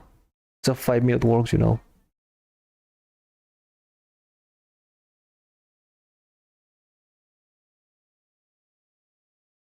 Lily opens her mouth to say something, but Shizune closes the gap between them and starts singing forcefully. Can see them K9. Oh, yes, she's a zoner. You're telling me Lily's a zoner? A dangerous one? And what's with that attitude? I said it's not something you should be delegating away. Aren't you the class representative or aren't you? Tell me the names of those 2 students. They should have your job. If you can even handle something that's simple yourself. One form isn't the full extent of what I'm supposed to take care of. Lily's tone is growing slightly impatient, but she's doing a good job of not letting Shizune see how unsettled she is becoming. She's playing her cards close to her chest. Shizune, on the other hand, grasps her fingers cheerful on the edge of her glasses. Why am I witnessing some high school girl fighting? With words. We don't condone punching. Unless we punch Kenji. Lily tightens her lips as Mrs. words, clearly understanding the intent behind them, even though Misa delivers them without even a hint of the sarcasm which they were meant to have. Suna and Lily don't like each other. That much is clear, but this seems a little much. It seems like Lily has had enough and is ready to push back. Oh! I was actually just discussing the budget report before you came by. You must be very talented to have... But you can track me down to make sure I don't forget my own. Are you accusing me of slacking off? It seems like you're confusing me with yourself. I don't think so. That could be a very difficult thing for me to do, comparing myself to you. You're right, the difference between us is like heaven and hell. And it's not hard to guess which one you might represent. Why this fighting game screen? The air between them ripples with the heat of their enmity. Well, not really. They can't disguise it anymore, though. Even Misa looks like she's beginning to understand the real nature of this conversation. Hichan, don't you slack off either. What are you talking about? Am I?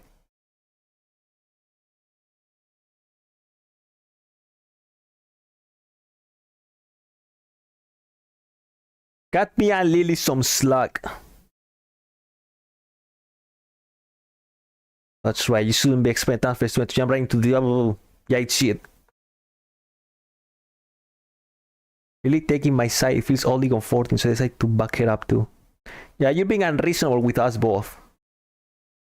Excuses, excuses. Miss Class Rep has had plenty of time to deal with her report. And we repeatedly offered you a position to help with the student council work, but you refused to commit yourself to making the festival a success. Listen, I'm gonna be honest with you.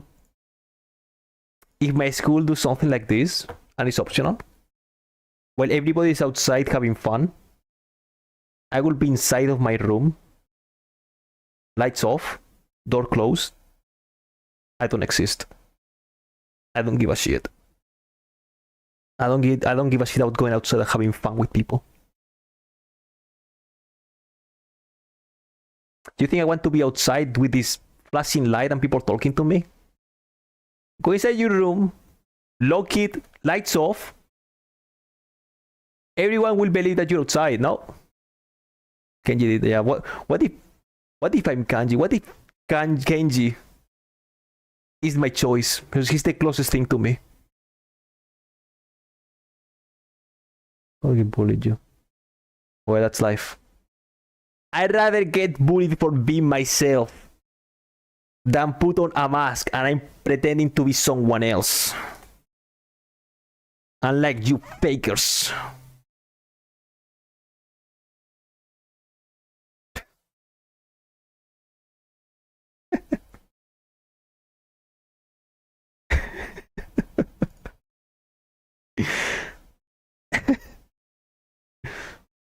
Go outside, have fun, build unforgettable memories with your schoolmates, or lock in your dark room and play Crazy Taxi.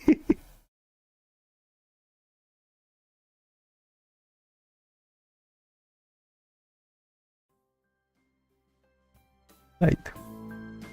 Music! Afternoon. It's fine, dude. We are all friends in here. We are all friends in here. After the pains of this morning, class is pretty boring in comparison. I turn the pace of my textbook actually. I have a bit of catching up to do despite trying to keep up with my studies at the hospital, but I'm not feeling that enthusiastic about it. The clock at the front of the room sounds very loud, like this song. The teacher hasn't said anything in over 7 minutes, instead opting to cover the boring rows and rows of equations taken directly from the book. The rhythmic...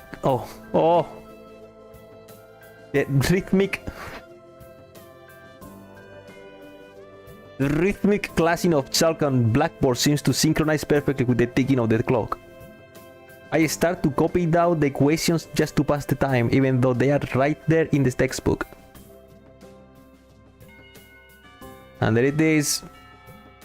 When the bell rings, I'm not in a hurry because I have nothing to do, so I stay for a while, reviewing what we covered in class today. I prefer to leave last anyway. so I don't have to deal with crowding in the hallways. That's me. That's me. I hate crowd. I hate it when the hallway get crowded in the high school days. I hated that so much. I noticed Sisuna and Misa have also stayed behind, talking to someone from another class. Sisuna is sighing so fast that her hands make noises like swords cutting through the air. Maybe there is pent-up anger in there. Misa is trying desperately to keep up, but it's clear she can barely match to even understand her. I put my head down, whatever they're discussing, it looks like serious business. Sisuna signs to the point where her grits crackle and Misa starts to spit out the word form. Sometimes she trips over herself like she's dealing with tongue twisters, and then on top of that, she has to sign back anything the other girl says. Oh shit. Oh, I'm so tired. She's hanging her head limply on her desk, looking exhausted. I use this opportunity to reconcile with Sisuna a bit, without getting roped into the student council thing again, though I suspect the door is now closed for me. Festival preparations must be tough for you. Indeed, the people in this school seem to be taking the festival very seriously. Whenever I see people idling around before and after classes, they're always talking about the plans for it. It's kind of neat to see everyone being so enthusiastic about it. I'm probably the only one who doesn't have something to do. To ignore me or sneer at me.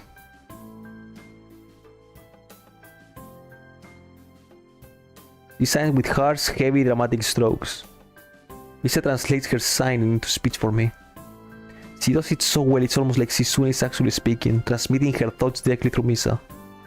She must practice it vigorously. Well, of course, we're in the student council, you know, we're pretty busy. It's an important duty of ours. Insane. We should say more. Past the student council generations.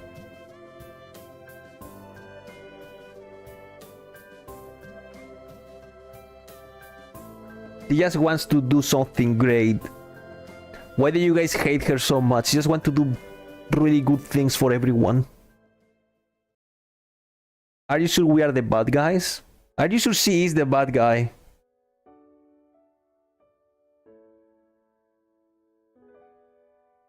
Where's skin? If Sisuna speaks Kikongo, we have a problem. Hey, playing delinquent again? Hanako blasts his heart at Misa's straightforward job, even if it was only in jest. Leave her alone, you bully. Probably causing Hanako to look down and start backing away to the point where only her fingers can be seen wrapped nervously around the edge of the door. Maybe she's showing her dislike of Hanako by associating of her dislike of Lily. It appears so, and Hanako probably knows it as well. But is it Hanako? Has Lily been here?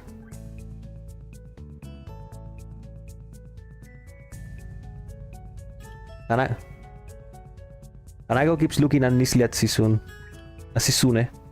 who stares back at her with interested gaze. Leave her alone, you bully!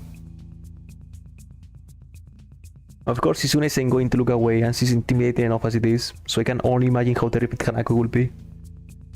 It is a little uncomfortable watching Hanako's reaction to Sisune's normal behavior, just in case. I don't know if this game can crash. I had PS1 games crashing, so I believe anything. Where she is? Can we have Sisune talking to Kenji? If she has any sense in her head, she's in her classroom working on their festival project, but who knows where that woman is loitering at? You need to find her. She was looking for you in the morning, but I guess you have missed each other. She waits a little without answering the simple question, looking awfully like she's not sure if it's proper to answer such a question. Yeah. I can come with you, if it's okay. Hanako nods fractionally, still on guard. Her shoulders is stiff like good. I get the feeling that she might be more comfortable by herself after all, but it's too late to back off now. I can understand why she always seems to be so wary, or maybe more like why there could be a person like her. But I still have no idea how I should act around such a person. It's dinner time soon. Were you planning to eat with Lily? Dinner? I can see the sun.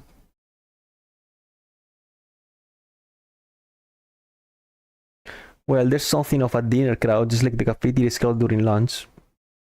It's not as bad because dinner time is longer than lunch hour, but they can understand why Hanako could be discouraged from going in. I pick up my bag and we take our leap. Hanako skips a little to meet my initial pace, so I slow down to match her speed.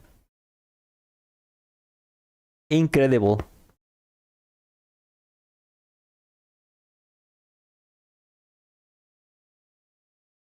"1 p.m. Oh shit. Hanako doesn't seem to be thinking the same thing, though.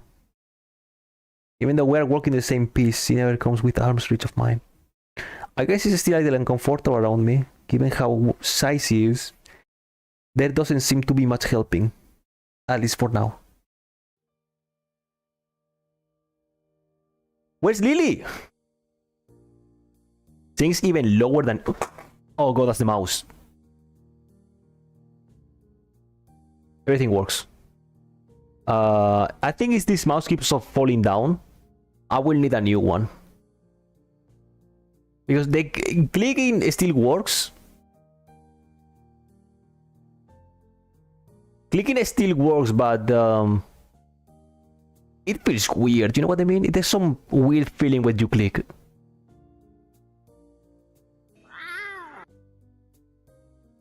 Have you looked somewhere else already? Yes, at the library. I was reading. So she doesn't spend the classes she skips at the library. It's not exactly a throw certain. Well, if I had to guess, it'd be in her own class like Shizune said, right? Right. With the slightest of nods, Hanako agrees with my reasoning. God, she's being so awkward.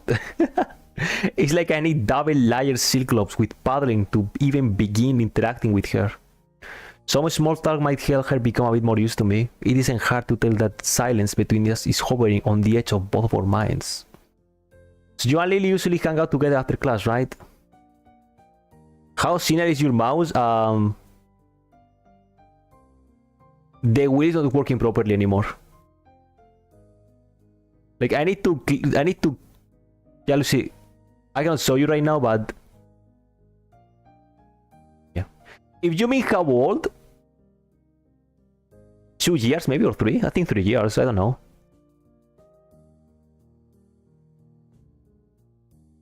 Okay, anymore.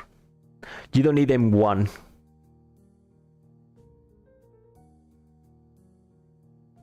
Lily's her only friend. Must be a pain being at different classes, I'm guessing. Gives a sharp almost... I got something like that. When back in the first years of class, all of my friends got into other classes. Well, like GR3, A, B, and C. I was, 3C. They were like 3A or 3B. I had to meet new people. But then again, I was really young there. Like I was a really young child, so technically it wasn't a problem.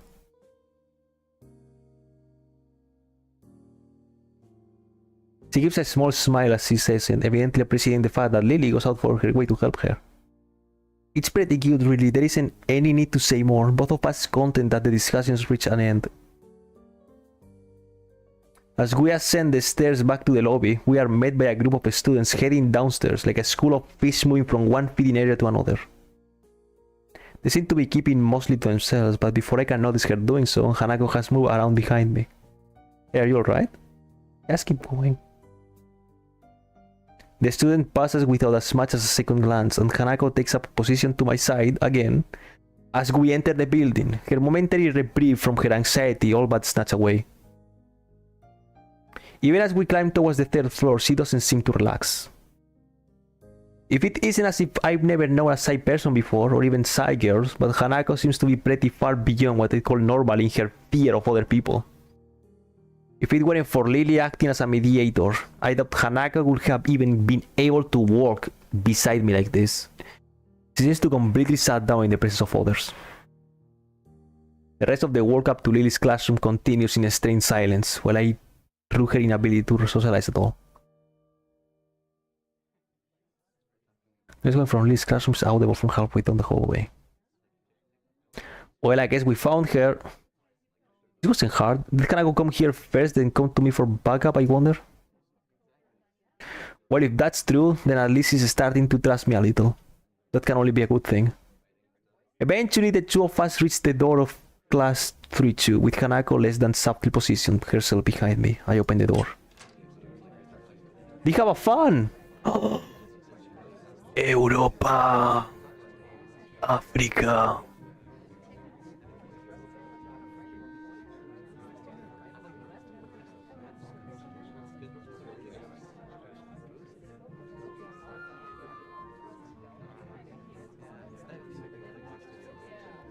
Nice.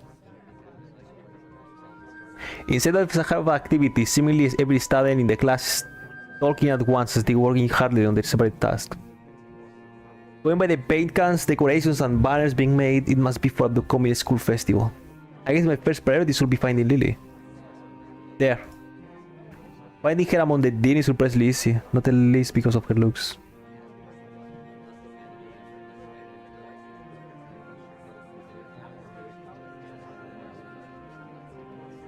To outplay you.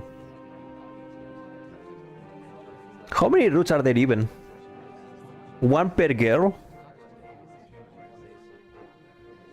She pairs her head up as she breaks off talking to a noticeable smart girl who must be her classmate. Sorry, who? Okay, kebab is over.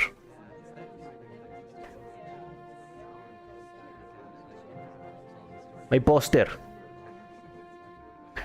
What if we do a speedrun of this game? How much is the world record of this game? It's pretty skittish considering the number of people around. What if I speedrun visual novels? Lee takes a moment's pause to assess the situation before turning to the other student once again. For the moment, just ask Morilla for his advice. Kenji is busy with painting one of the banners already. Kenji mentioned. Wait, Kenji? That Kenji? Oh no. Oh no.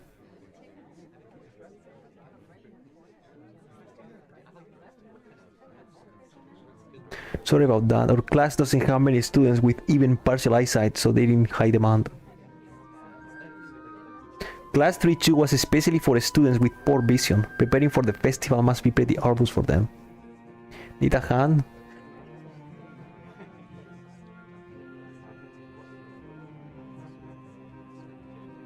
Yeah, we're gonna help, why not? Who is stopping us? Ah, that's good. This might be actually get finished before everyone goes off to dinner now. Could you be able to help the person? The mouse! Dude, my mouse is just jumping. It's going full mini mode. Kenji, sure. This is a surprise. I know him. I can't really blame her. I take it you met? Our rooms in the dorm are right next to each other. Hard to miss each other, really. Well, it's good to see you're getting friends so fast. Friend. That's the right word. Fuck this guy.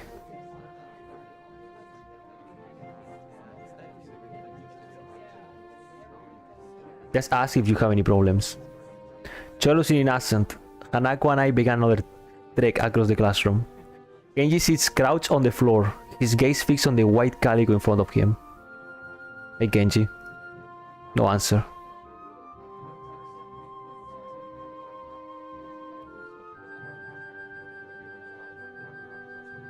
No, it's the setup.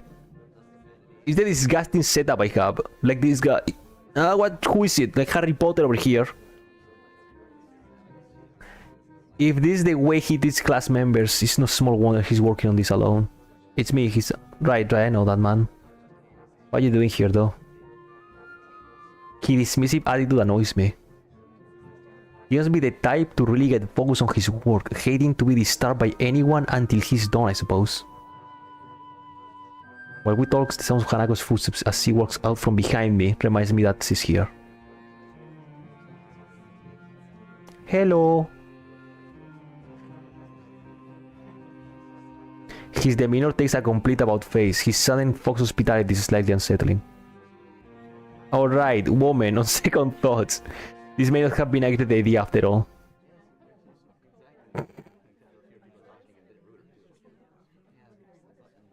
Hanako and I grudgingly set ourselves down on the opposite side of the cloth banner to Kenji, noting the several small paintings on the ground around it.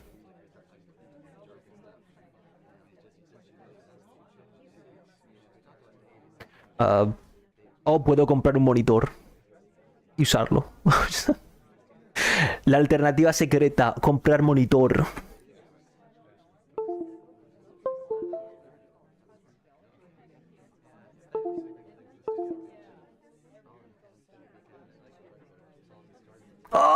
What even is this route?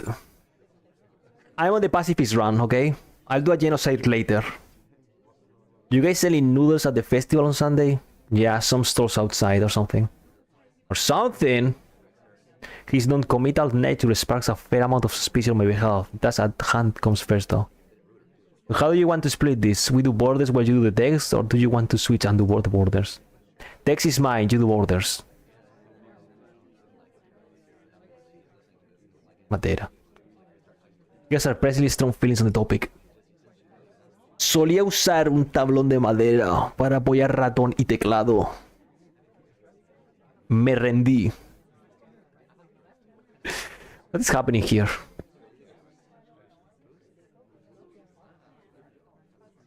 With a dark blue stroke, the three of us suddenly get to work. Not before Kenji takes advantage of Hanako's working to lean towards me and whispers conspiratorially though. Okay man, why are you here? Hanako just wanted some help to find Lily, that's all. He apparently disapproves of my motivations. I get it, it looks like I misjudged you. You're infiltrating them, aren't you? Going deep undercover. No! Give me a second. Mouse is going full mini mode. He really wants to fly.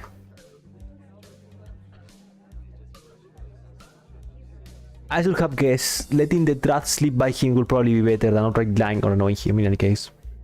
Is that why you're here? Obviously, it sucks, but there's no better way to get intel than going in yourself.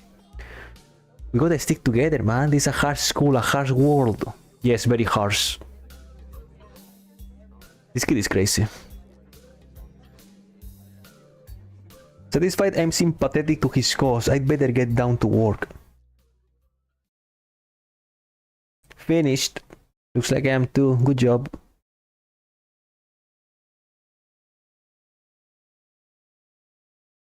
With a grunt, I lever myself up from the floor and look around. Aside from Hanako and myself, there's only Kenji left finishing off a sign as well as Lily, and a couple of students talking about the shops in the classroom.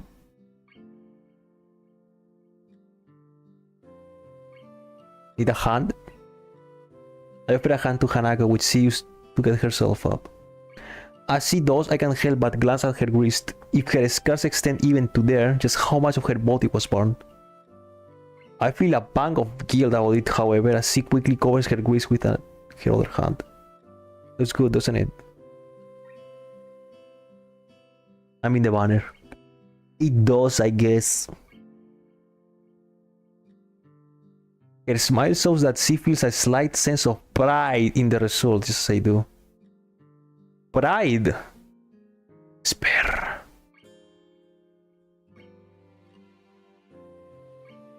We finished the banner. I guess that's all that needs to be done. Thank you, Hisao, Hanako. If there's any way I can thank you. It's fine. Beats sitting in my room studying at any rate. I don't mind either. Oh, is Kenji still there? Yeah, I just finished.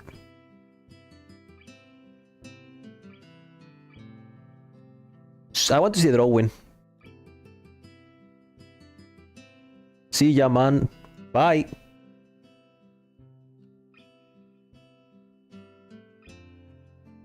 The remaining two stand and say their goodbyes to Lily before taking their cue to leave as well, leaving only the three of us.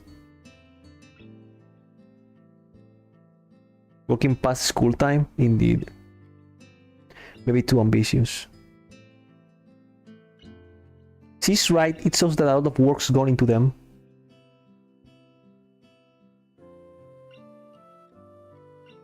Here we go. Going to sleep. This is scary. I'm going to save. There's a chance there's an assassin coming out. A killer. Maybe Naughty Bear will come out from the bush and kill me. So the lack of students around probably helps. The odd one or two can be seen scoring to and from the dorms trying to eke the most out of their approaching curfews. But no more.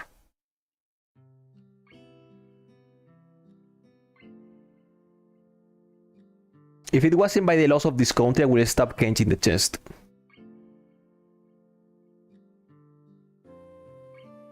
Tired? Yeah, still getting used to the flow things, I guess.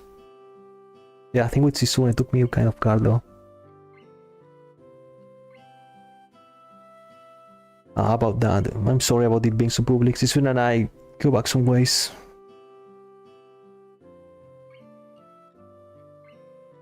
I glanced to Hanako for her views on this, but her expression is unsurprisingly evasive and difficult to read.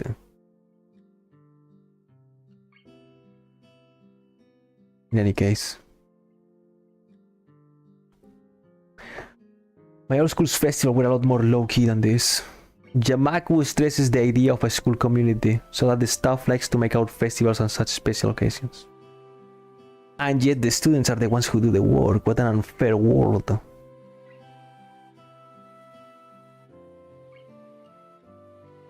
I suppose coming from a street all-girls schools helped me a bit with Yamaku. Compared to there, Yamaku is much more relaxed.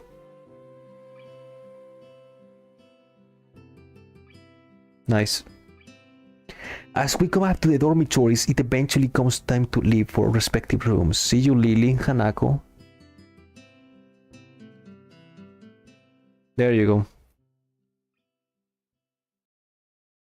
Any nighttime shenanigans?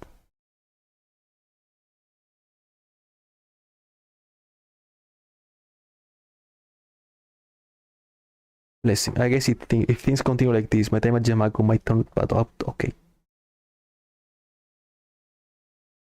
Adhering to the nurse nagging voice in the back of my head, I set my alarm clock to wake me up early enough to go jogging again.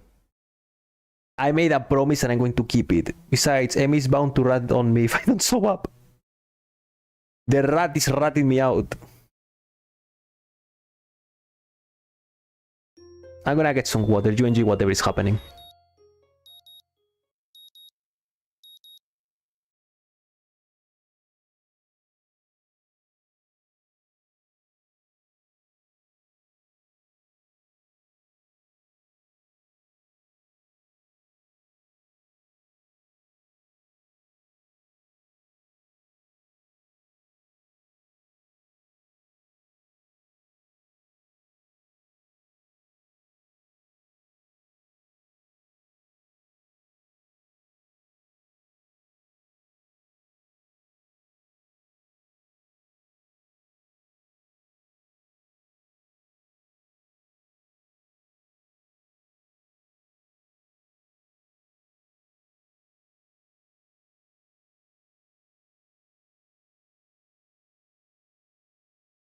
What did I miss? What did I miss? Time to run, boys. This is about my health after all. Sure, things have been great lately for me, but hasn't made me existence return. Welcome back. Thanks. You are very kind.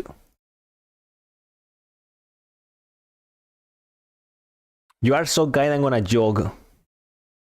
Let me skill count.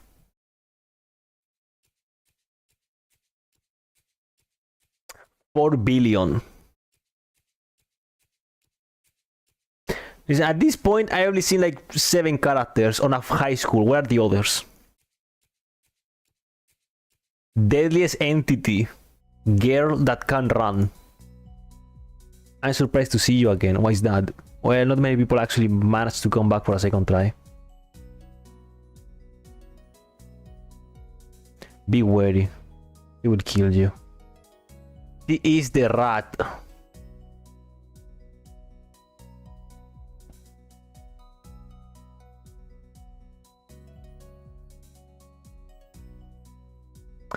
Come on then. We're gonna run. I like walking, not running. I don't mind running, but not full speed. I'm a pussy. Back in my days, I was good at running. No, I'm not even good at anything.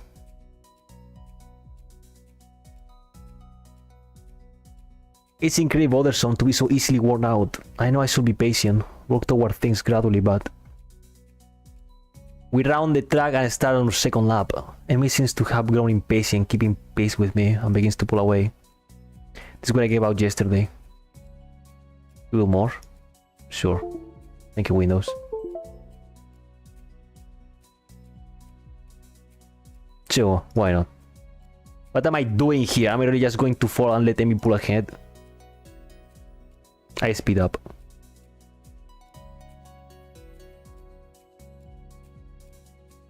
Still going. Nice.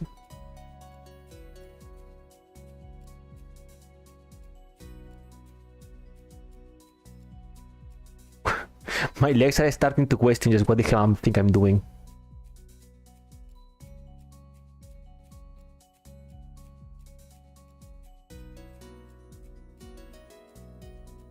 She's so fast. Uh-oh. And oh shit, the tag disappears from my feet. I stumble, one hand shooting down to glance at my chest, the other hitting the tag to keep me from falling on my face. Ow! Well, good riddance. What's wrong? I'm dying, Amy. Don't panic. You need me to get the nurse? I close my eyes, shutting out the outside world. My heart tries to regain its rhythm.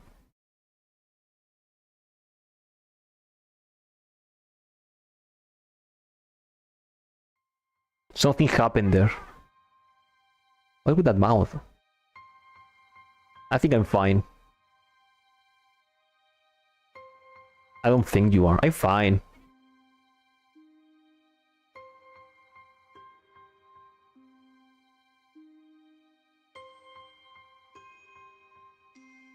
Sure.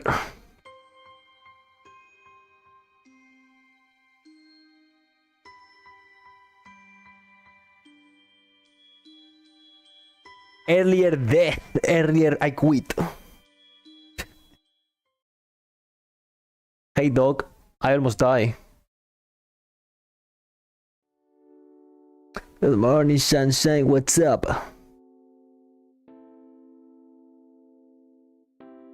I almost die.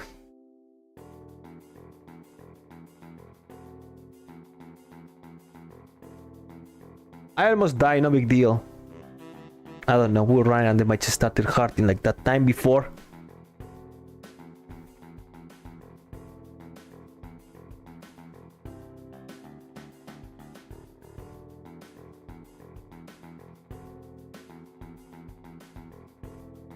Here's what? I was dressing Amy.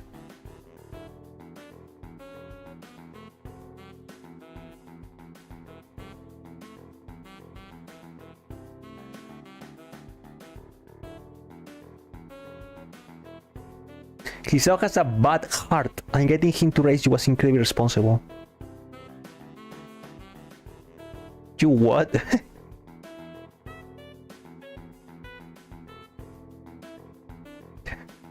Matt is a prayer for patience to some god or another and looks back.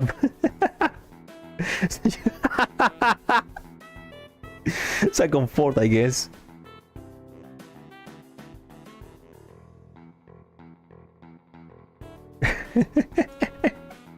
How does it feel? I don't know.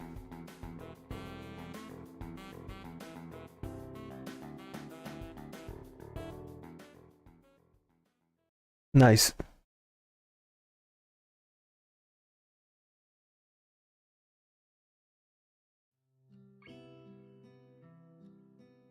It's fine. It's not your fault. I want to make it up to you. You have to come to lunch with me. No.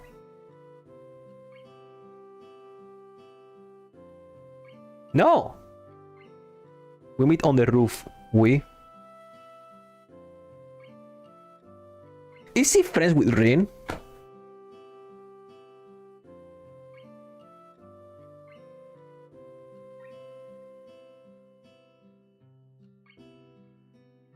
See you there.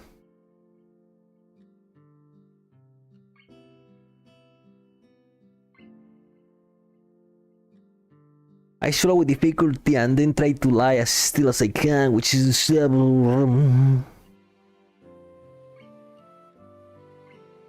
It's windy outside.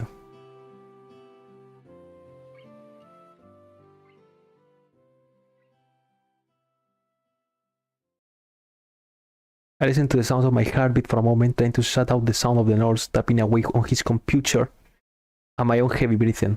It's steady. Damn it, not even a week and I end up like this again.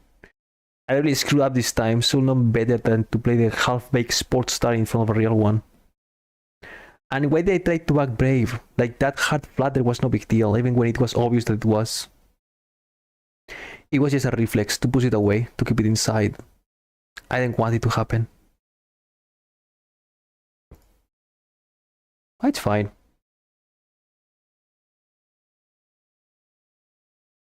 It's fine. We don't appreciate life, at least ours.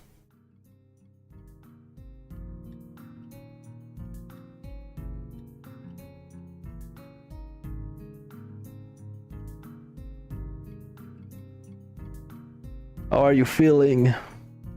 Cool. I'm feeling kinda groggy from falling asleep at such a weird time. Hopefully I don't look too weird. What time is it? 10:15. What that means, but I'm not really sure.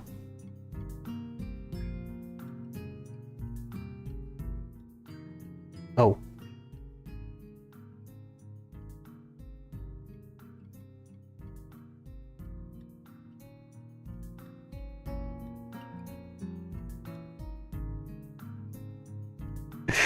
Permanent damage has been unlocked.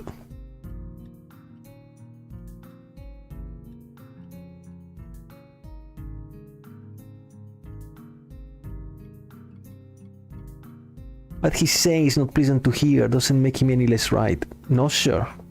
He nods, still looking as neutral as he was before.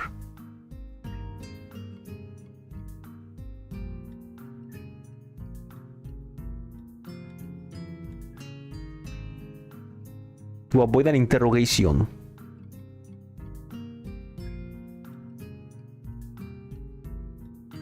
Anything but a scare. Nice. It was a prank. My heart was pranking me, and I appreciate that.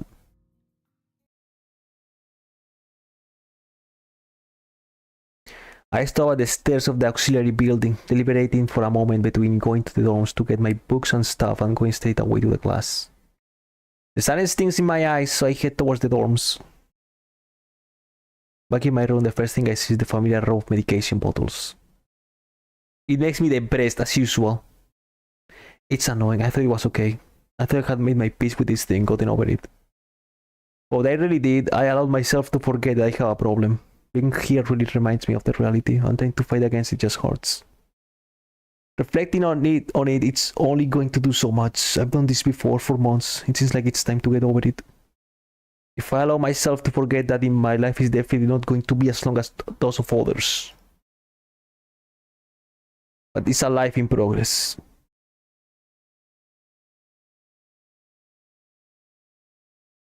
I down the usual handful of pills. This is the root of a heart attack. I'm gonna die soon. Oh god. Oh god. Oh god. Oh hey, Ma, I didn't notice you there. I'm really tired. Where have you been this early? Shopping?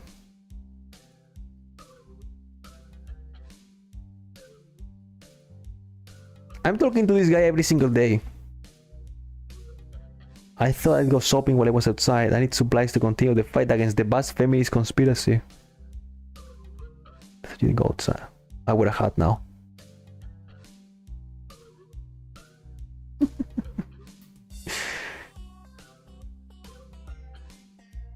I'm surprised you went out of your way to find out the test date. Trying to take advantage of an opportunity to study, it's pretty diligent. I never study. Oh. I just wanted to know when the next test day was.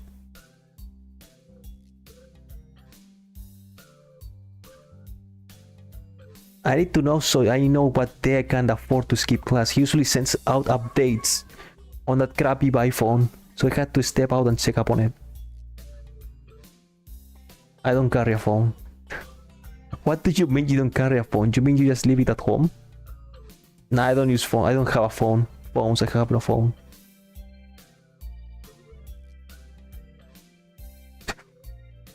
I'm kind of scared of them. I don't know why. I think it's some kind of repressed trauma. But basically, when I hear a phone, I get nervous. It's my darkest secret. Either I have some fear of receiving some undefined, ominous, life-altering doom call, or I was beaten with a phone in the past. Beaten so bad I can remember it. Beaten in the head. Oh! Well, where else could I get beaten with a phone that would make me unable to remember it? The ass.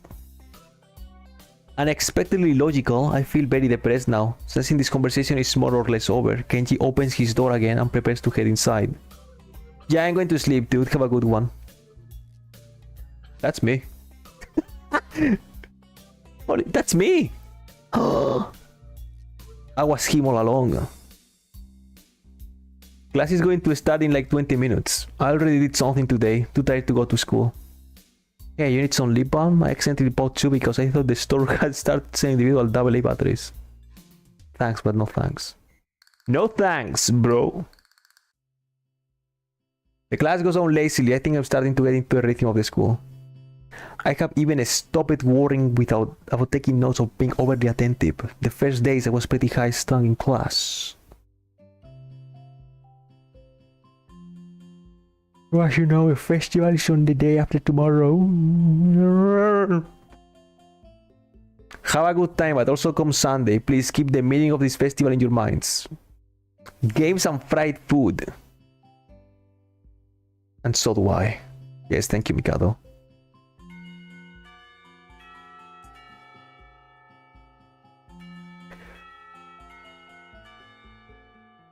He gives up and sits down. It's kind of the hallway, or as crowded as hallways in the school probably get. Normally I join the flow and grab a lunch myself, but today's different. Today I've been invited to lunch on the roof. An odd location, but that's where I was told to go to. Fortunately, I managed to find shelter from the storm in the lee of the classroom door.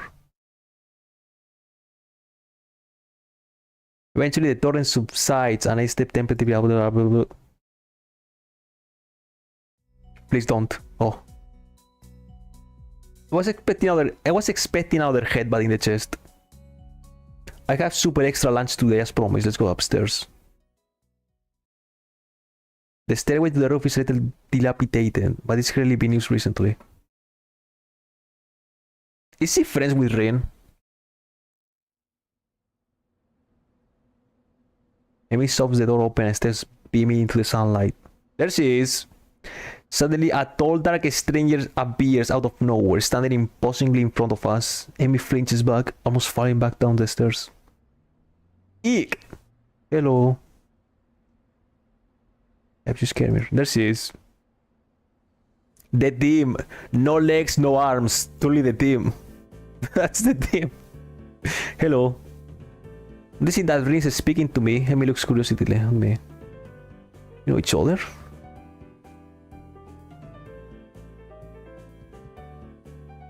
I don't know you knew this person, Amy. The awkward silence lasts only for a few seconds and... If you know him, that's just better. Or did you invite him for lunch without the lunch? Nice thinking. Nice thinking.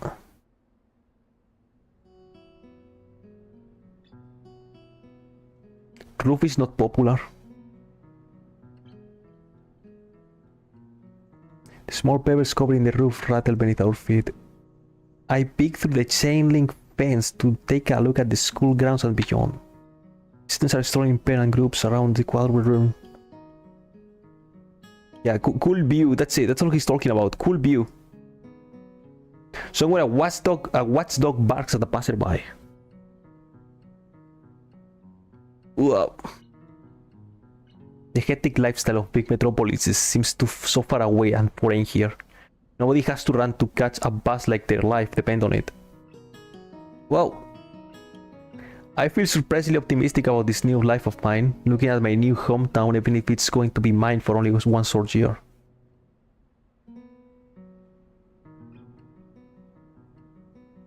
When I step out of the shadow of the clock tower to the open, I feel warmth touching my back. Only briefly. The wind carries the scent of trees and flowers, not smoke and car exhaust like it used to just a few weeks ago. Amy settles on a bench with Rin in a tow and closes. There you go.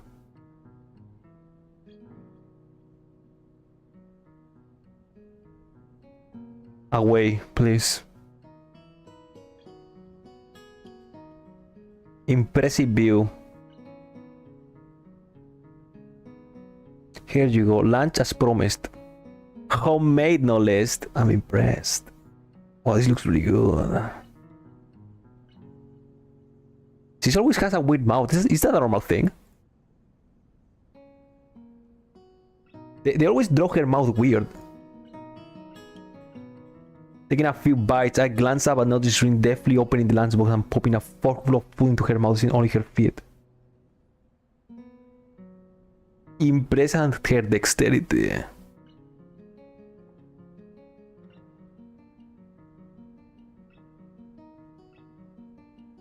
Does getting used to this place mean that I'm keeping up on being a normal person? Or does it just mean that I'm becoming more understanding about those around me?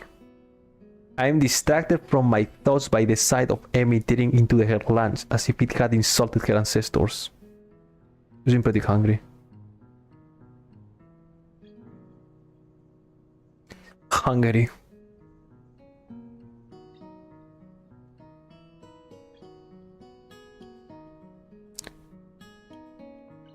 What could happen if you lose? Could you become a man? Figure speed. Does your figure capture in the mornings too? No stomach.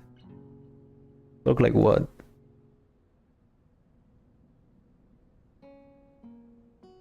What a team. Truly a team. How you two meet? Someone in the housing department thought that we'd complement each other well. Oh, they know each other because of that. No arms, no leg. Wow. That's really it. Like shoes and a suit.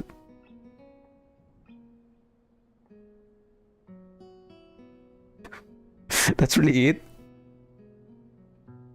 And that was that.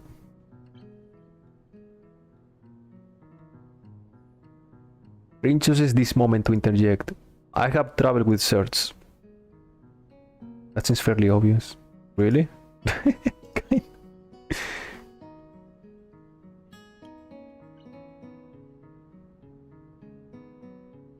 You've got no arms.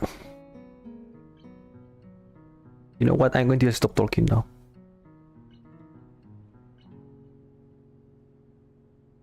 I see.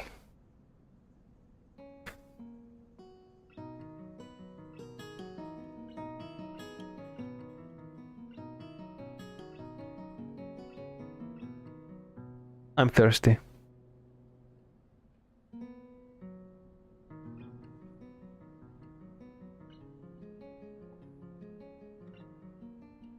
Equally pink.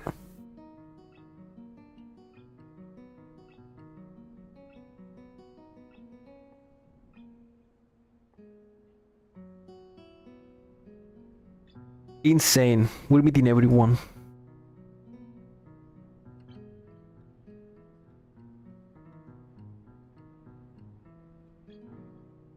How do you like it up here? Terrible. The sun hurts my skin.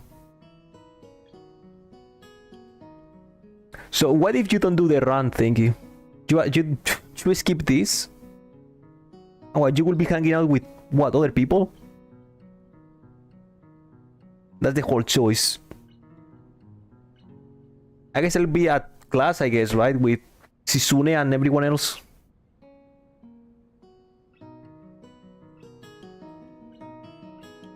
I shouldn't be here. Not on service, I don't know. Emily looks mock offended. The nerve.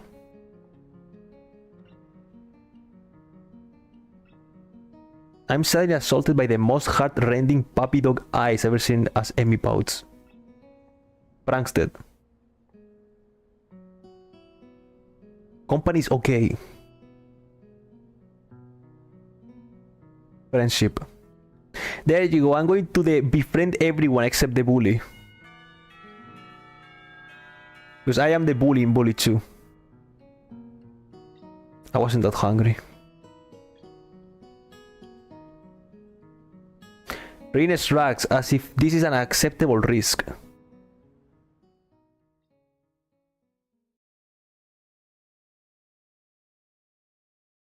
Insane. More class, more bullying, more hatred.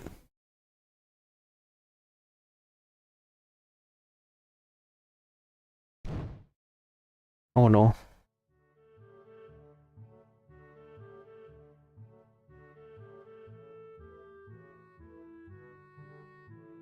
I'm used to it. A steel cranium.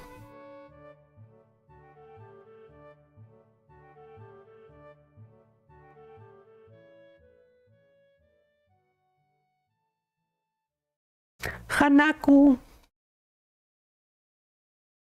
Oh, there she is.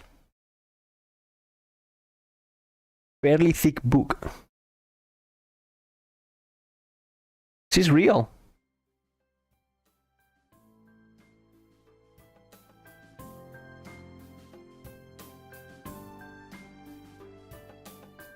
No interaction though. No interaction. Oh, there she is. Goodbye.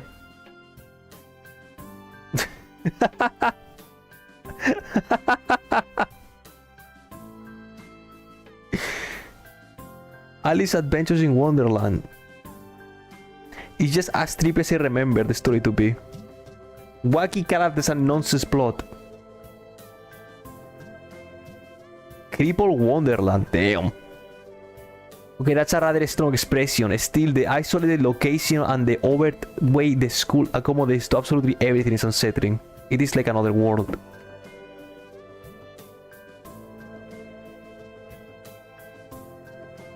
It's quiet. I can hear my heartbeat thumping against the fabric of my shirt.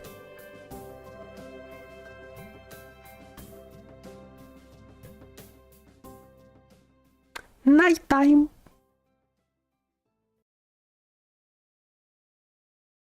200 pages later, I fall asleep. This man can read.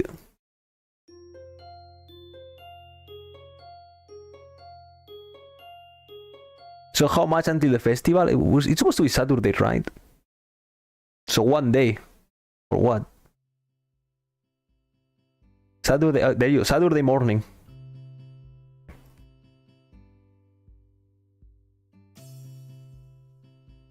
You're having class on Saturday?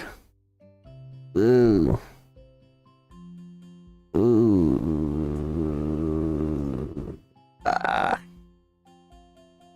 That sounds painful.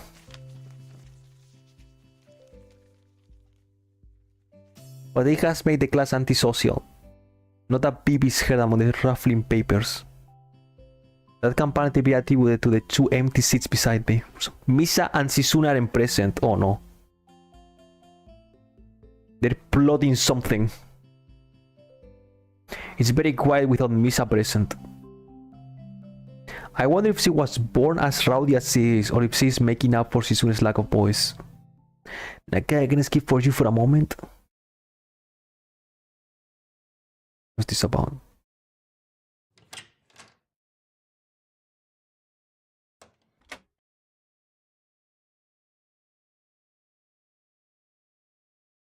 I heard from the school's head nurse that you had an incident the other day.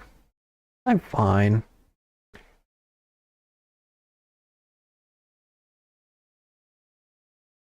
They are best here to prepare for your life here.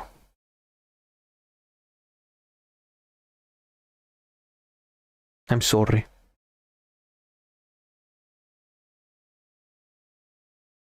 Something tells me that you're not sorry. Pretend as much as you want, but this is a normal school. A lot of people have put in a lot of time, effort, and money to make sure that you and every other student here can have the same level of education as your peers. For you to abuse that by throwing out advice, especially medical advice, is plain selfish. Jeez, I'm sorry. It was a prank. Haha. Muto appears to lighten up a little, satisfied that his message has been received. Where are you finding your studies? I understand you were laid up for a while. We're not too far ahead, are we?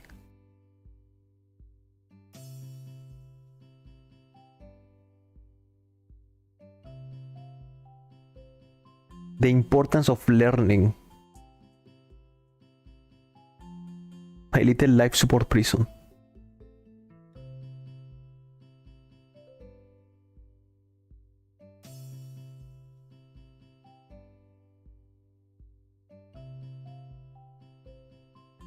Next big thing.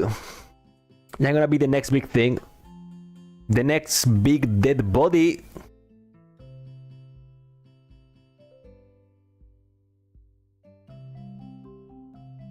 Let's get back inside, shall we? My relief at that suggestion is insurmountable. So, you're the boss, right? I don't think any of my students have ever said that to me before.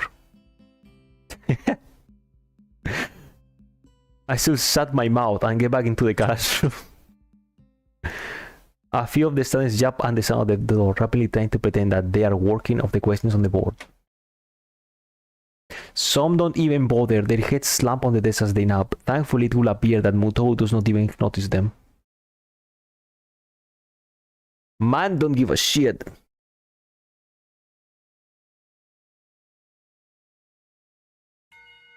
There it is. Nourishment.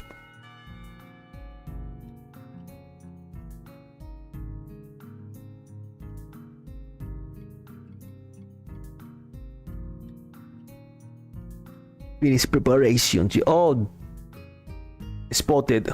Apart from me, Hanako is the only one left, obviously waiting for Lily. It's weird that Lily comes all the way to the classroom to pick her up.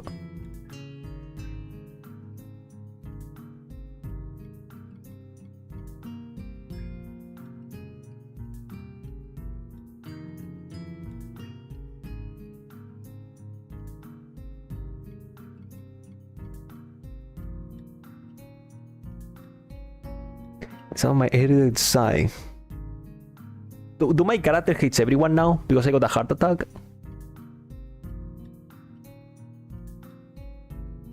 Anako?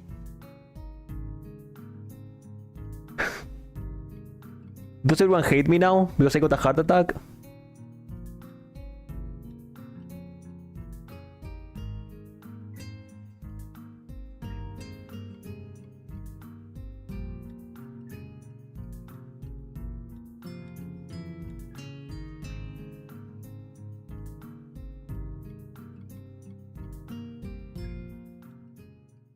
After 10 minutes of Presley suffering her shit.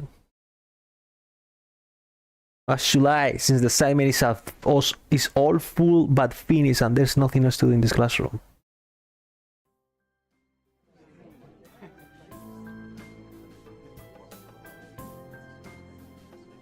So what is happening now? You couldn't guess the school day is over. We survived. We survived a week. I mean, I almost died. But that's irrelevant.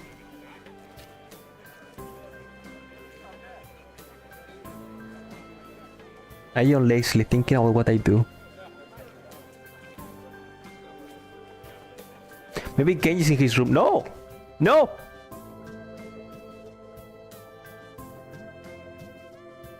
By not having those weird running prosthetics on.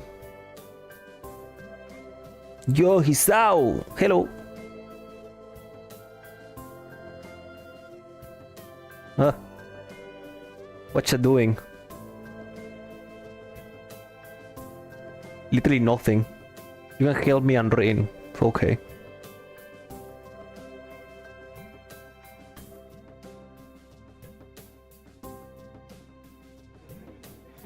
Even her walking speed is more like jogging, making me stumble over myself, simply trying to keep up.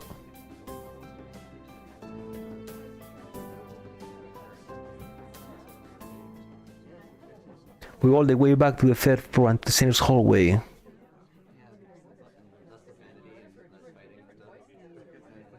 That's right. We love painting.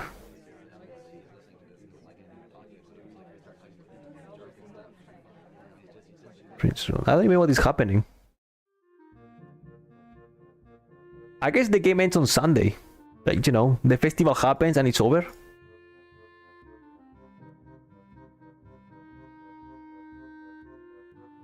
While she tries to make sense of the scrawled handwriting, I take a closer look at the materials lying around here. Dozens of paint cans. The last choice. I choose nothing.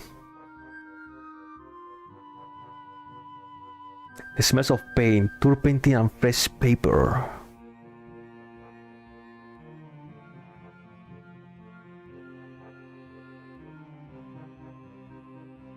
Her eye level stays below the shelf no matter what she does. Amy keeps up and just looks up to the shelf longingly.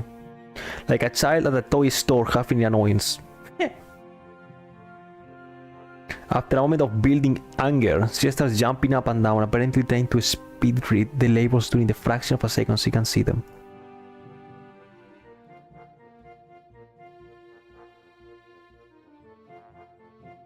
Let me do that. I like to ice your head. Hide.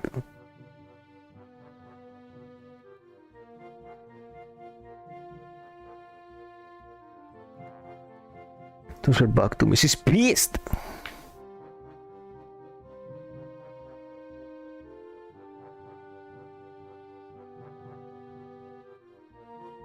Amy having a conversation about her height was a surprise. I wouldn't have joked about it otherwise.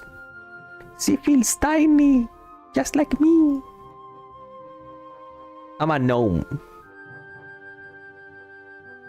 Only after we have almost all the items collected, blah, blah. She might not like to be told that she can do something like jump.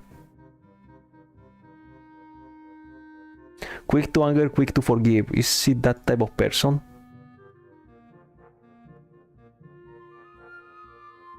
Got a heart attack. Well, fuck me.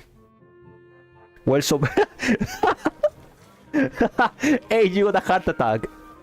No, you are stuck with this girl. That you only meet once.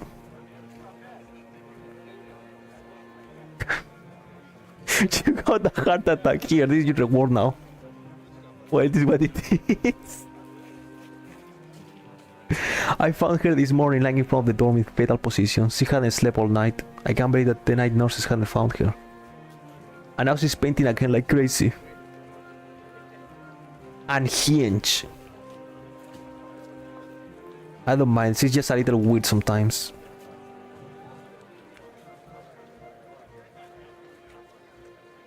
They don't feel close to Misa and Shizune do, with them working as a single entity sometimes. It's like Amy and Reinar. She's a very unique person.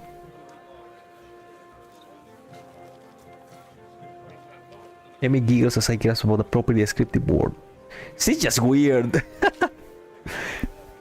Just spent a half an hour sitting on her box and stared at her toes. All that time. She's just weird. The disfigured human figures have been mostly colored in tones of red, pink and orange, weird imaginary things populating the spaces between. It looks nice. I can't think of any word that will describe the word concisely and comprehensively, so it's so much more nice. But honestly, it seems that the area around the wall becomes untidier at the same rate as the mural progresses. The ground is littered with dozens of paint cans, various art supplies, and empty soda bottles. Ring herself is in the center of this chaos, standing there looking very cozy as if she was a natural part of the scene. Her pant legs have been rolled up to her knees, exposing her thin legs which sport a drying spectrum of war paintings, similar to those on Emmy's face. Emmy sprints to Rin ahead of me and gleefully jumps in front of her. I'm back. That was fast. Did you run into the corridors again? Did you run in the corridors again? Rin turns around, following Emmy's finger with her eyes. She looks like she hasn't slept since last night. A backhand glazed stare that focuses slightly off me, and movements like in a slow motion movie. Hello, Hisao. Thank you for the help. No problem. Don't mention it, I just did. Never mind. Why are you getting more bad luck?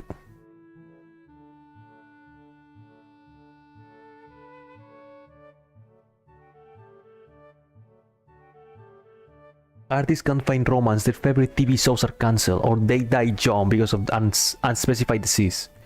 It's a deep and mysterious law of the universe. Unless they are blind. There is a boy. At the art club, you see. Blind boy, so he doesn't see. He should become an artist. No bad luck, guaranteed. Do you think that would be a good idea? That only blind people should become artists? No, not a judge. You might have a point.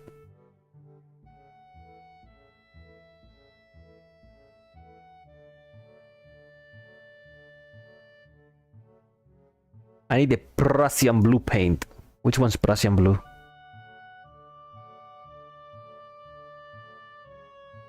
It's the one with Prussian blue paint in it. He's strange, not helping.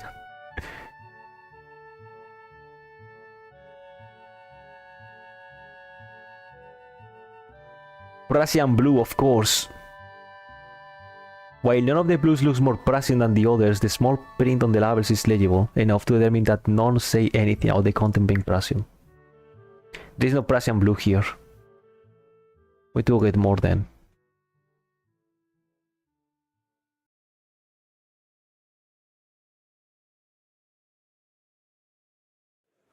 Look at that face. Okay, how do you find Prussian blue?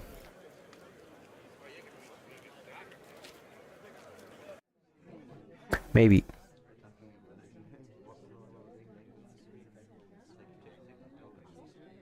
Why not actually?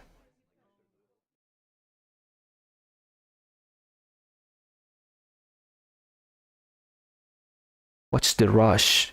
Look at that upside mouth.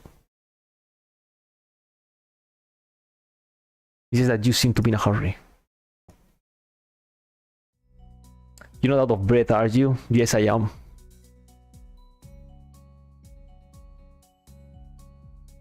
Kind of obvious. A little, not everybody can be in shape, you know. Takes all kinds, right? I should get in shape. Last time I tried to get in shape, I almost died. Then again, I push over the limit. Fun. He gives me a serious look. You're joining me. For what? In the mornings. You and I are now running partners. Mandatory? Times, dates, and labs all laid out. My god, does she expect to have me running marathons? Technically this is healthy, right? Unless I go psycho mode and run over the limit.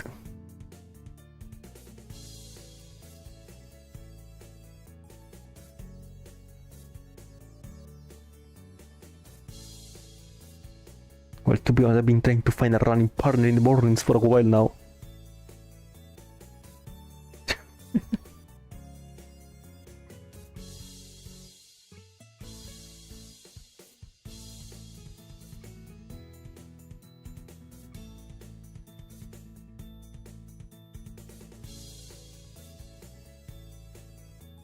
Master plan. And if I refuse, you die.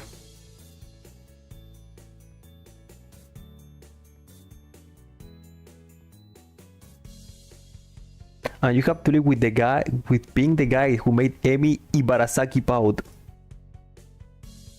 You don't want Thunder Cones, do you? Emi Road is dangerous. Death at every corner.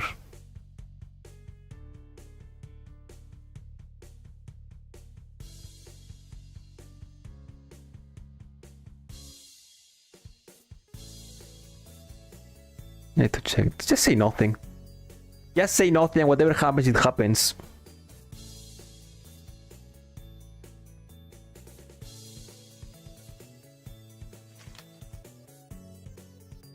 Paper.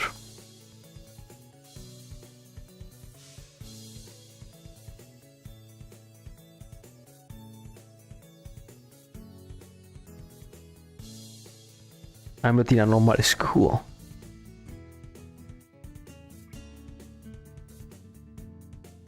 So when does our running start? After the festival.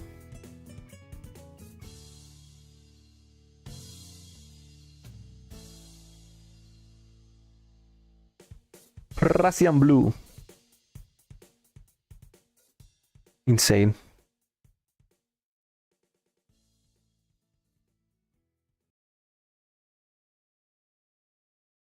Train find it. Whenever she comes back anyway. That's it, nap time? Festival, boys, it's the festival. No way. Listen, whatever happens, it happens. Fuck that. I'll do it. If I die, I die. I fear nothing. You only have one shot to beat this game. Sleeping late is fine, since it's a Sunday and there are no classes. Not just a Sunday though, but the festival as well. From my window I can already see some people at the soba booth. Nice, yakisoba.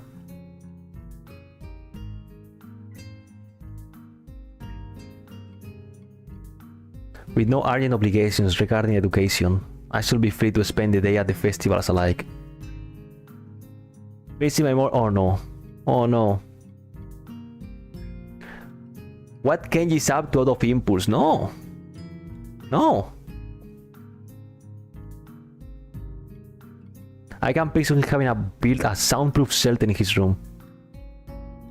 No girls allowed.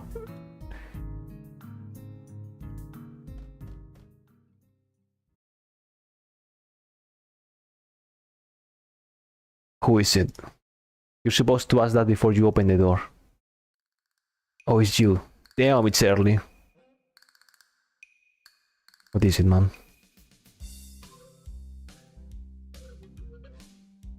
Out where? Why? I can hear them, it's loud, don't tell me. That's the invasion begun? Oh no. Why even bother? Why even bother with him?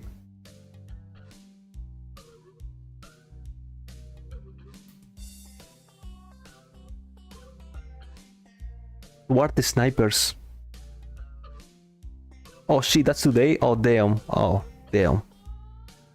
I can't believe I forgot. I don't have my fourth finish yet. This is bad. It's good you told me this, man. This is going to be a bad day. Why? They're going to be everywhere. The people outside my window socializing. Oh shit. It's going to be loud as hell. Damn, and I was going to go out today. But now it's ruined. Everything is ruined. There's nowhere to run.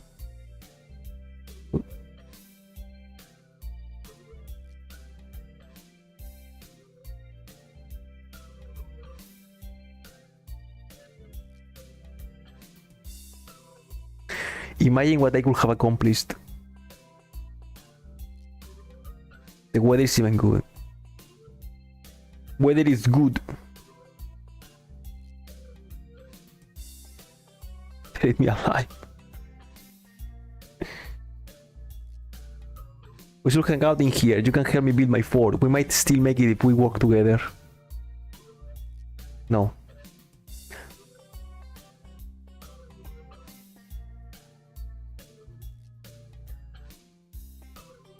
Sounds ominous, so what are you getting in return? Nothing.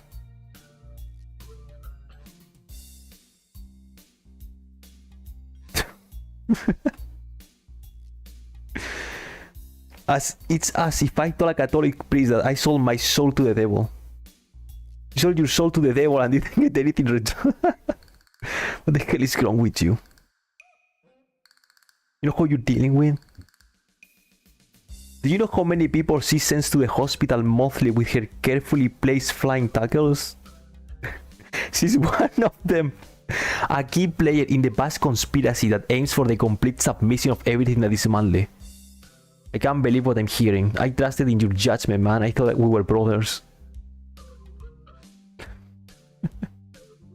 It's just one of their ploys. He fingers his scarf nervously.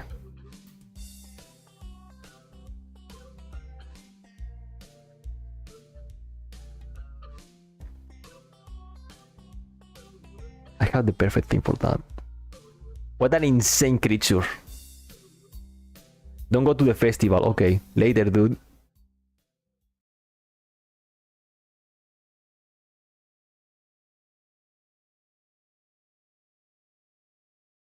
What?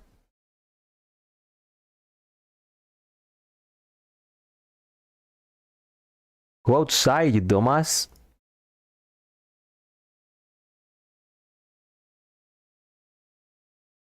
Is this really a choice? Yeah, go outside, you dumbass. Go touch some grass, eat some nourishment. This is a spot. The ones who can't stop staring, and behind their eyes you can tell they're thinking, now, what's wrong with this one?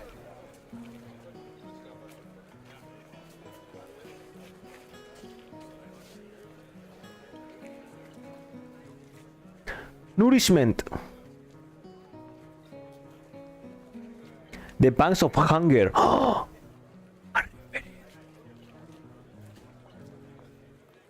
just getting my order when a loud voice interrupts me. There she is. I got a heart attack. Now you are stuck with me.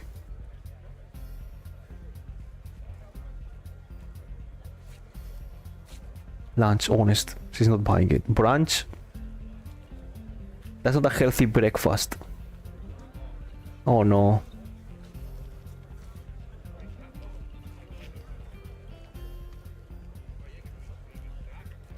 I want nourishment, whatever I want.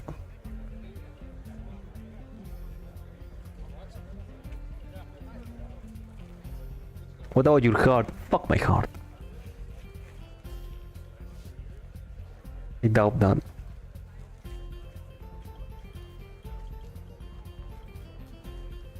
It's not that bad of a heart.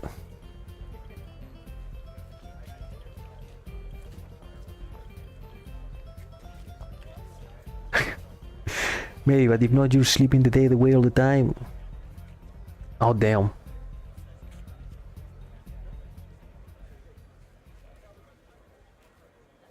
For example, I almost died and I was out of meeting people.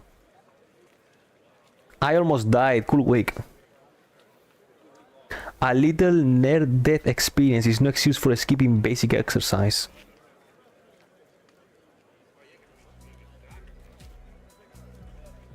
You've seen the error in your ways and are willing to adhere to my routine, right?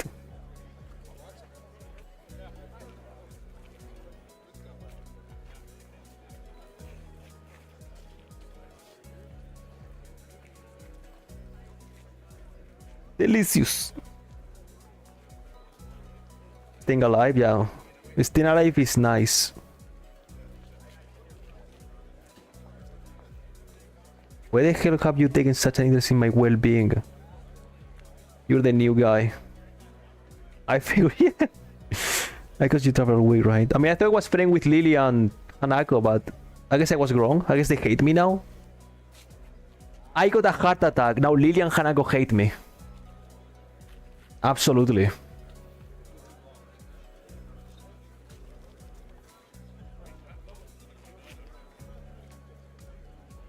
Thanks for your concern. Not so fast.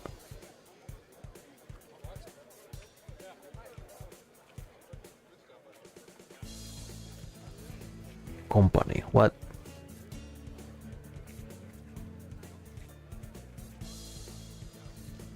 Insanity. The glare continues. Jesus, I'm a danger to myself and others, aren't I? I get done agreeing that I need to be healthier and then immediately start considering the next unhealthy habit that comes my way.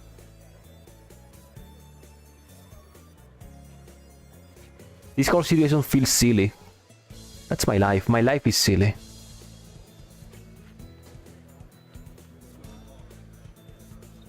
Maybe as well make the best of this. What do you want to do? Okay, check out the mural.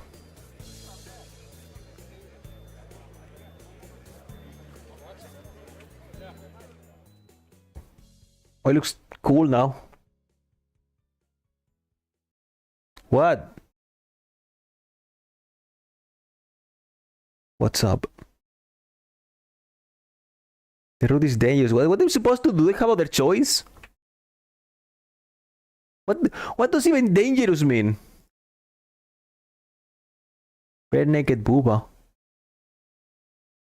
This is on. This is on. Why are you telling me it's not safe? Dude, death of the channel by a small legless child that likes to run. Is that it?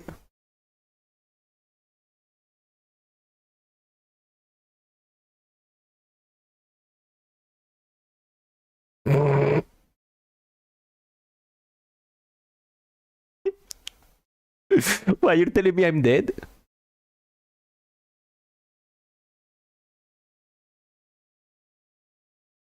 It's like roleplay, like you get a heart attack, you kill the channel.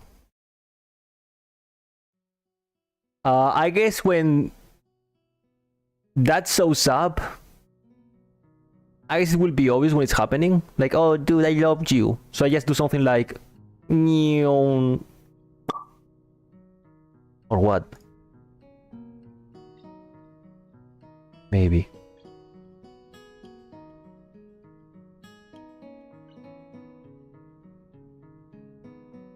How dangerous is this? Maybe I can cut the picture enough that it's just the text, maybe? Hello, Emmy. Hey, Rinabrut Hisao. Hello, Emmy.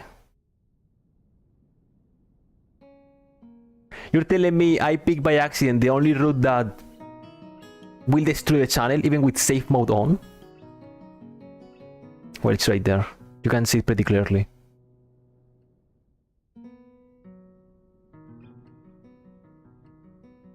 I can always use manual censorship. Unless there is more than one picture and changes, then there's nothing I can do there.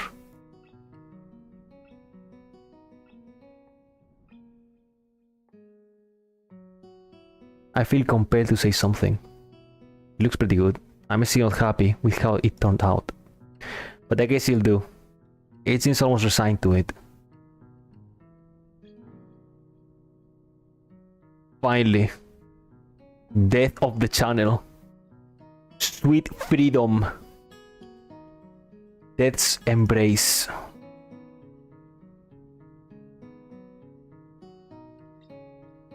Lemons. Boobastic.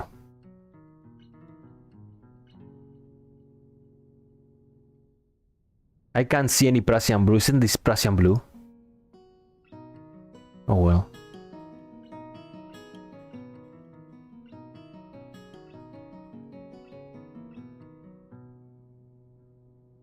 Have you eaten? Of course, you can survive otherwise. Maybe, but I'm hungry again, so maybe that means I'm wrong. Oh! Starvation.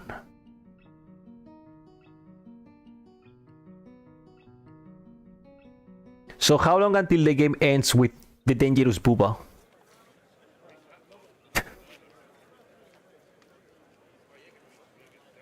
I'm pretty sure Emmy wouldn't let me anyway.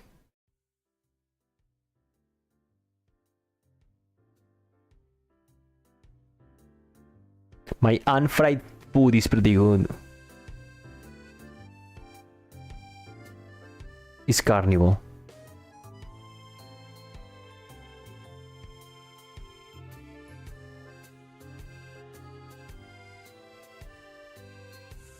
Running. Okay. I'll set an alarm. You better be there. God forbid. I don't think God comes into it. Unless there's some kind of freak accident and your alarm clock sorts out. That may be a random act of God. Well, don't consider random acts of God then.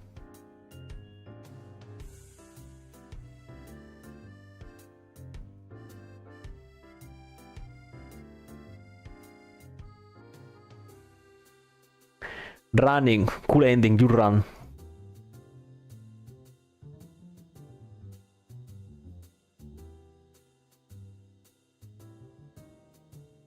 Those narrow dice again. You sure you're not just going to sneak off and buy some of that fried stuff over there?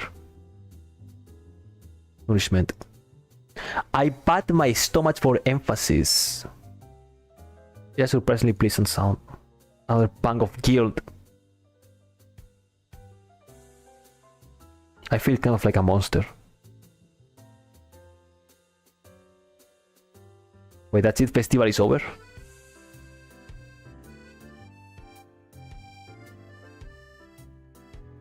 I won't say see you tomorrow because that would be like predicting the future and I'm pretty sure I can do that. Okay. Okay.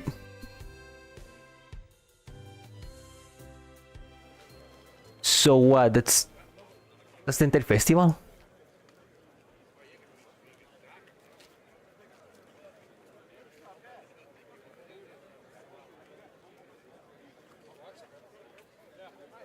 I do have work to do. My book waits for me and I float to my bed and read the fireworks display. Okay, I have a speed on button.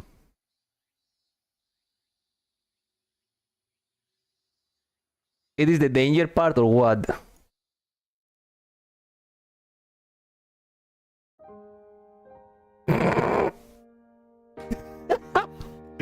Oh, she's just running. Check out that running.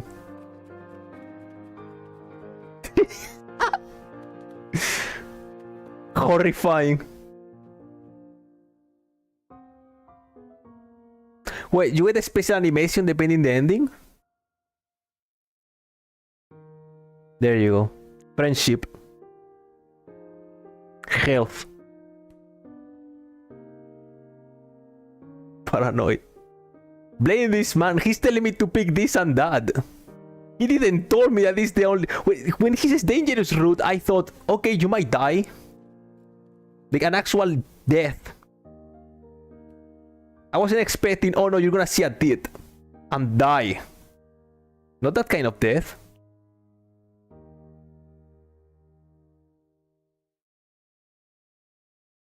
Act 2.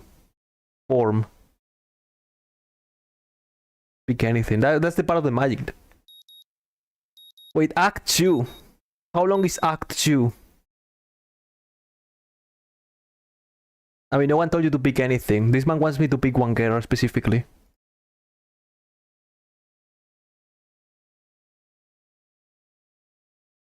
Wait, how much is left? Do I need to come back tomorrow for this?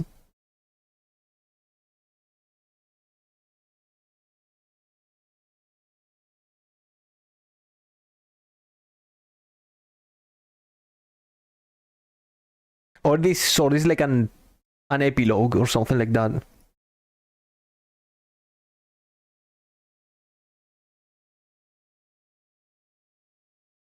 I feel a sense of trepidation as the drag comes into view. You're late, sorry. All of this because I got a heart attack.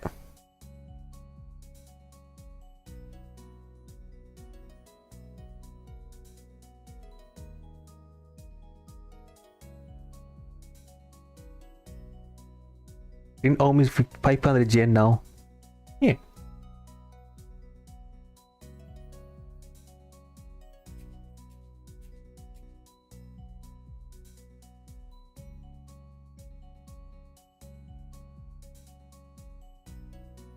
I mean, if it's not much, I can do it. If it's really long, then I guess I'll be back tomorrow. Cry of Fear delayed forever because I'm not gonna exist on the weekend.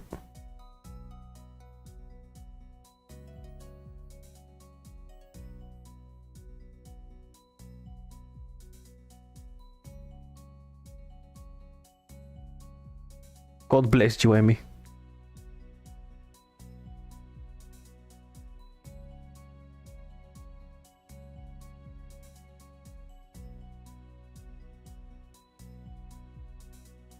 I think so. 3 hours more. I cannot do 3 hours. I cannot do 3 hours. I can do 1, maybe even 2. I cannot do 3.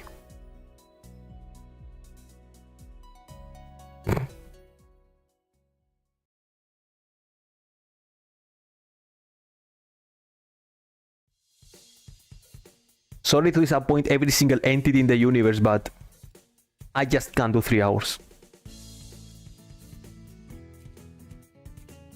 Roger. Who's Roger? We found the first curve. Again tomorrow. I mean, that's the point. I mean, I'm not gonna give up now. I mean, I guess I will look the... Let me see the dangerous picture. Spoilers. Don't really don't. It's just a picture. It's dangerous.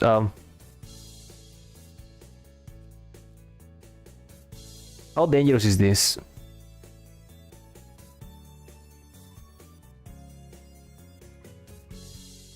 NSFW.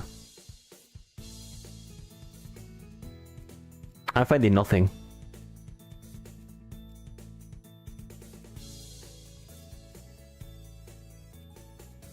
May I just find out there are 4 acts.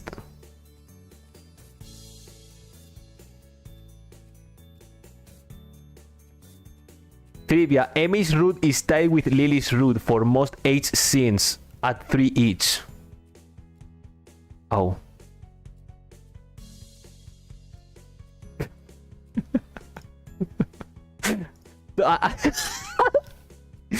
I guess tomorrow more of this time with danger mode. I guess. I don't even know. The other acts are so... Yeah, but the problem is if you tell me 3 hours, I cannot do 3 hours. I can do 1, maybe even push at 2. 3 is way too much. I mean, I cannot... there's no need to finish tomorrow. I can do it over time, you know. I can just put this on a standby until... whatever. I don't mind. I'm being mocked. I still cannot believe all of this is happening because I got a heart attack. Nothing on off. Am I really going to load the game just to play it safe and pick other route? Send a video on Twitter. Oh my god. Oh my god. Cool censorship.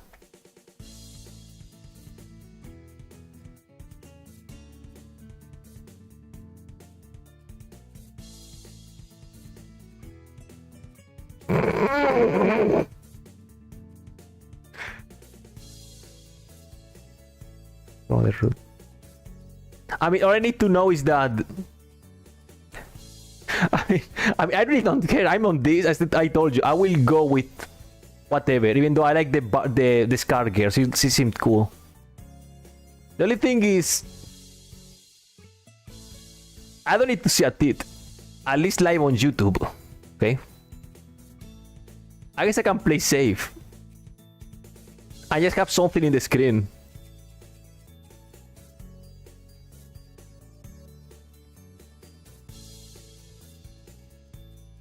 Really rude, no. I mean, at this point, I guess I will be stuck with this. Just every time something gets nasty, I will just do. Listen, every time something gets nasty, remove the game, bring out the Bio Broly. Bring out the. Where is he? Where is he?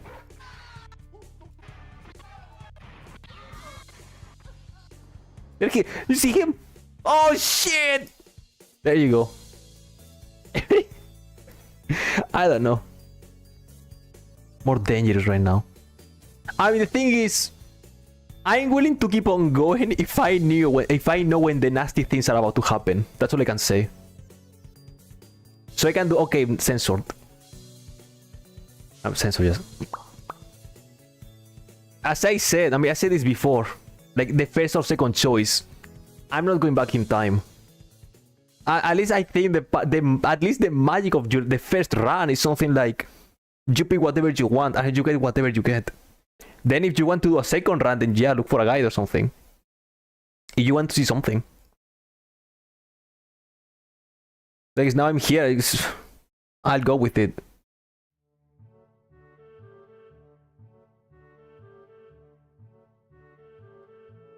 First strike. How do you even get bad ending?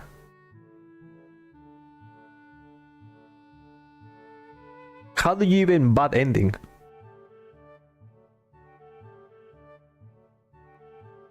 Because spoilers.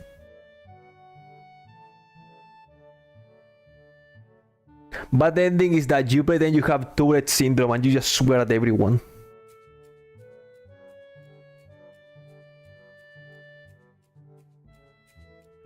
There's a blur as Amy sprints by me. So, do you at least know where the sex happens? Like, is everything like in Act 4? I know there are 4 arcs. Act 2, 3, and 4. Is everything on Act 4 or something?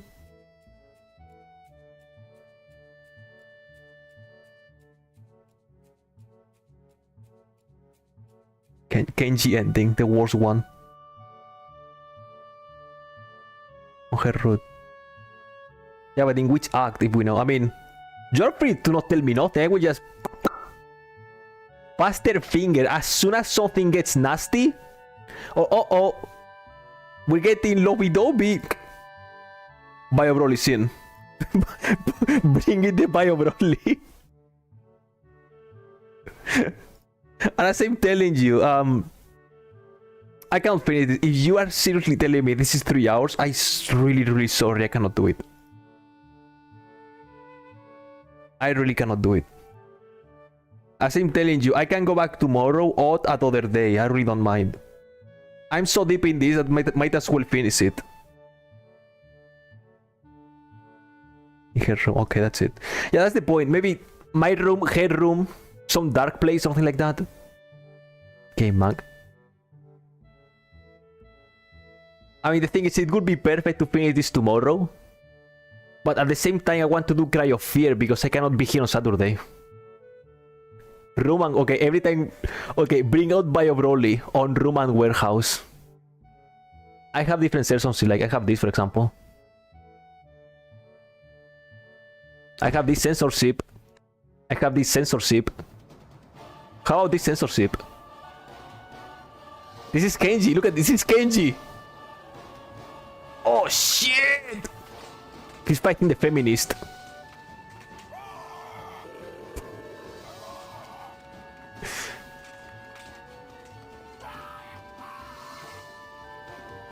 Damn. Yeah, I have things, you know what I mean? I mean, I'm saying tomorrow because... I mean, this is your game, I guess. You guys can say if you want this one day. Like, no, do this next Tuesday. Like, sure, why not? Sure.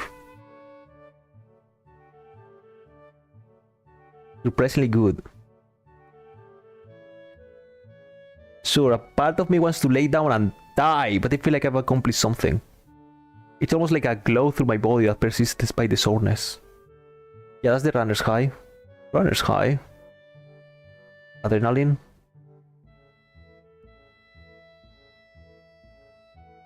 It's a good feeling though, isn't it?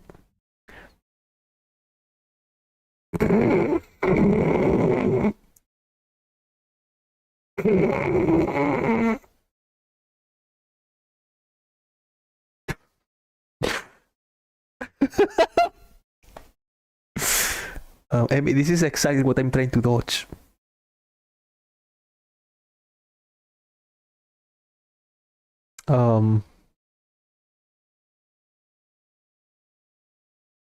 Okay. I opened my mouth to respond sorely before processing what she just said. Amy watches my face for a few moments before bursting into laughter. Just too easy. 3 dangerous. Oh shit. Playing with fire. So pretty much room and and warehouse equals Bio Broly, right? It's a Bio Broly. Oh god.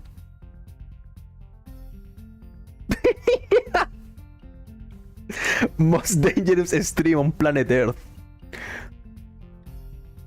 What if I stream the second half of the game on Pornhub? What? Can you live stream on Pornhub? I'm still waiting for that, so I can do shit like this. Oh god. Don't be silly. I live by silly. I live and die by silly.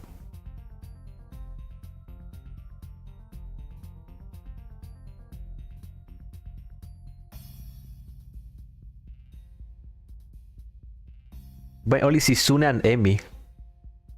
Oh. Safe run.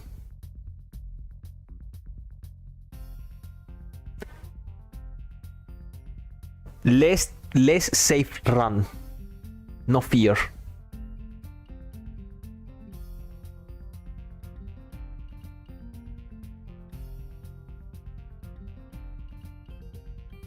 Come have lunch with us, okay? Where? The rooftop. When? Lunchtime, when else?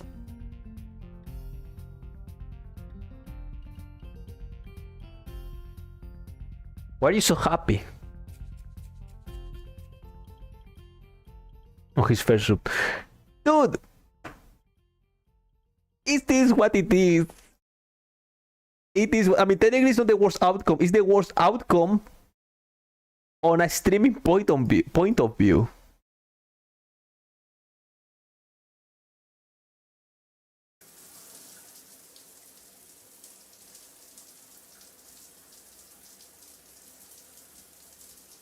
Kenji's coming back, right?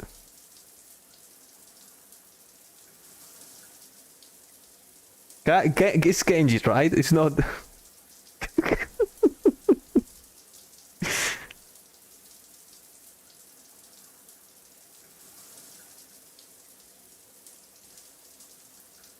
Crap. There it is. A hands on the clock finally sent me free for the tedium of yet another fun-filled class.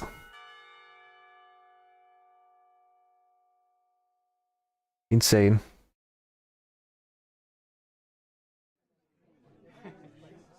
So what now? Every other single character is out of the game? Besides Rin, because he's Emi's friend? Or what?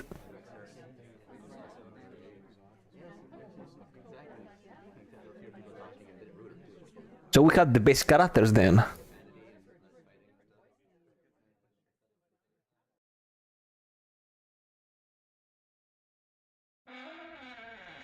Nice.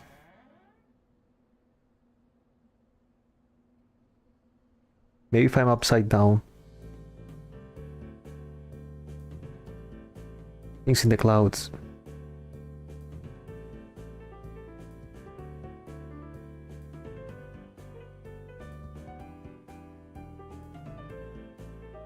Look at that face. Maybe sideways.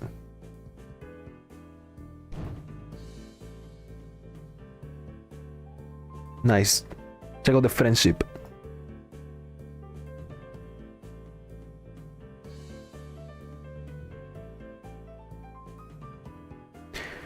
I mean, I guess I will leave kind of soon. As in telling you, I'll be back to this other time. I'm really sorry for not being able to do 3 hours. And I guess I can do the Emi route forever. Just the Emi route, and that's it. Crazy Taxi.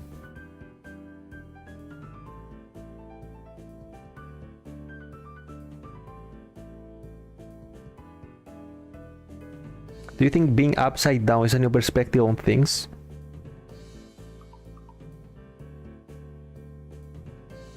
I have no idea.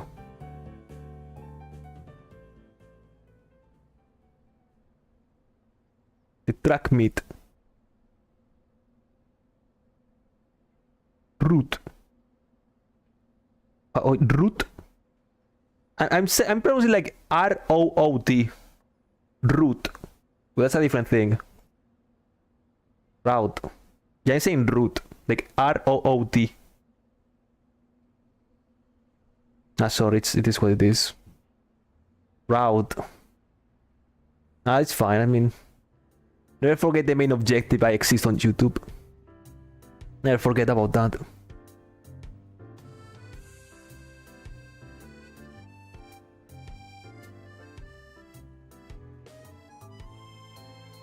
Root. Root is what when Morgana presses the Q, right? Root for 3 months.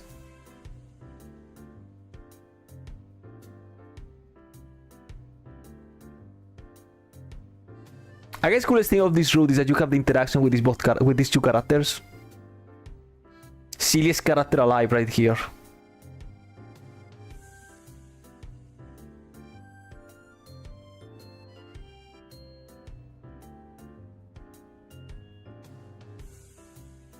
That's probably a good idea, you know, unless time changes its course. It can't do that. Not the focus anymore. I like it. I like Hanako. She was my favorite. I cannot believe I miss Hanako only because I got a heart attack. She was literally me. I mean, her seems like trauma. It's because I'm a weirdo. It's different.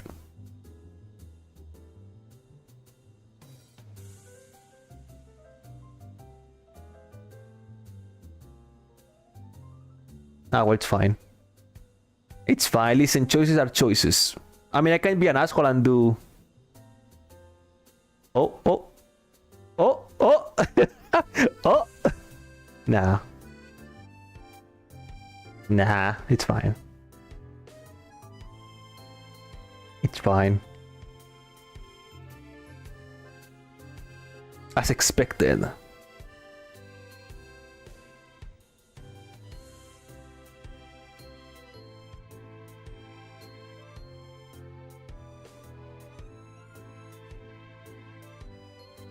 Oh, that's alright then.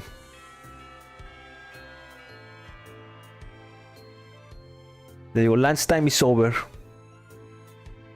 I still think it's really funny that you get a heart attack and now you are stuck with Emmy. Doesn't matter what you do.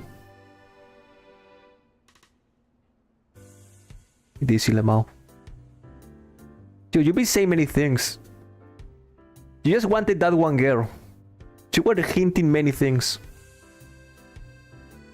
I'm gonna be honest with you, I really wanted to see if you really die. I really wanted to see if you actually die. Like, uh-oh. Die. Game over. But ending number, whatever.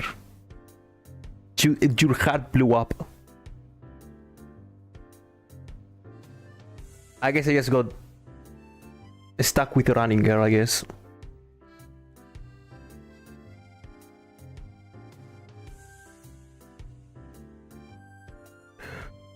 Are you sure you weren't participating in an illicit rendezvous?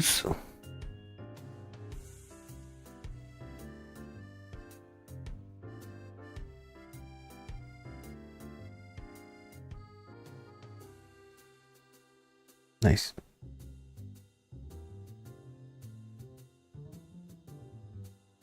I think it's safe. Ah, it's fine.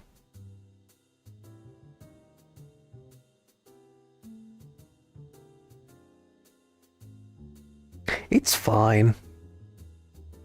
Don't worry, if this channel dies, listen, you can put that on your resume. If this channel dies, it's because of you and all you guys wanted to see the game. Name, you can finally say you killed a YouTube channel because you asked for something really small. Not everyone can say that. You know, that's something you can say. Hey, dude, I destroyed this YouTube channel, this asshole YouTube channel. No one can say that. But you can do it. Don't have hardly cheap away at homework.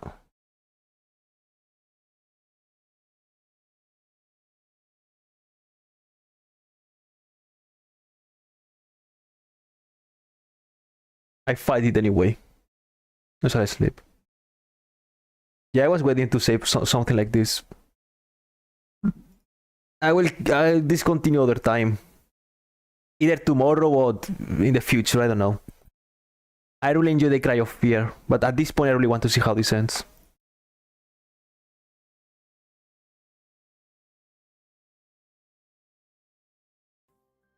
Oh, I'm not sleeping. Ah, whatever, listen. Listen, getting out. Questions that need answering. Out. Yes. Okay. Interesting game. We laughed, we cried. And most importantly, I'm risking a ban. Is it?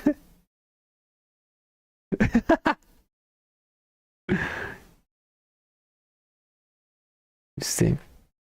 I don't know, I mean, I have a video. I mean, I don't see the teeth. Mostly because, you know, there's nothing in the way, but the way it shows, it's yeah, she's pretty much how she's wearing the same clothing as she was born, so yeah. It's fine, listen.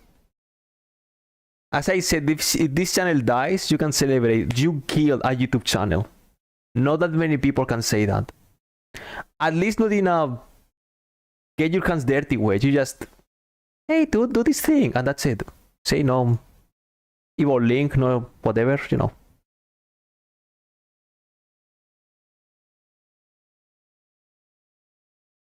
But yeah, good shit. Yeah, this will be more of this tomorrow or next week, depending of, you know, if I want to Cry of Fear or something. I don't even know. But I guess at this point, might as well finish it. I mean, I'll see what's happening tomorrow. Tomorrow is either this Cry of Fear or maybe even nothing, because some things are happening. But it's fine, right? It's really fine.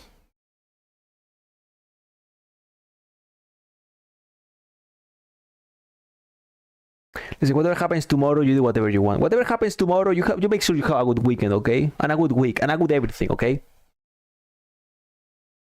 Make sure you do your things. And eat your veggies and do the Ocelot meowing. Most dangerous enemy in the franchise. But yeah, I guess more of this at some point. It's, as I said, either tomorrow or next week, because tomorrow I really want to play Cry of Fear. I'm really having fun in that game. But maybe I just said, fuck it, let's finish this game. So yeah, thanks for watching. Thanks for this game. We laughed, we cried, and we will get banned. Well, at least I will get banned. Only me, and no one else. But hey, awesome. So yeah, thanks for watching, boys. Thanks for everything. You guys enjoy life now, okay? You guys do something cool, do something nice. Be careful with heart attacks and all that, okay?